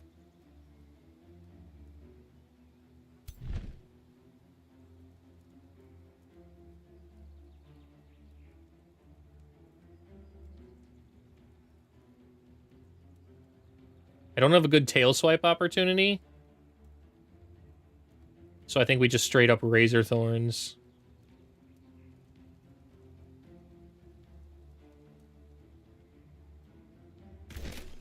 The Arbalest is just not a strong unit. I really don't like it. It's fine. It was fine, and now it's not fine. I need to replace it with something else. 50%. Nice. Can I just kill it with a Wrath? I could, but I kind of want to bolster the defense over there instead.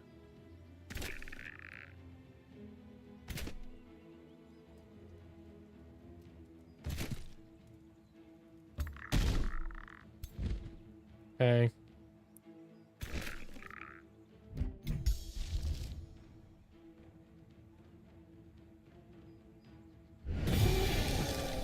Okay. I can overdraw. That would be nice. Oh, yes. Okay. That'll kill. That'll kill.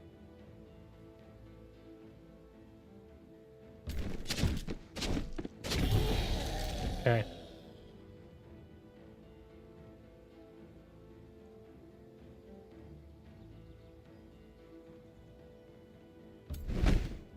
We're gonna fly in here and tail swipe. Knock that battle mage right out. Okay. This is a good... This is a good move. Now it's just gotta survive. I don't think it will. It's dead. Dead.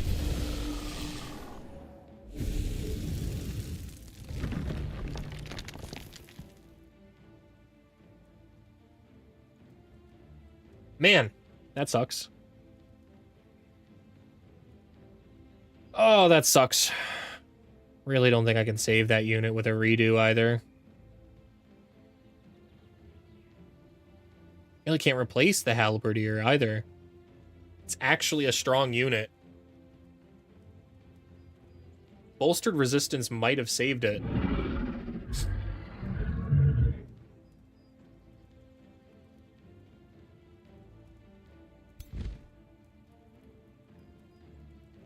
Oh, man.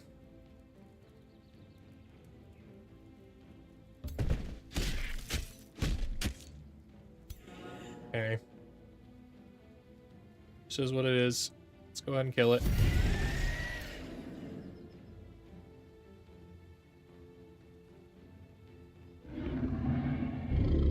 Go ahead and dispel that. We're at least saving one of these freaking units, man.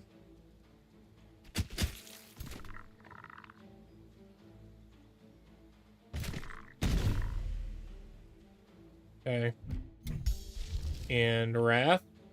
Wrath will finish that guy off.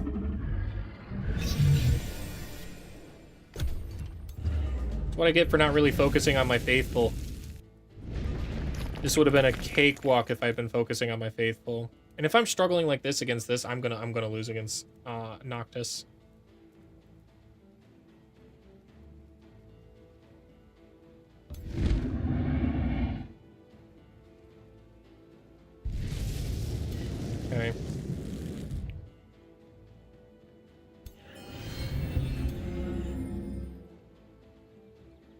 be in a better spot when these guys actually level up. Oh, nice.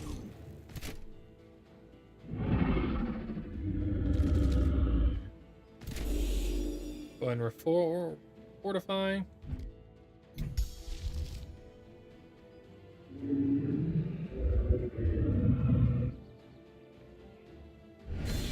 We'll just wrap him.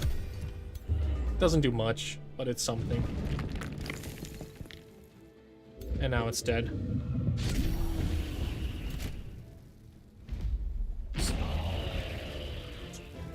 Man. Trying to do this just to level my guys up, and now we lost a unit, so this is absolutely a complete fucking loss.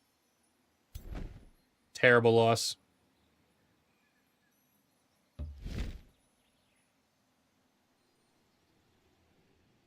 What do we replace the Arbalest with?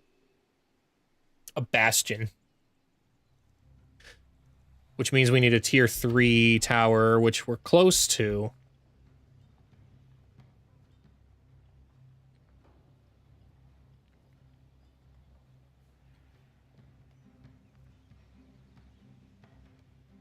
Yeah, a Steel Shaper would be better in that army.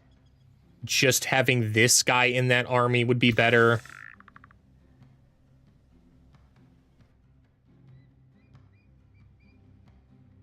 Let's move here because we want to get as much of this prospected as we can. That's why we're over here. Okay.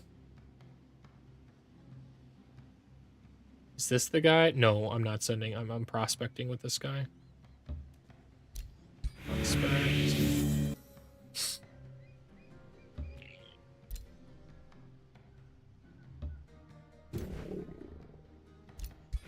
Prospect there, okay.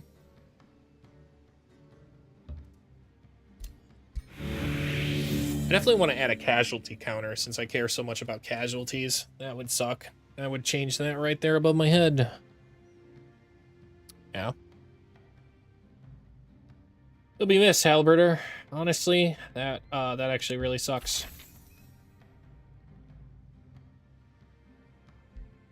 Didn't really get anything good for turning around either.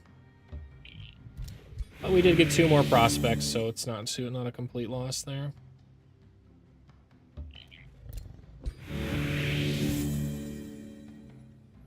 Definitely restore.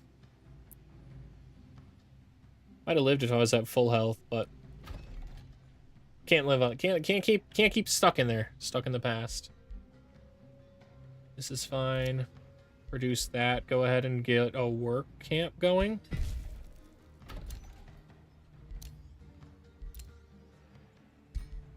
Yeah, go ahead and get that going.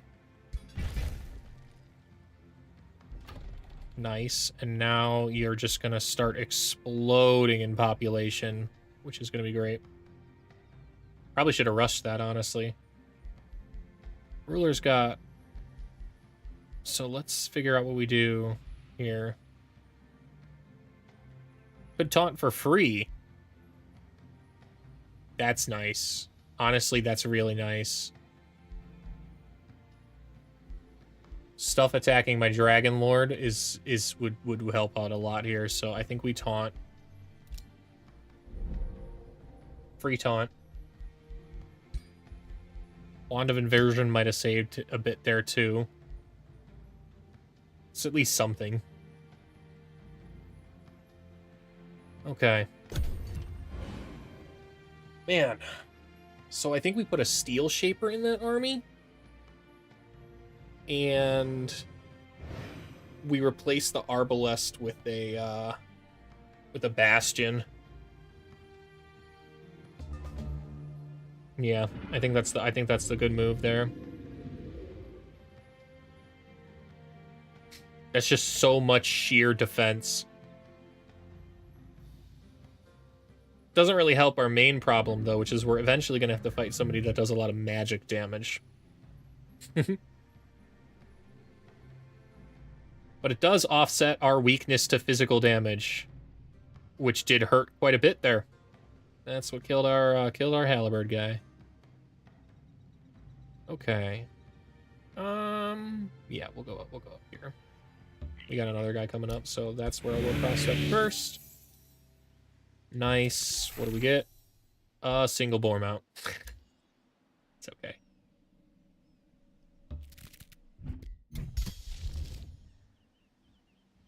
Wait. I want to wait one turn to cast that so he gets an extra level up. Prospect there. Okay, now he can just charge straight down.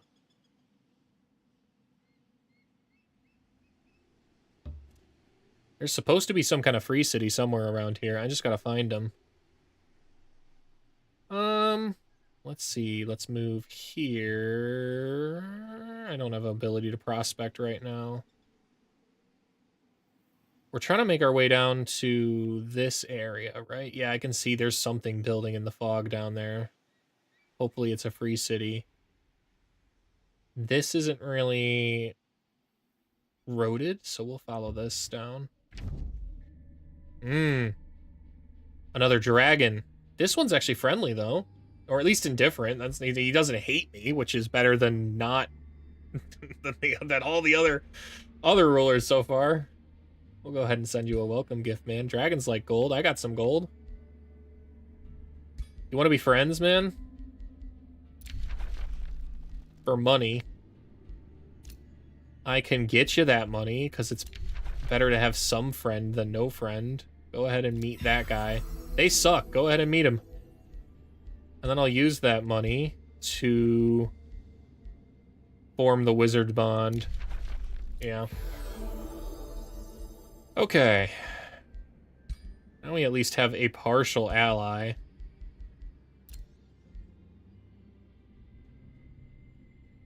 I'm not sure if this will boost my relationships over time. I think it will. It costs money anyways. They don't like me that much. I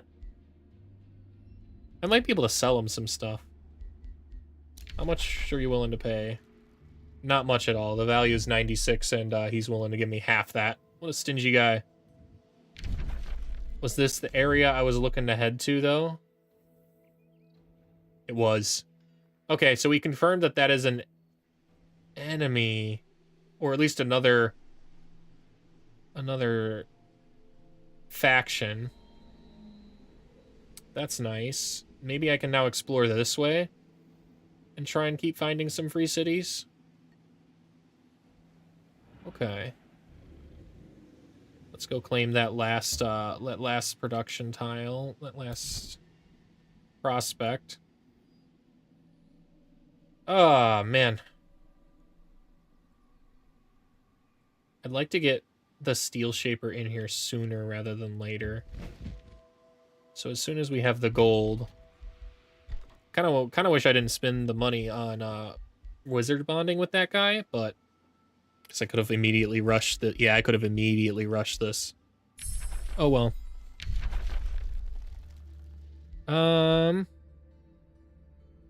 Heals 15 temporary hit points.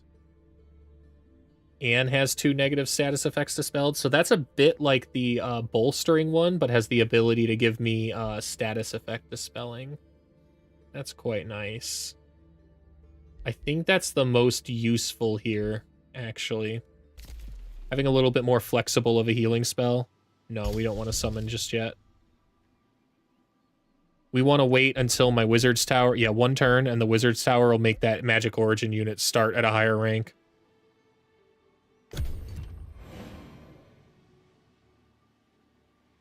Okay.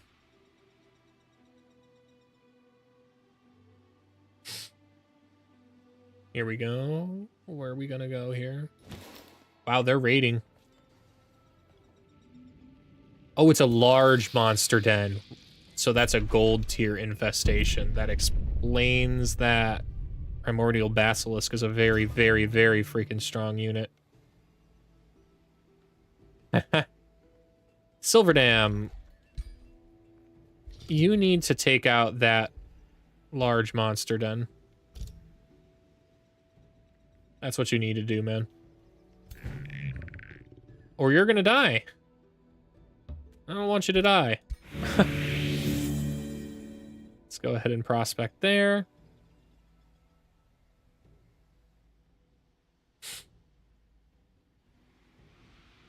And now that that guy's been done, we can summon this unit. Get this second army going.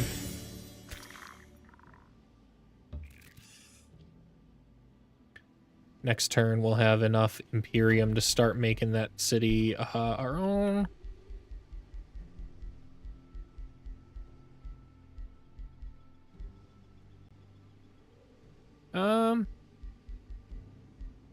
The item forge, stonemason, the estate hall is what we really need to get going here. But the bathhouse, we'll go with the bathhouse.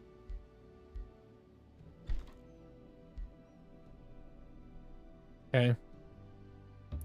Bathhouse will get us extra stability and make it so any units we recruit get extra experience, which will get them online faster. Okay.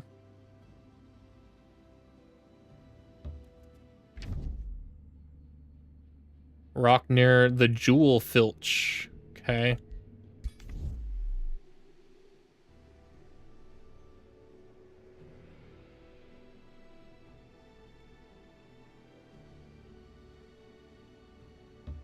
Well, it wasn't really the wise idea to go that way. We should have gone the other way. Oh well.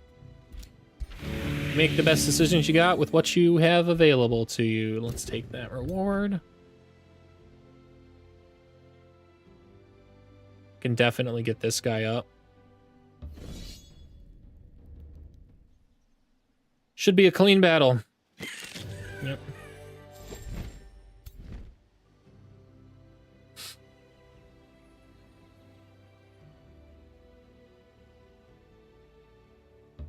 Okay. How much to recruit? 92. Just go ahead and produce. I can't get anything right now.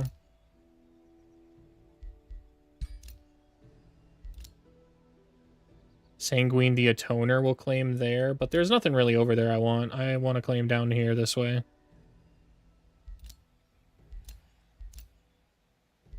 Yeah, I want to start claiming down here and make sure that I express my claim down there. The quarry, maybe? Farm. Farm, grow the cities.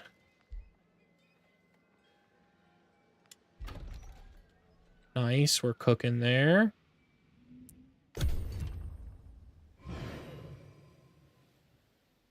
Always gold. Gold, gold, gold, gold, gold.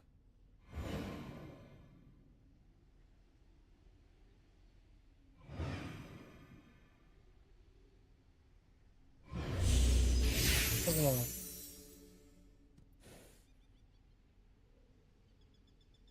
You up all night, but the moon ain't come closer.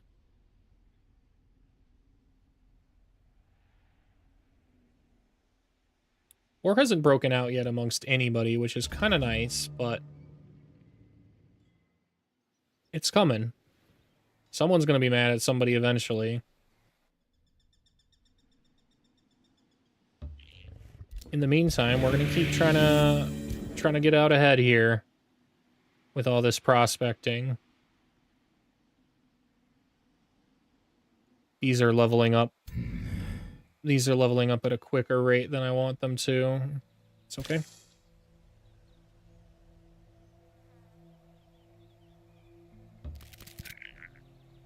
We're going to get another one of these lesser spirits down. And then prospect here. Let's get that open. I could have known that was... I knew that was there. I didn't really need that revealed, but... Okay. Thank you.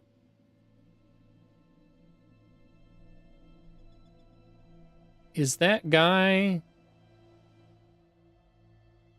the one in the fog? Might be. Well, he's right here. So it's possible that he's in the fog out there. Yeah, he is. Okay. Now we just got to locate any remaining free cities. They might be underground. Might be quite a few of them underground, actually. We have enough gold to rush this guy out now. I want him in this army now. Okay. Do I want the halberd or the monk?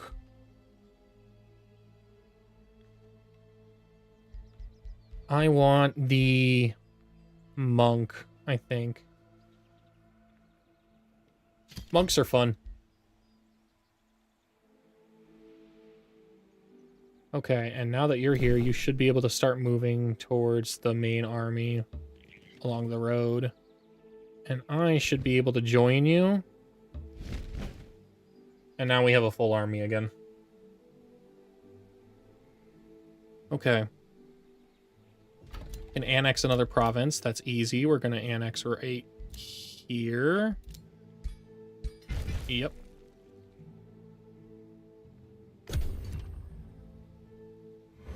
Oh, I could have founded the city this turn. Started the process at least.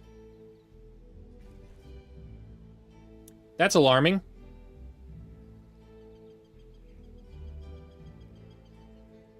That's alarming, but I am in the area, so it's not too big of a deal.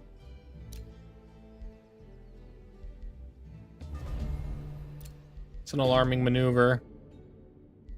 Okay. Invites you to visit his craftsman. He takes you to a street filled with the clamor of forges and smithies. We of Silverdam believe a soldier is only as good as the quality of their armaments, so we strive for the best. Stops at a shop and gestures at some finely crafted objects. We offer you one of our products. Ooh. Ooh.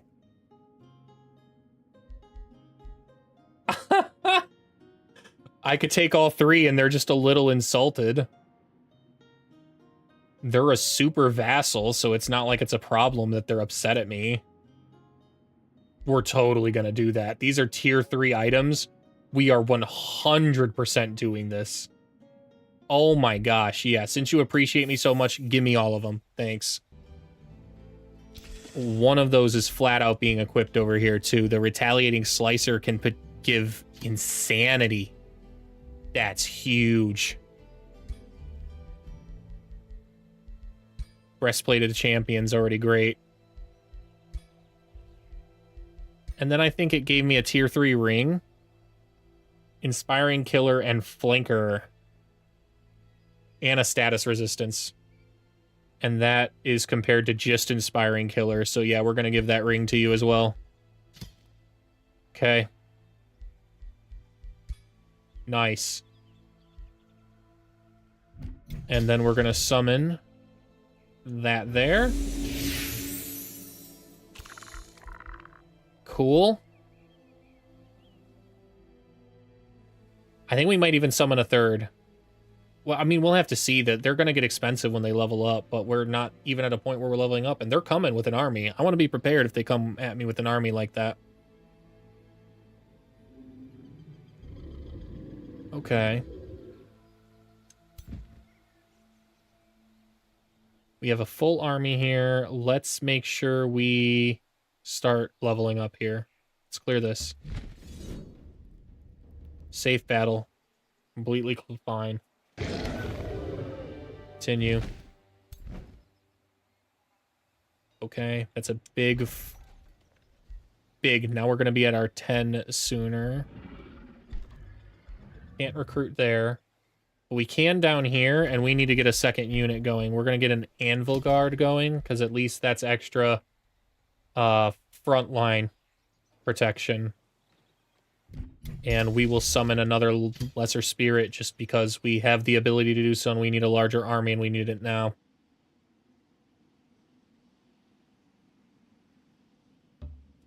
Can't mess around with it anymore.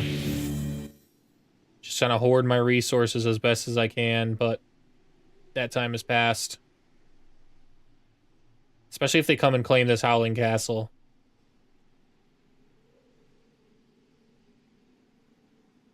Oh, can't forget. It is time to found that city.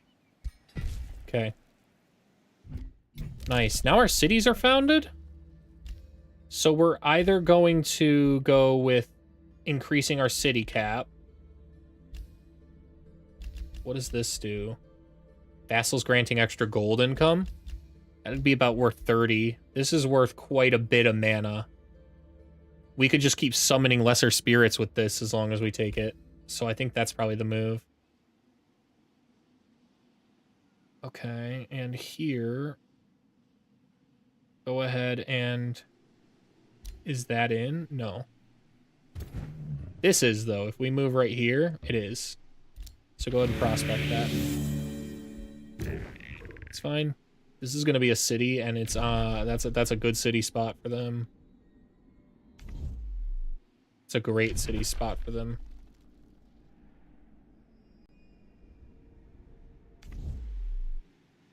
Okay.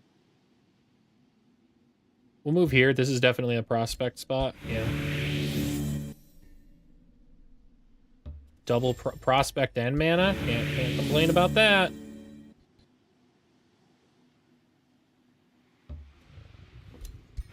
Hey, is that a free city? No, it's one of their cities, I think. We're going to go ahead and move in here. Prospect that. Keep building that stack. Hey, here we go. Bolstering to non-industrious units. But Staves of Mending is what we really want. Yeah, we want Staves of Mending. That will make our faithful blast actually strong. Oh, because right now it is not. We need Astral Dew to complete that. Silver Tongue and Rainbow Clover to complete the other one. We had Silver Tongue. Is that because they're pillaging?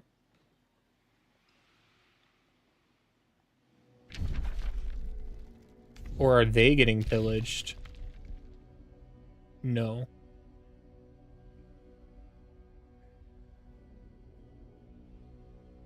No. Okay.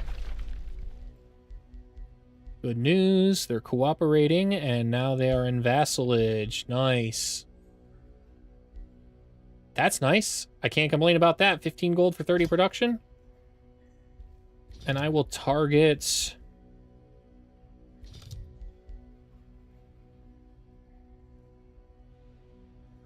We'll go ahead and do that.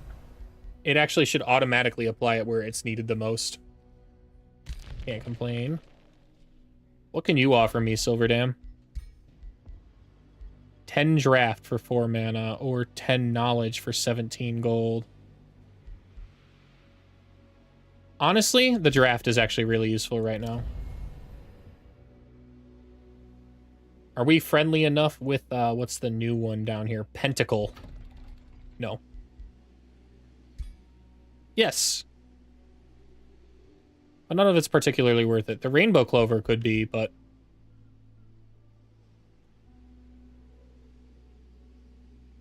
We'll do that. That's fine. 10 gold. 10 gold's fine. 10 gold's fine, and that actually makes us move through our guys faster. That we move through our free cities a lot faster doing that. Okay. Am I too loud? I don't think so. I'm right where it says, in between -10 and -5.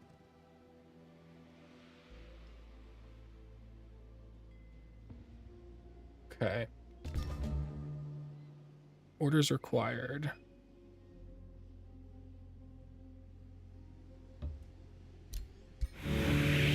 Prospect that there. Stormy Shores is now online, which is nice. We'll go ahead and get that summoned in there. Nice. We've got another annex to go with here. It's probably smart to just keep going with the farms.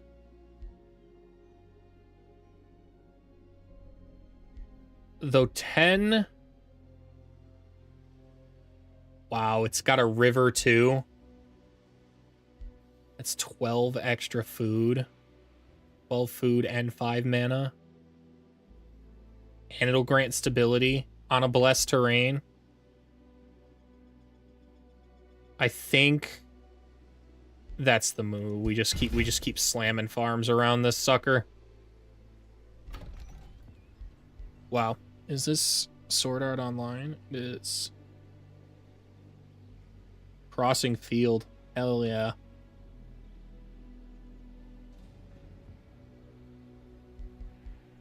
Okay.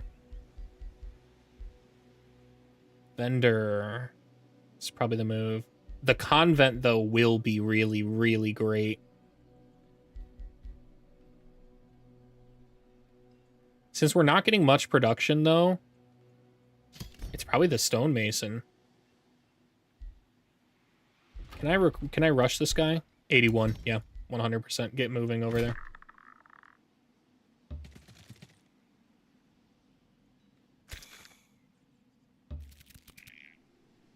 Okay. Our monk should be getting close, right?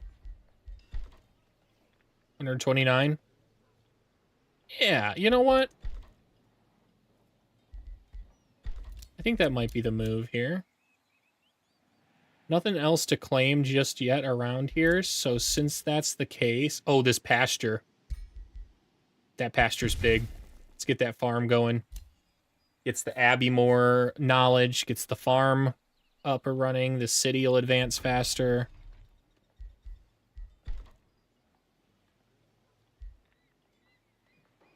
If I rush this, I wouldn't have anything to spend money on after. And I need the town hall to be starting to be built so I can get the bastions out. The tier 3 bastions will really change the army comps quite a bit. We've reached our limit over here. Let's head underground. Let's see what's going on down there. Let's go ahead and prospect this, I guess. Okay. There's some kind of infestation down there. Not my circus, though. Not my clowns, not my circus. Let's go ahead and move over here. What do we got? Where to move here? I think we keep moving up towards the north so we can skirt through the... Yeah, because he's got a solid wall of border. Hopefully we can skirt along the mountains and around. That's why you get your prospect... You get your guys out early so you can prospect as much of the territory as you can possibly prospect before borders start filling it up.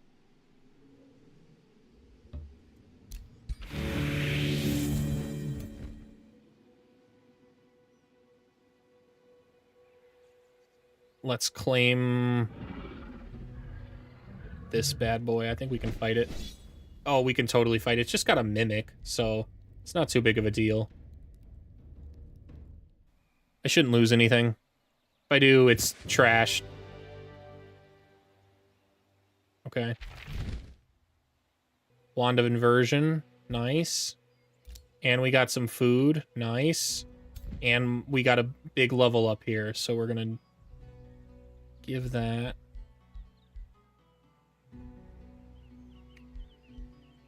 I don't think I want the bigger retaliation attacks just yet. Pushing attack isn't the move.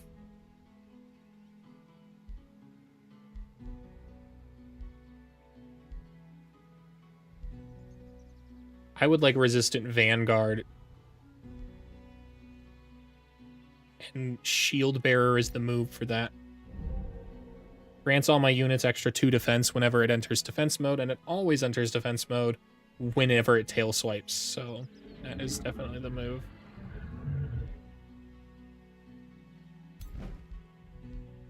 The Halberder would have been a champion at this point. Ah.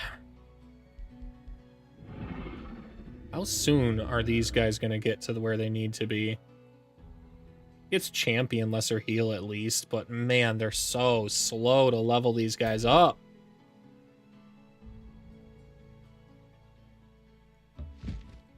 We're gonna go ahead and wait up a turn. How many turns until our next hero? 1. Okay. We need somebody that has a... They all suck.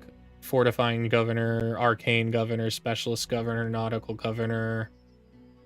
None of these are the ones I want. I'm gonna shuffle them now, actually. Agricultural governor, at least. It's a ranger, but still. That's what we want. And an elitist to go with that? Maybe we just replace the arbalest with this guy, Burgett the Feather.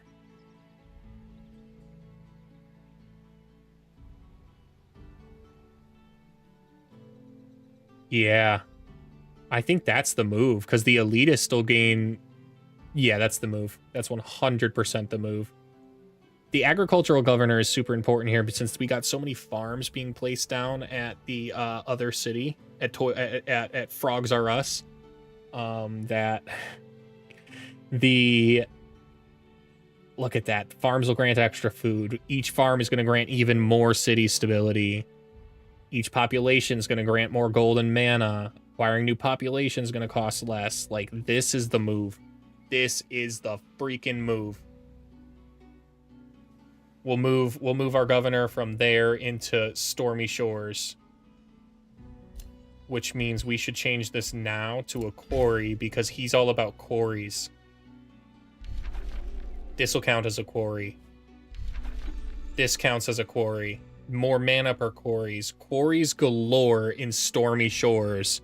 And farms galore in Toads R Us. And we are just gonna rock it. Hitting our spike. We floundered between turns 10 and 20.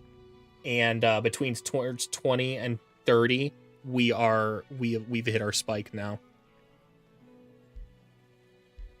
Rainbow Clover. 2 Rainbow Clovers is nice. That means I can build double critical. That means I can build 30% critical weapons. Go ahead and declare and denounce and do all you got. Since we need the stability, we'll give it to here. Whenever you have an extra Whispering Stone and you don't know what to do with it, you can give it to a city to gain an extra 20 potential city stability until you need it. They are always useful. They could stand to buff that a little bit more. I wouldn't mind 40. But your hero, Golab the Safekeeper, stands tall before you. He puffs out his little glob on under his throat. By omission or prejudice, I find myself being far less than what I could be. Be honest with me. Does my ambition as a defender not interest you?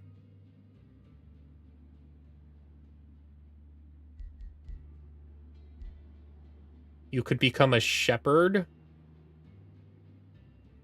I don't do anything with animals or plants. You could become a steward, which will be pretty easy to pop. Adjacent friendly units gain an extra defense and resistance. That's kind of nice. What does Defender do?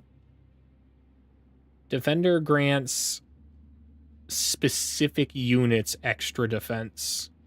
I actually do think Steward is the move. Yeah, go ahead, Glob. Become a Steward.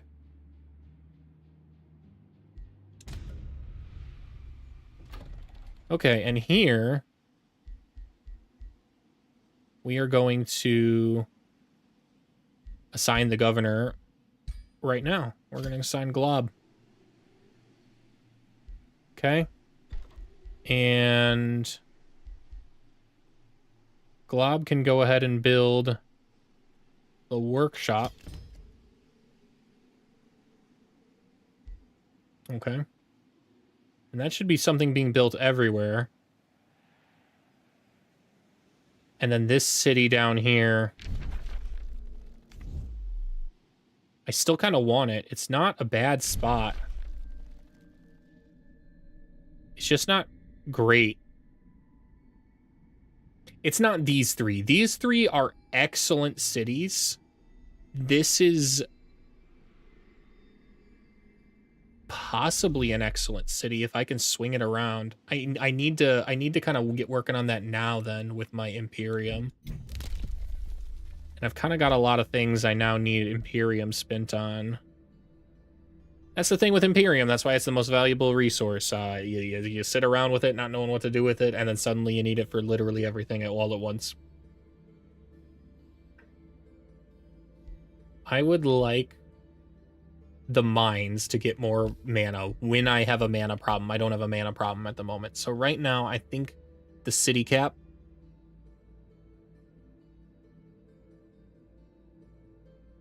is the move first.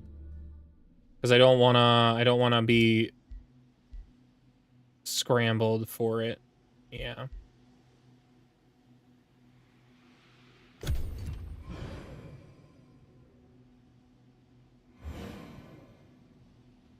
Okay.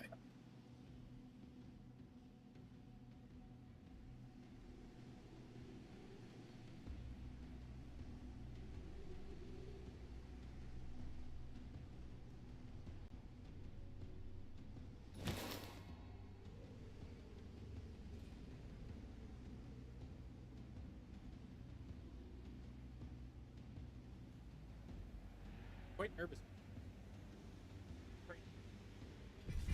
Everybody's saying the Seahawks are going to kick the crap out of the Pats, but I just don't think so. Call me a homer, but I just don't think so. It's a tough game, though. I just expect it's one we're going to win. And then get a ton of like, oh man, your easiest schedule, blah, blah, blah.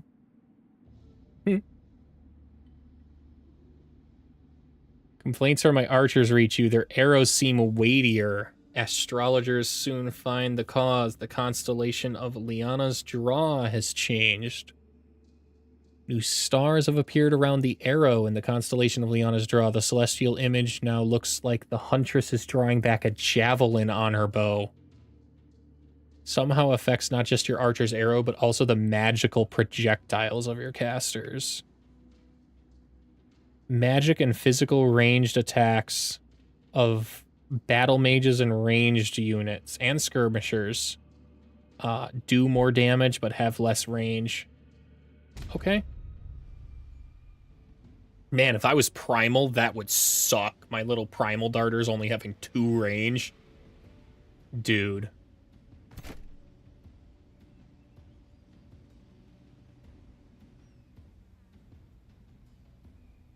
Let's go ahead and move you here. And move you here. I think we can take it right now.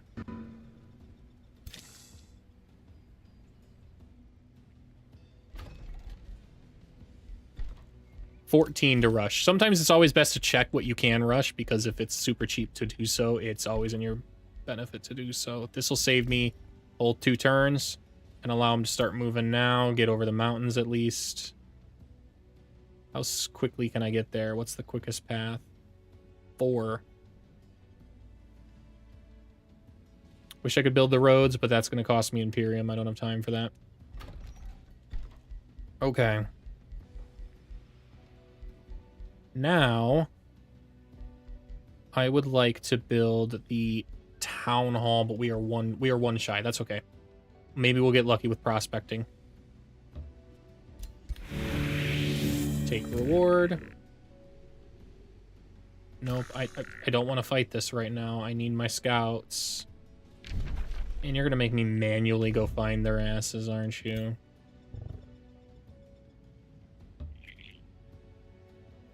I'm unable to get through there without open borders, and I don't think they'll give it to me. No. I have grievances? What? Oh. They insulted me. Get out of here. I'll probably just trespass through then. They can kill me if I'm in the territory. They can't kill me if I'm out of the territory. So if I move quickly through, I'll be all right. We'll go ahead and move here.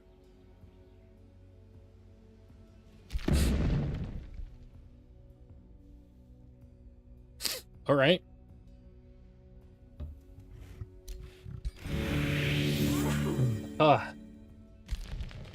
No such luck there. The gloom's kind of annoying down there. Not my problem, though. I think I already said that. I think I already said the not that clown's not my circus.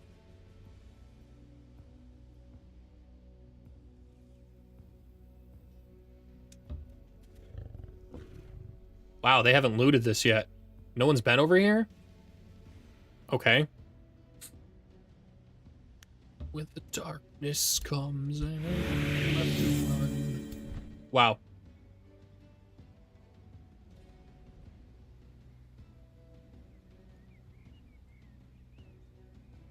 Risky battle? I don't think so. I think it should be a stomp. Yep.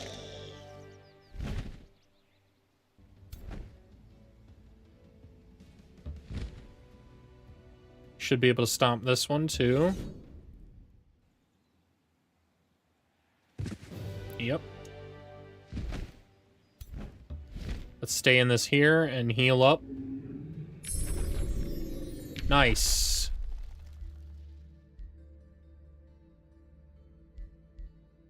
I think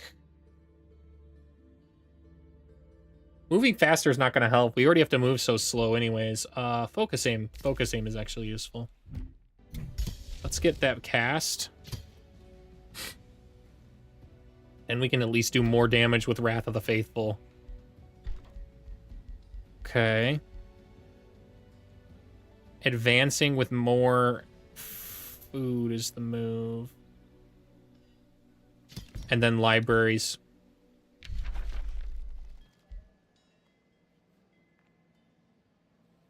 An infestation is sending forces. Okay. It's fine.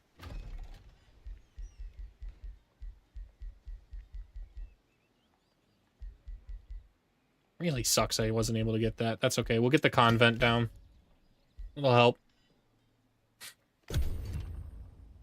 Wish it provided stability as well, but guess it'd be OP if it did.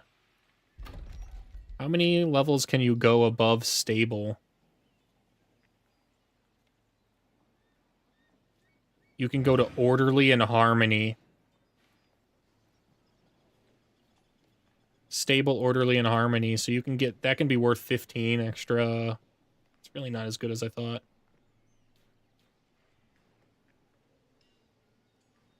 Good to know. I didn't think I was in a territory. Oh, they're attacking out. That makes sense. Yeah, go ahead and auto that, I guess. We'll just see if you survive. I don't care. You're dead. It's fine. Unlucky.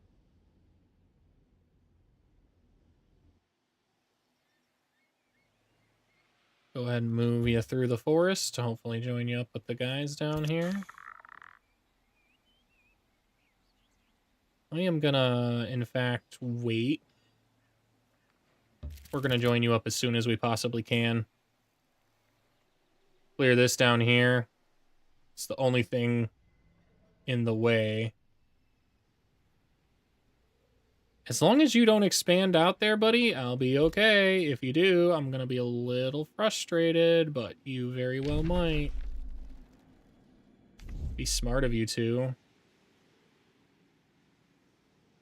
I really kind of want this whole ring. And here we go. We have enough for our heroes. So before we do anything else, that's what we want to do.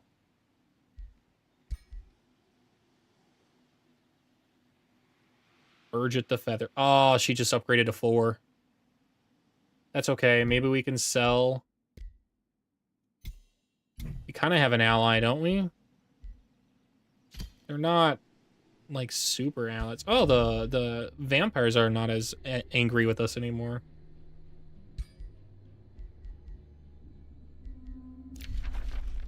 That'll work. Give me some of that gold that way. Go ahead and meet that guy. And then maybe this crown. And this other horse. Ooh, spooky. Thank you. Okay. Heroes. Recruit. Merge the feather. We're gonna go ahead and definitely recruit that. Okay. Though I don't know if I want the skills she's got. I mean, Still as Stone is actually really good for the ranger. Huh. Really not bad. That's bad though. So yeah, we are resetting. We'll go ahead and take the Initiative Materium there.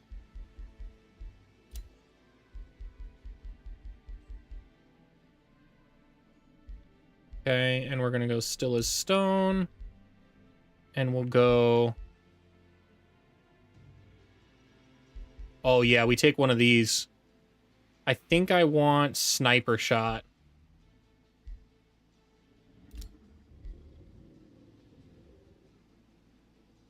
That's great. We'll take that.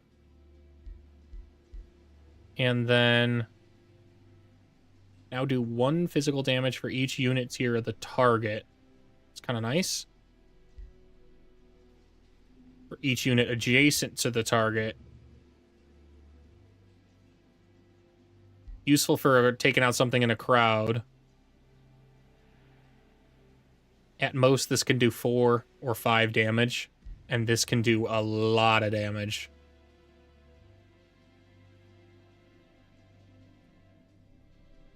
But this swarm attack is mainly meant for the scatter shot. If you can scatter shot Swarm Hunter, you can take out a ton of targets really quickly. The real benefit here, I think, is going to be Keen Edge. Yeah, we want Keen Edge.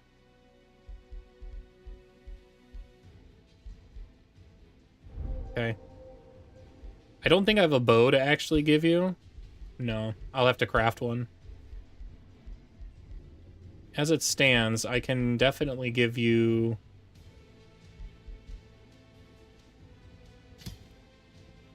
some extra resistances. 1 resistance and 2 status resistance, or 2 status resistance and 2 defense. I think we'll go with the reinforced plate. Balances you out quite nicely. That gives you more resistance. That's nice. The Graceful Judge mount over the Jade Tiger mount. That actually does something. Flanker won't do much damage. Won't do anything, really.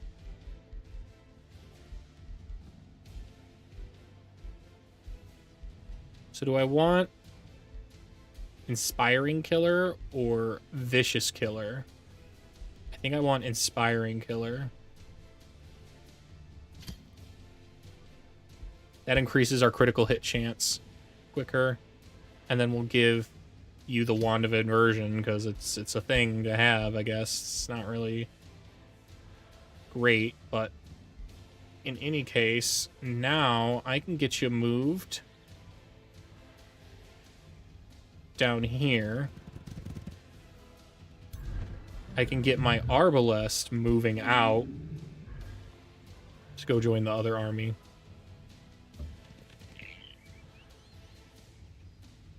And then I have a full army.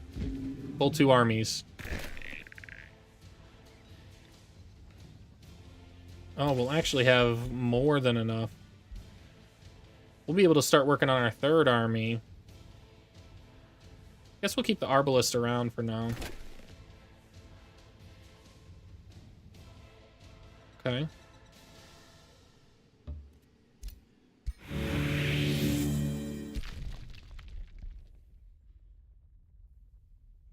I can prospect there. We'll go ahead and do that. Keep exploring. Let's good because they have underground stuff going on. I think it's a whole city down there.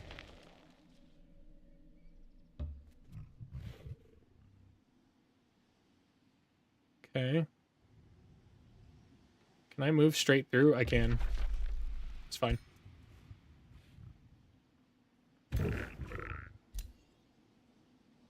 I'll pay for my transgression. Actually, we're even. We're even in transgressions, so I'll sell you that. And then pay for mine. I actually came out ahead. 30 gold. Okay. This is free. Yeah, this is free. And then we'll move in here.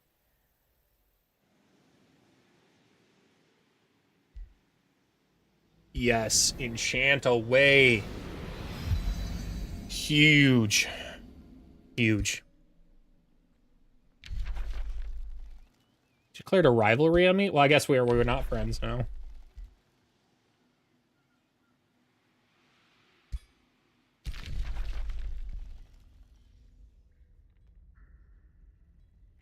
Okay. Bonded and vassalage now. Yep. Yep. We're gonna have to get down there and get down there soon, but we've got our full army to do so, and honestly, we're starting to build another one, so we should summon more light spirits.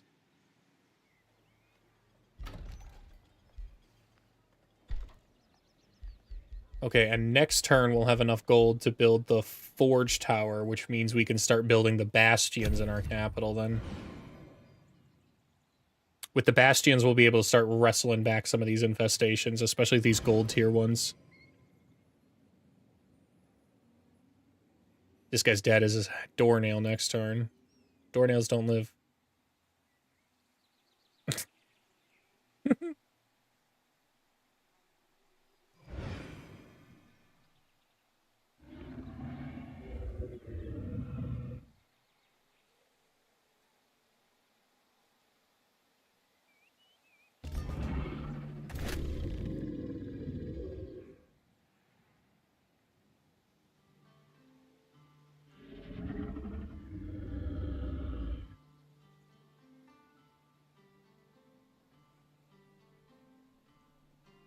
Wonder if that fixes stuff. After all, we can check that.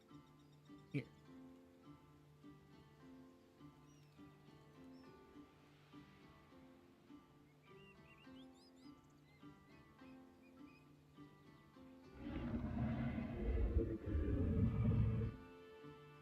Okay.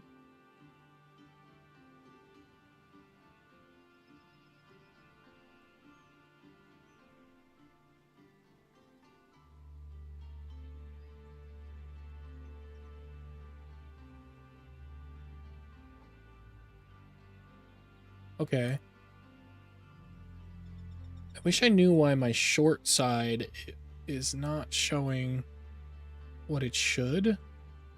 It's only really showing my center. It's doing a good job at centering it, but I'll have to figure that out later.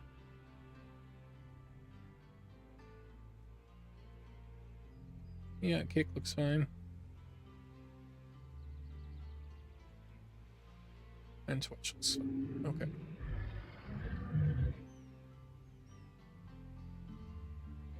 Okay. Let's move the Arbalest back in here because it's at least a unit to fight. It's kind of nice. I can summon that guy up. And then there's a little army going on with it too. We'll get focus aim going. We'll knock this guy right out of the sky. What do you got going on? You found the group of traitors. Traitors, am I right? Their leaders stepped forward. Why are you bothering us? We're here, but we are but simple traitors. You don't look like traitors, dude. I don't know any traitors that look like that, man. I can bribe them to go away. I can attack them. I can give an inspiring speech to induce fervor. It'll just increase my morale. For 12 turns, though. 12 turns. It's a 50-50 shot. I think we'll try it. Risk it. Ah. Ah. Shouldn't make any bets. Rip. Alright. Auto combat should be smooth if I lose any units we're heading in. I could lose 2 in the... Yeah, look at that. They don't really know how to handle... They don't know how to handle healing. It's okay. There isn't really a threatening unit in this entire formation. Maybe the flame, the overseer here. That's it. I would actually say this guy, the pyromancer, is the bigger threat. Anything that does radial air damage is pretty brutal. Okay. I can grace. I can't hit with that. We'll go ahead and move here. No. We'll undo that. We'll send in the... Oh, I can't move it that fast. Really? Okay. No big deal. We'll move you here then. We'll set up a little perimeter around this area.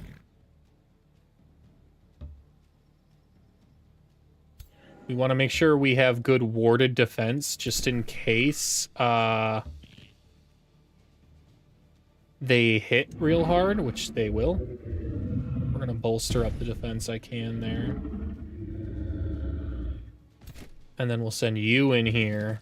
This is looking like a good formation. I like this. We'll move these guys in. Bring them in as close as we can.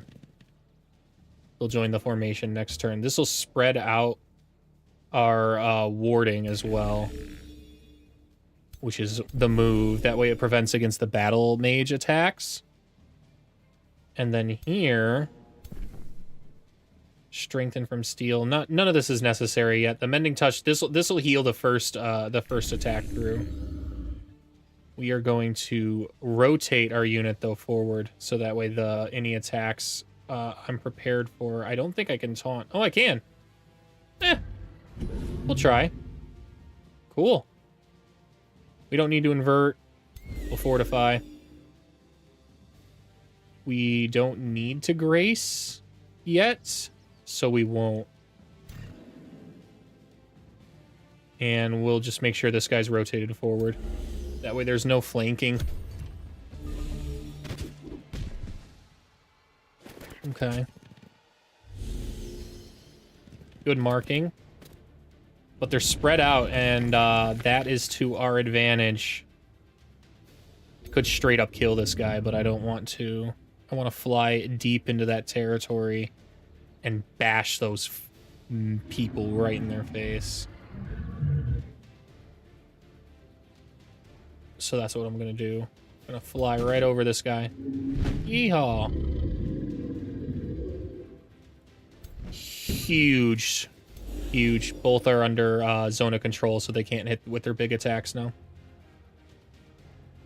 But now we don't have anybody on the front lines. We kind of need somebody on the front lines here.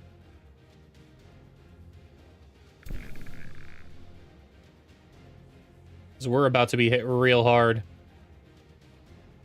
with a lot of melee. That's okay. That's okay. Let's see how many we can kill. %60 chance to condemn. Didn't condemn. 60% chance to condemn. Didn't condemn.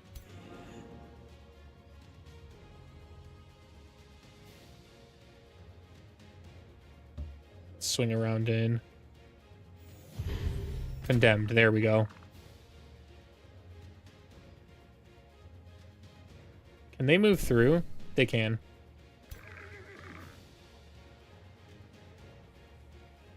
I would like to give grace to this guy.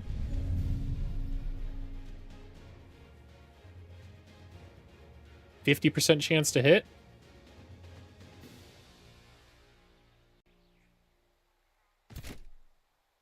I think if we move forward, then move here, I'll be in a better spot.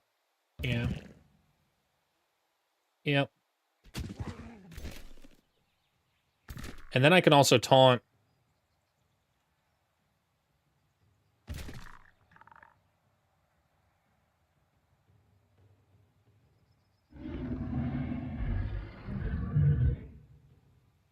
I needed to know who can move and who can't. They can move, so that's what we will taunt.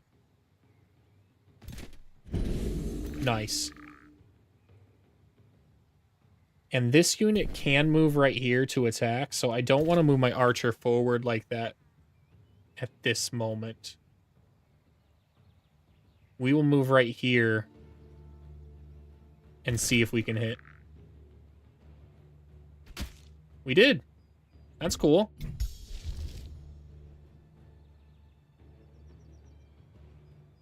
Wrath of the Faithful actually does real damage now. Real damage. Hell yeah, let's kill this guy.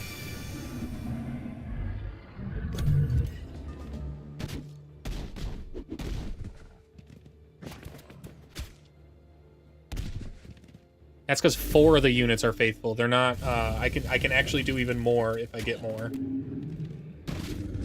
It's fine. See, dead. Dead, dead, dead, dead, dead.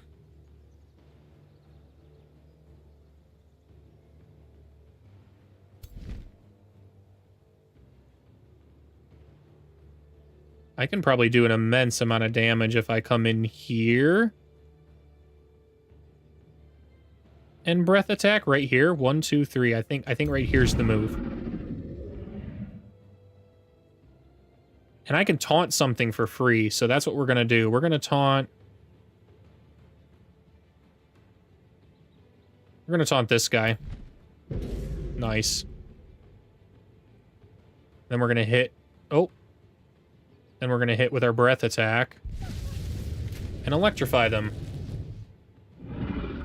Nice. And now we have pretty much straight advantage here. Let's go ahead and try that guy. Raised. It's fine. We've got a sniper shot, and we're going to take it. 25% chance. That's the one I really want to target, but that's fine. We'll go with this guy. Focus him down. Blasted. I would like to Wrath of the Faithful, probably? Yeah, let's keep this guy. Let's keep blasting this guy. Now if he flees, I think he dies.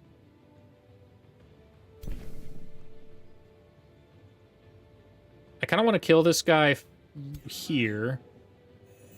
Missed. Wow, unlucky. It's fine. And now I can step forward. Mending touch. And then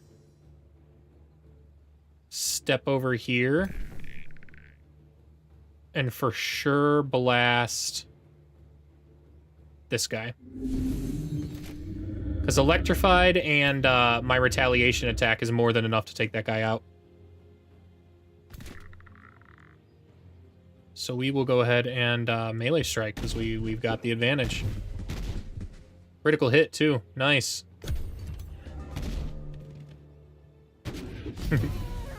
Oh, now it'll move though because I just used my retaliation attack. Yeah. It's fine. Still got a kill.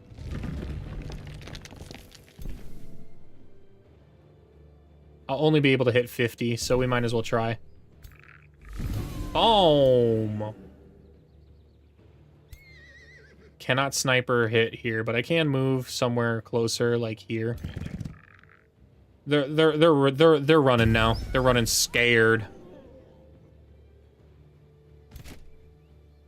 Let's go ahead and get that guy down.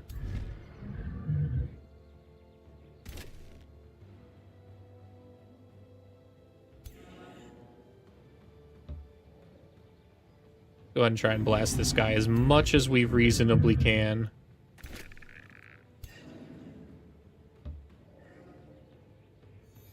Yeah, it's a 50-50 shot, so it's not like we're gonna hit hard, and this one's gonna be a 25%. I might even hit my own guys. Ooh, nice. That might be enough to Wrath of the Faithful finish it off. Let's go ahead and bless. And then, get this guy.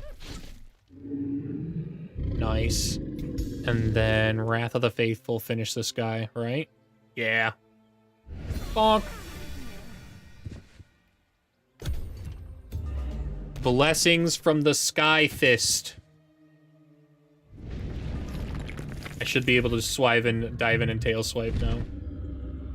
Wow.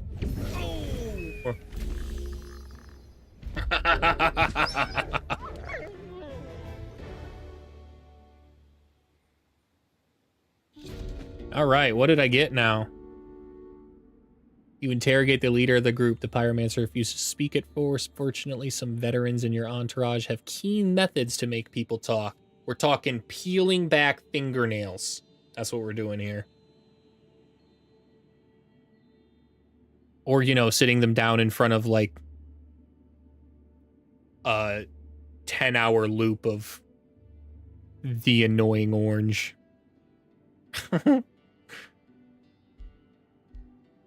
Okay, we will spill the secrets. We receive 126 knowledge. That's kind of nice.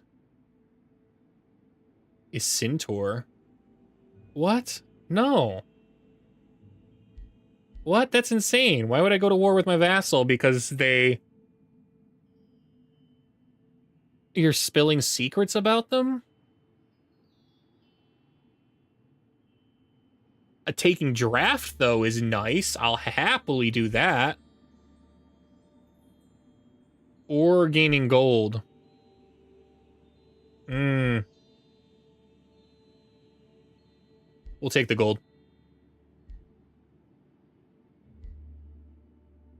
Yeah, I don't really have the ability to make anything in Gold Bank at the moment. I wish I had my thing up so that way I could get the Bastion going, but we'll just take the gold. We'll just take the gold and not worry about it.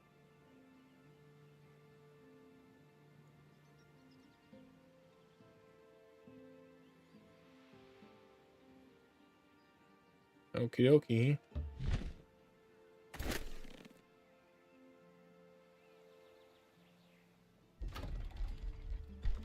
Yeah, the gold helps out a lot with getting the town hall up. Could have built a steel shaper or a halberder, but 500 gold, 500 draft would have been an instant army essentially.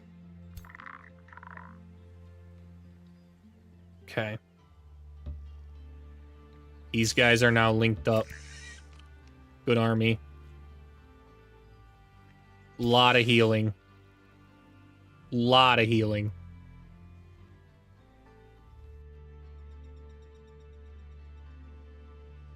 I can't.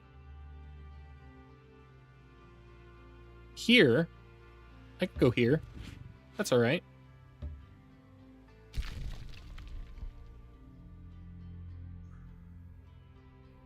We'll go down here and finish the prospecting.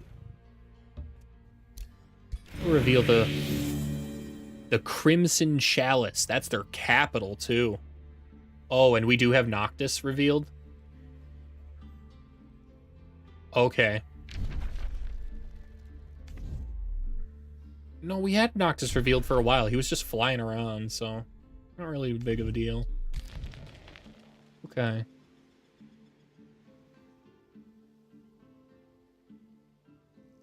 Can't really step in there. Oh, wait, yeah, I can.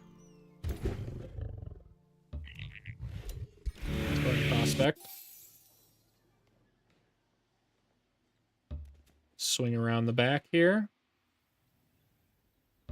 Move in there. Move in there.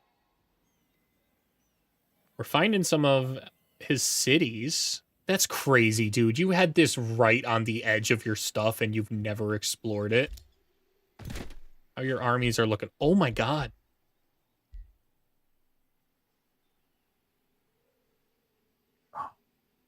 Dude, no. No.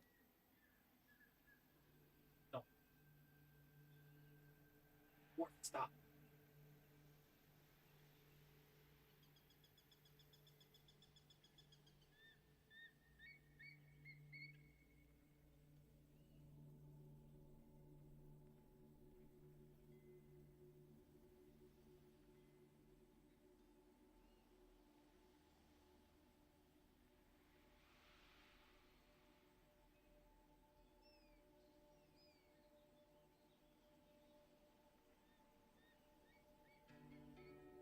Oh, not even.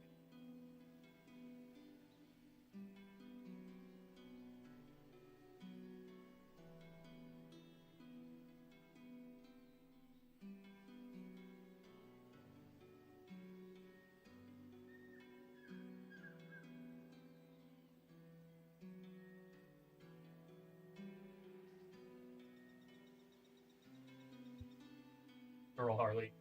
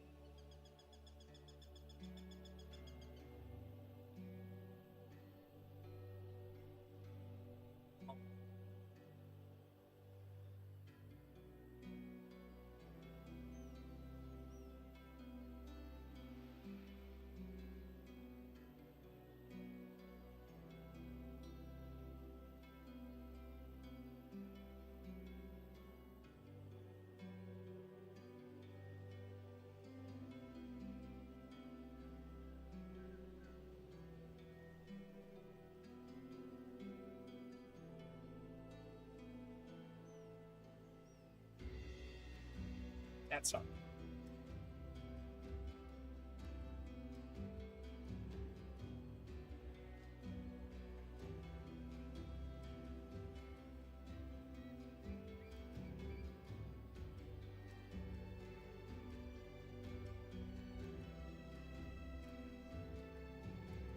Oh, thank you for the follow, Azeel156. That was pretty nice, especially considering I wasn't here for it. My dog just ended up being sick right next to me. I don't know what he ate, but it was not great coming up out of him.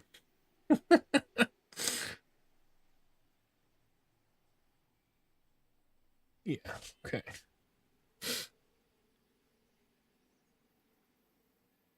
Yeah, no, that's not it. Okay. That's just water. Okay.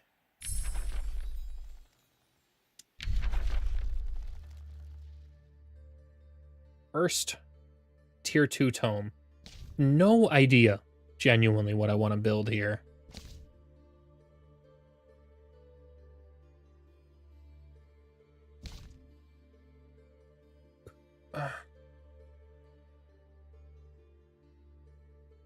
The Watchers would be pretty nice. Along with the guided. Let's go check out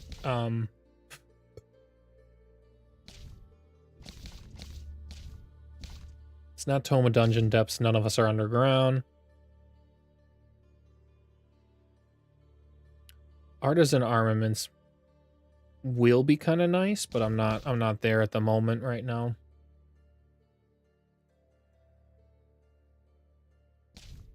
Tome of Glades. Pivoting into grass, into nature. Don't really think that's the move. But it would buff my shield units quite a bit. And grant me resistances, which is nice, as well as forest camouflage, so he'd have a really hard time invading.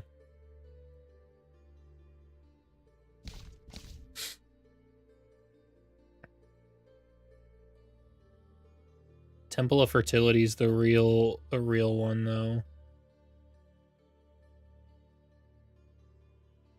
These would be faithful units. 2 spirit resistance when this unit drops below 60% of their health. That's nice. The vigils are kind of nice. Vigils are really nice. The vigils would be very nice against both of my enemies.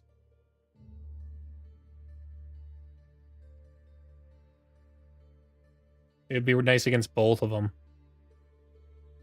Because the spirit damage is really strong against the astral guys, and the radiant damage is really strong against the vampires.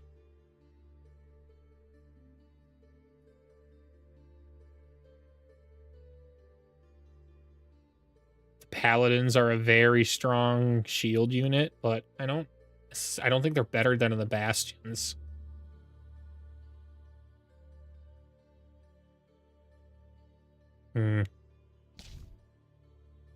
Tome of Inquisition.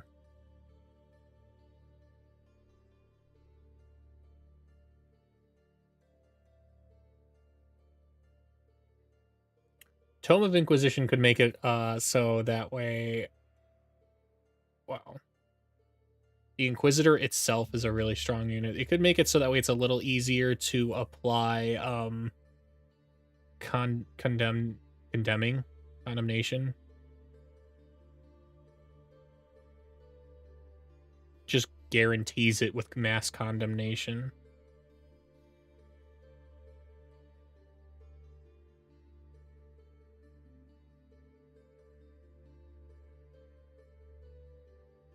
The Inquisitor alone is a crazy strong unit. Be a really good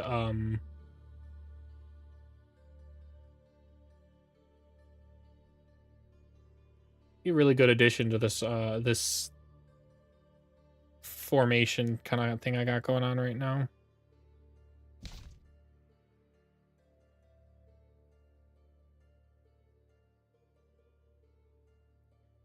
Grants enchanted units faithful, which reduces their unit upkeep to all my tier 1 and 2 units in the army. The reason I have so many tier 1 units, though, is because of the all the unevolved spirits, though. I don't actually have many tier 1s.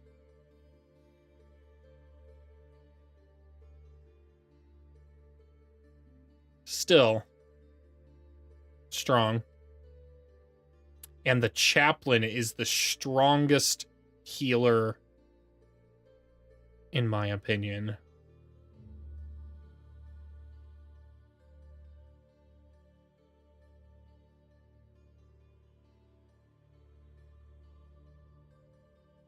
I don't really know if this is the move, though. Mighty Meek is strong, but not crazy strong.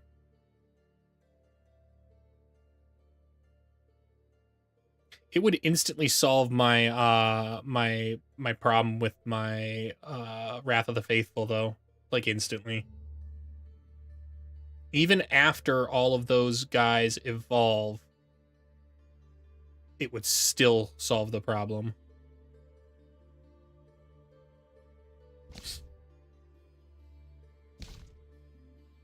Can I cross into something else, though, that would be really useful here?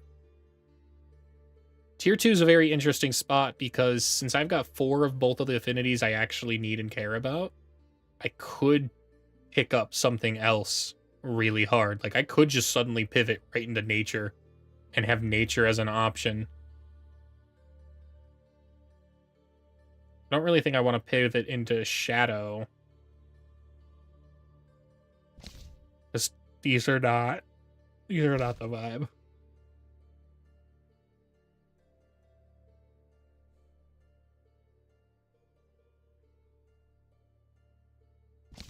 Yeah, this is not the vibe. Guided projectiles is strong. But is it worth just taking this? It would allow me to do any kind of tier 3 tomes for Astral.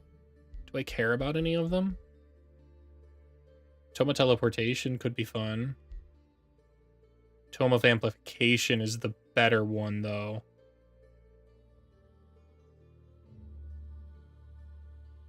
Makes base physical ranged attacks of enchanted units deal 3 lightning damage.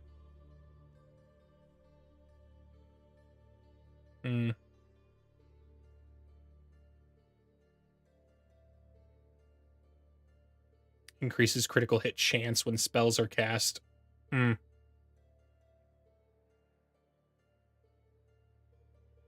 Frenzy. And plus 1 range on attacks. Does Frenzy apply more if it's a single shot attack? It does. So it'll make my support units really strong. That's the only one I would care about, though. So what would my tier 3s look like for Shadow? No, not Shadow. Materium.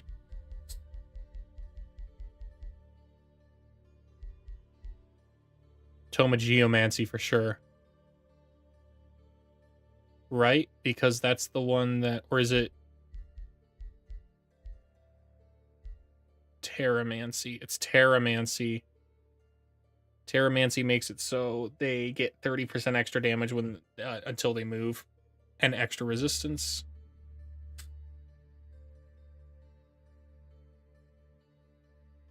The Rock Giants.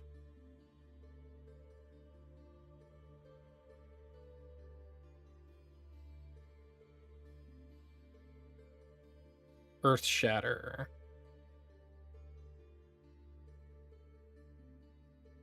Summons a stone spirit. +4 mana per adjacent quarry. Terramancy's nice for leyline focus, and that's about it. The summon rock giant is kind of nice, but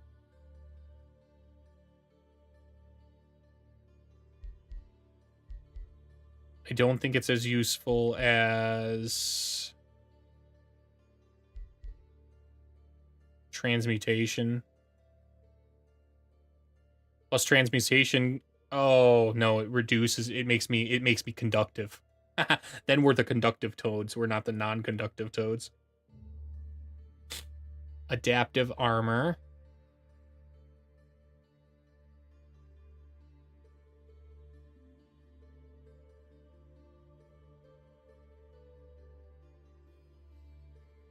I already have that though. In 3 sundered defense and fire damage.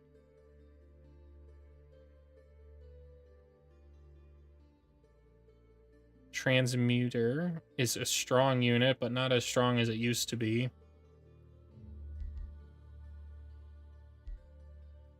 So would it be Toma Geomancy that I would take?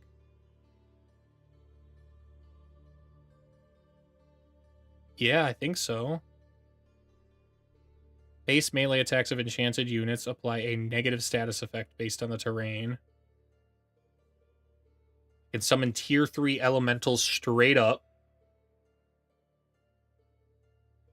The elemental type, which makes me immune to bleeding.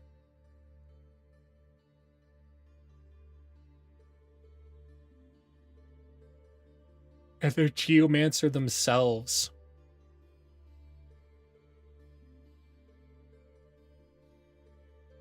Battle Mage unit, though. I don't actually think I want anything. Any of these tier 3 tomes. At most, I'd want that one. I was more interested in the Astral. Order. What do we got going on in Order? There's got to be some interesting things in Order, finally. Tome Prophecies, at least, is actually interesting.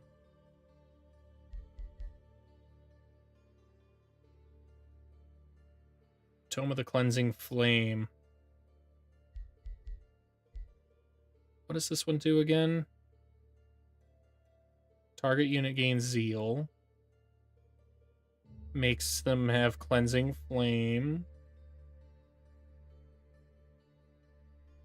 Makes base magic attacks condemn and create Cleansing Flame.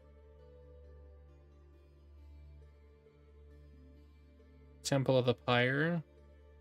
Ignore income and stability penalties for cities under siege. The Pyre Templar is very strong.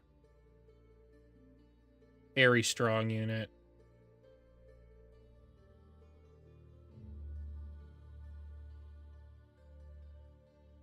Deals damage to units in a 1-hex cone. Effectiveness against secondary targets is reduced.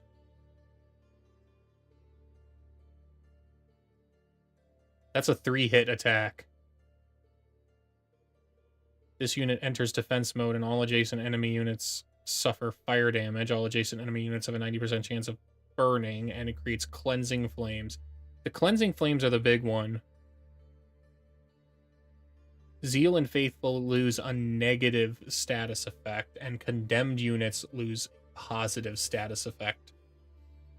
So if I'm condemning reliably, the Cleansing Flames are very strong.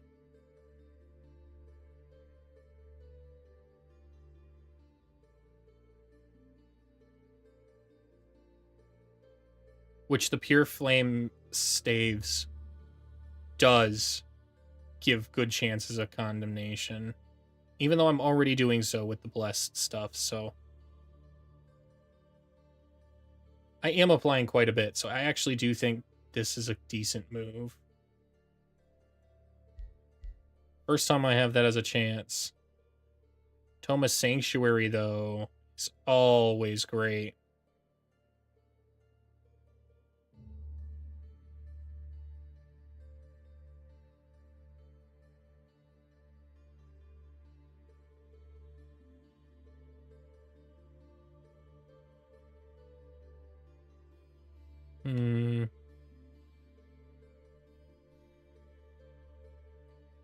It's 15 mana.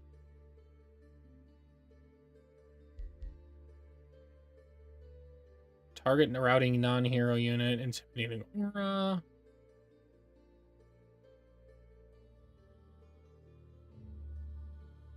Can only be built in cities of another race. So if we start really raiding really hard, the Baron's Palace is will be really useful.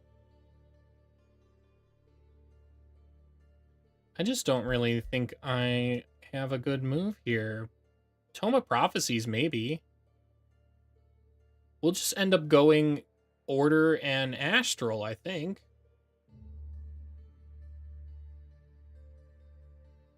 Doesn't apply to battle mages, though. I wish it applied to Never mind. That's not that good. Don't have any battle mages, really. Friendly units gain evasion.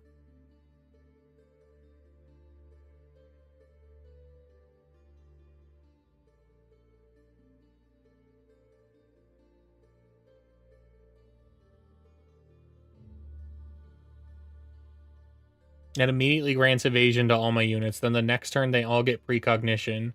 And then the turn after that, all friendly units will gain plus 20% damage. Very strong opening spell. The Oracle itself is a really, really strong support unit. Makes it so much more weird that this doesn't apply to support units as well.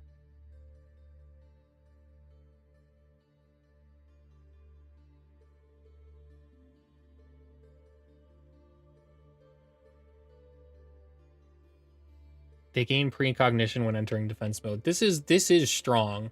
I just don't have anything that are battle mages at this stage, so I think we need to acquire some.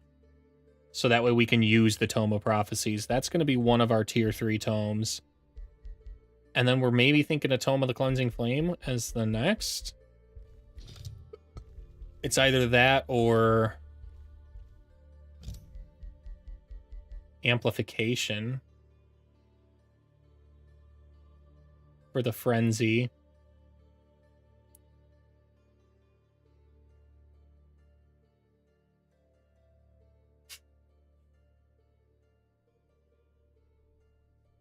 It's a lot of critical damage if we go Amplification and as our tier 3 tomes.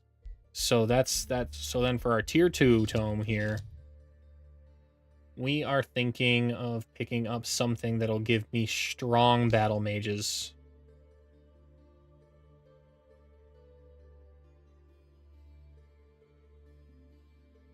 Strong battle mages. So Tome of Scrying, I think, is actually the move. Tome of Scrying, I think, is the move. And then our second tome will be whatever we want.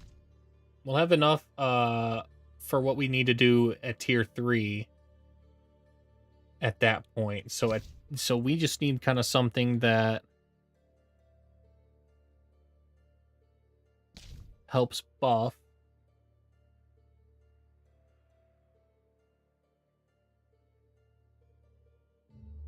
our battle mages or our supports. Either of those things need to be buffed.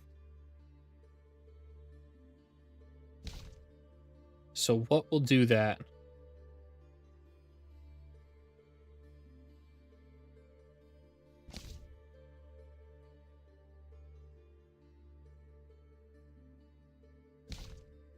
Tome of Fertility, maybe? Tome of Fertility is just all about growth. It makes your cities actually get real big real fast.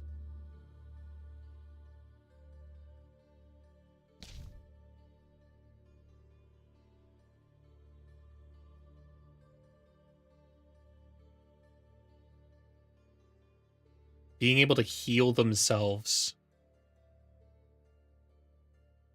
might be kind of nice.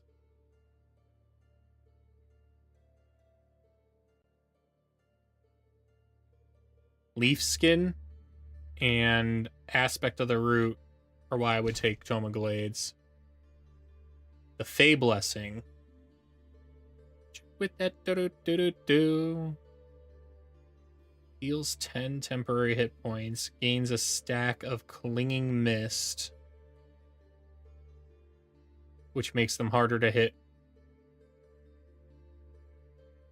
And they gain a random status effect, and that affects all supports will then have that ability. That's nice.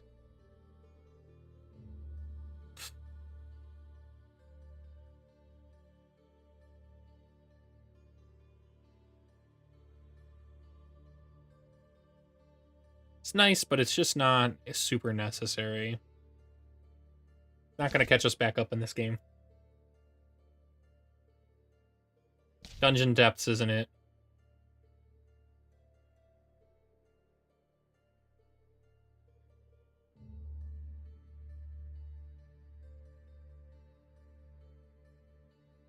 Siege magic.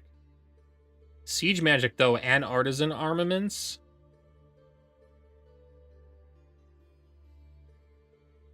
The bolt repeater's strong. The iron golem's strong.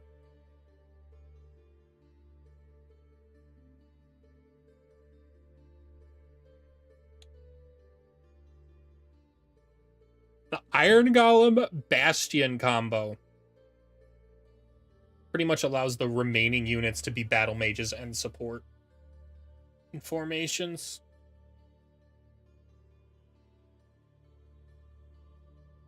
I think we could fight the whole damn world with that formation. So artifacing is so far the winner of the second. Compounding defense would go really well with the frogs, though.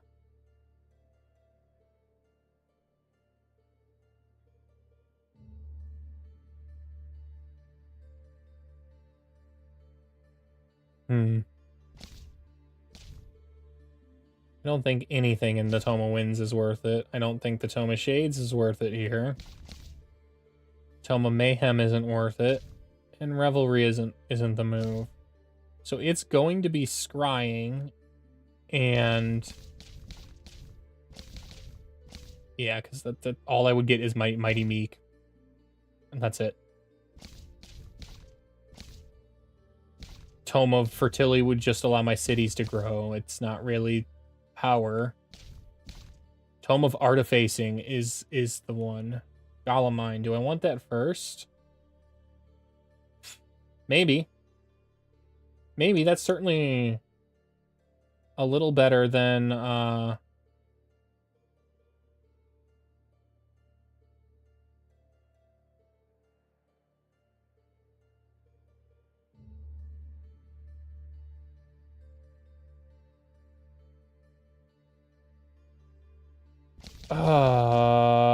I don't know if I want to summon the Watchers first.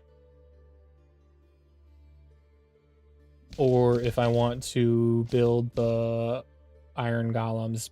Building the Iron Golems isn't necessarily great because I'm already going to have the Bastions. So I think we go with the Tome of Scrying first. Tome of Scrying first will get us the Watchers and Guided Projectiles. Those are the two most important things we want right now. Two most powerful things in this tome.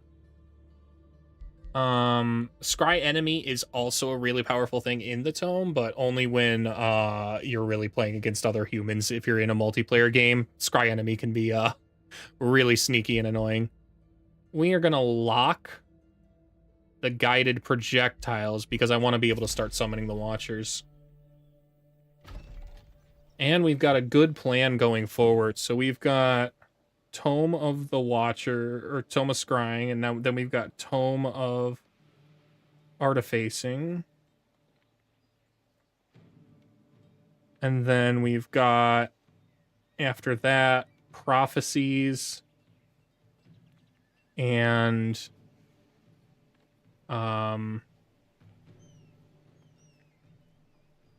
oh man, I forget what the other one was for the Astral, but it's an Astral tier 4, tier 3 tome. It'll buff up our battle mages and support guys even more. Give them Frenzy and Critical Strike chance. They're just going to be scoring criticals out the wazoo. Okay, Grounded. This is looking fine. Got some gold to be able to actually upgrade here. It's library time. We don't need the mana yet. I mean, we will start needing it, but we don't need it yet. We need to power through these tomes to catch back up to the librarian. This one can have our agriculture governor, and this city's just gonna absolutely explode. Okay. I would like to get the town hall built there. And then we're going to get the tavern up. We're going to get the tavern up first. as much stability as we can gain here.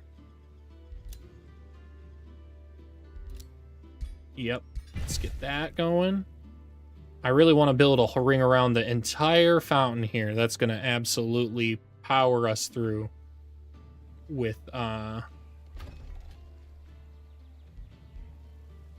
food. We are just skyrocketing now.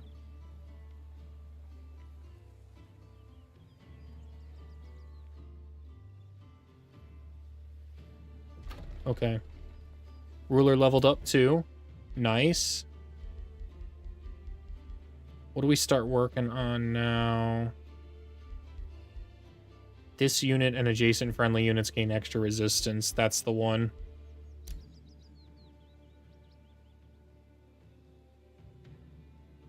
Yeah. We want to work our way to the point where we can enter defensive mode all the time.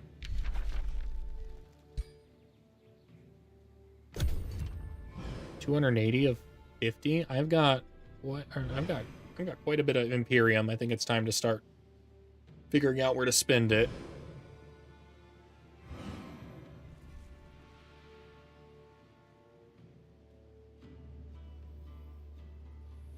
The land is filling up very fast. This is the move over here. Look at all of this juicy territory if I can just start claiming it. This will be a good city. It will.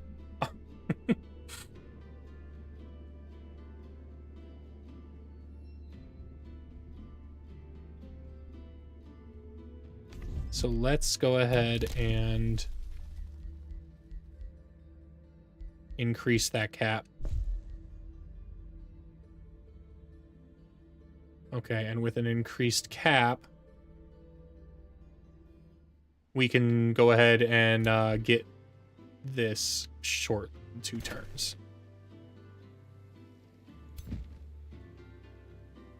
All right, let's go ahead and clear this. Yeah, you guys can go. It's fine. And then we're going to get moving over here.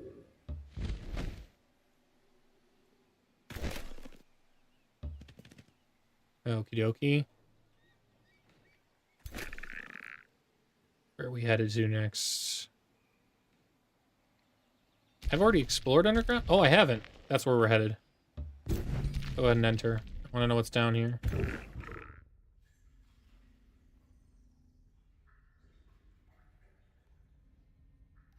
I don't wish there was stuff to excavate down here, but there isn't. It's all right.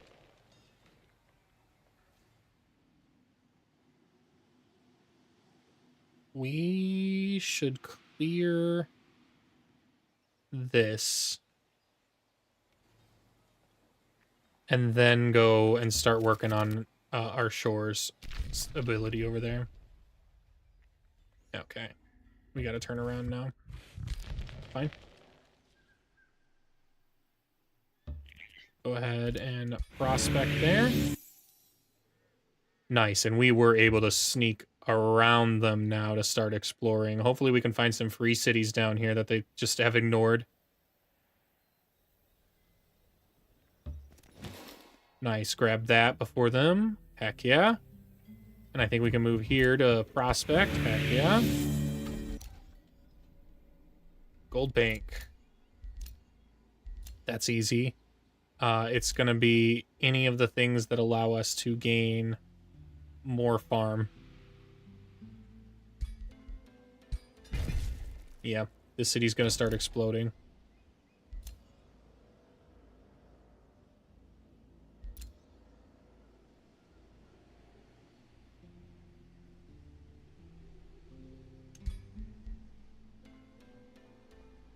Mine, yeah.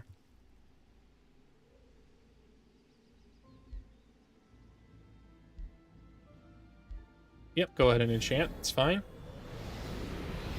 Focus aim is huge.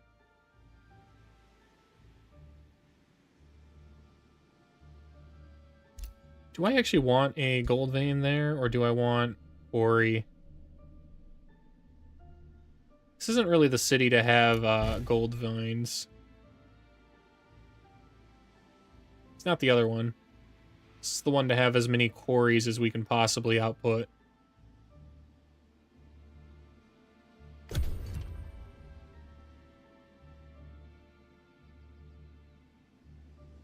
We'll end up calling it on turn 30. That's a good stopping spot.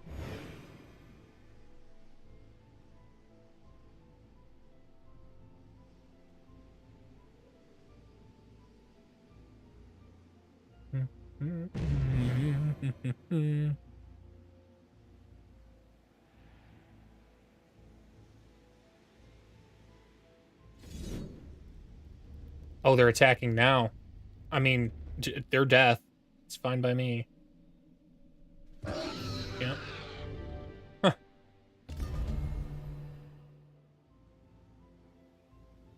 Nice. Okay. When those guys cleared, I want to do some things before I forget about them.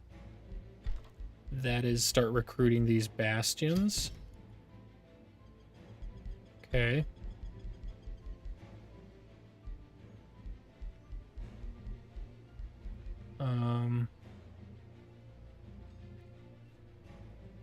More Imperium will help us get through a lot of these spending things. I don't really need the item forge just yet, but it's on the agenda. We'll get that started there. Is there any? Not yet, but soon. It's looking good, looking good.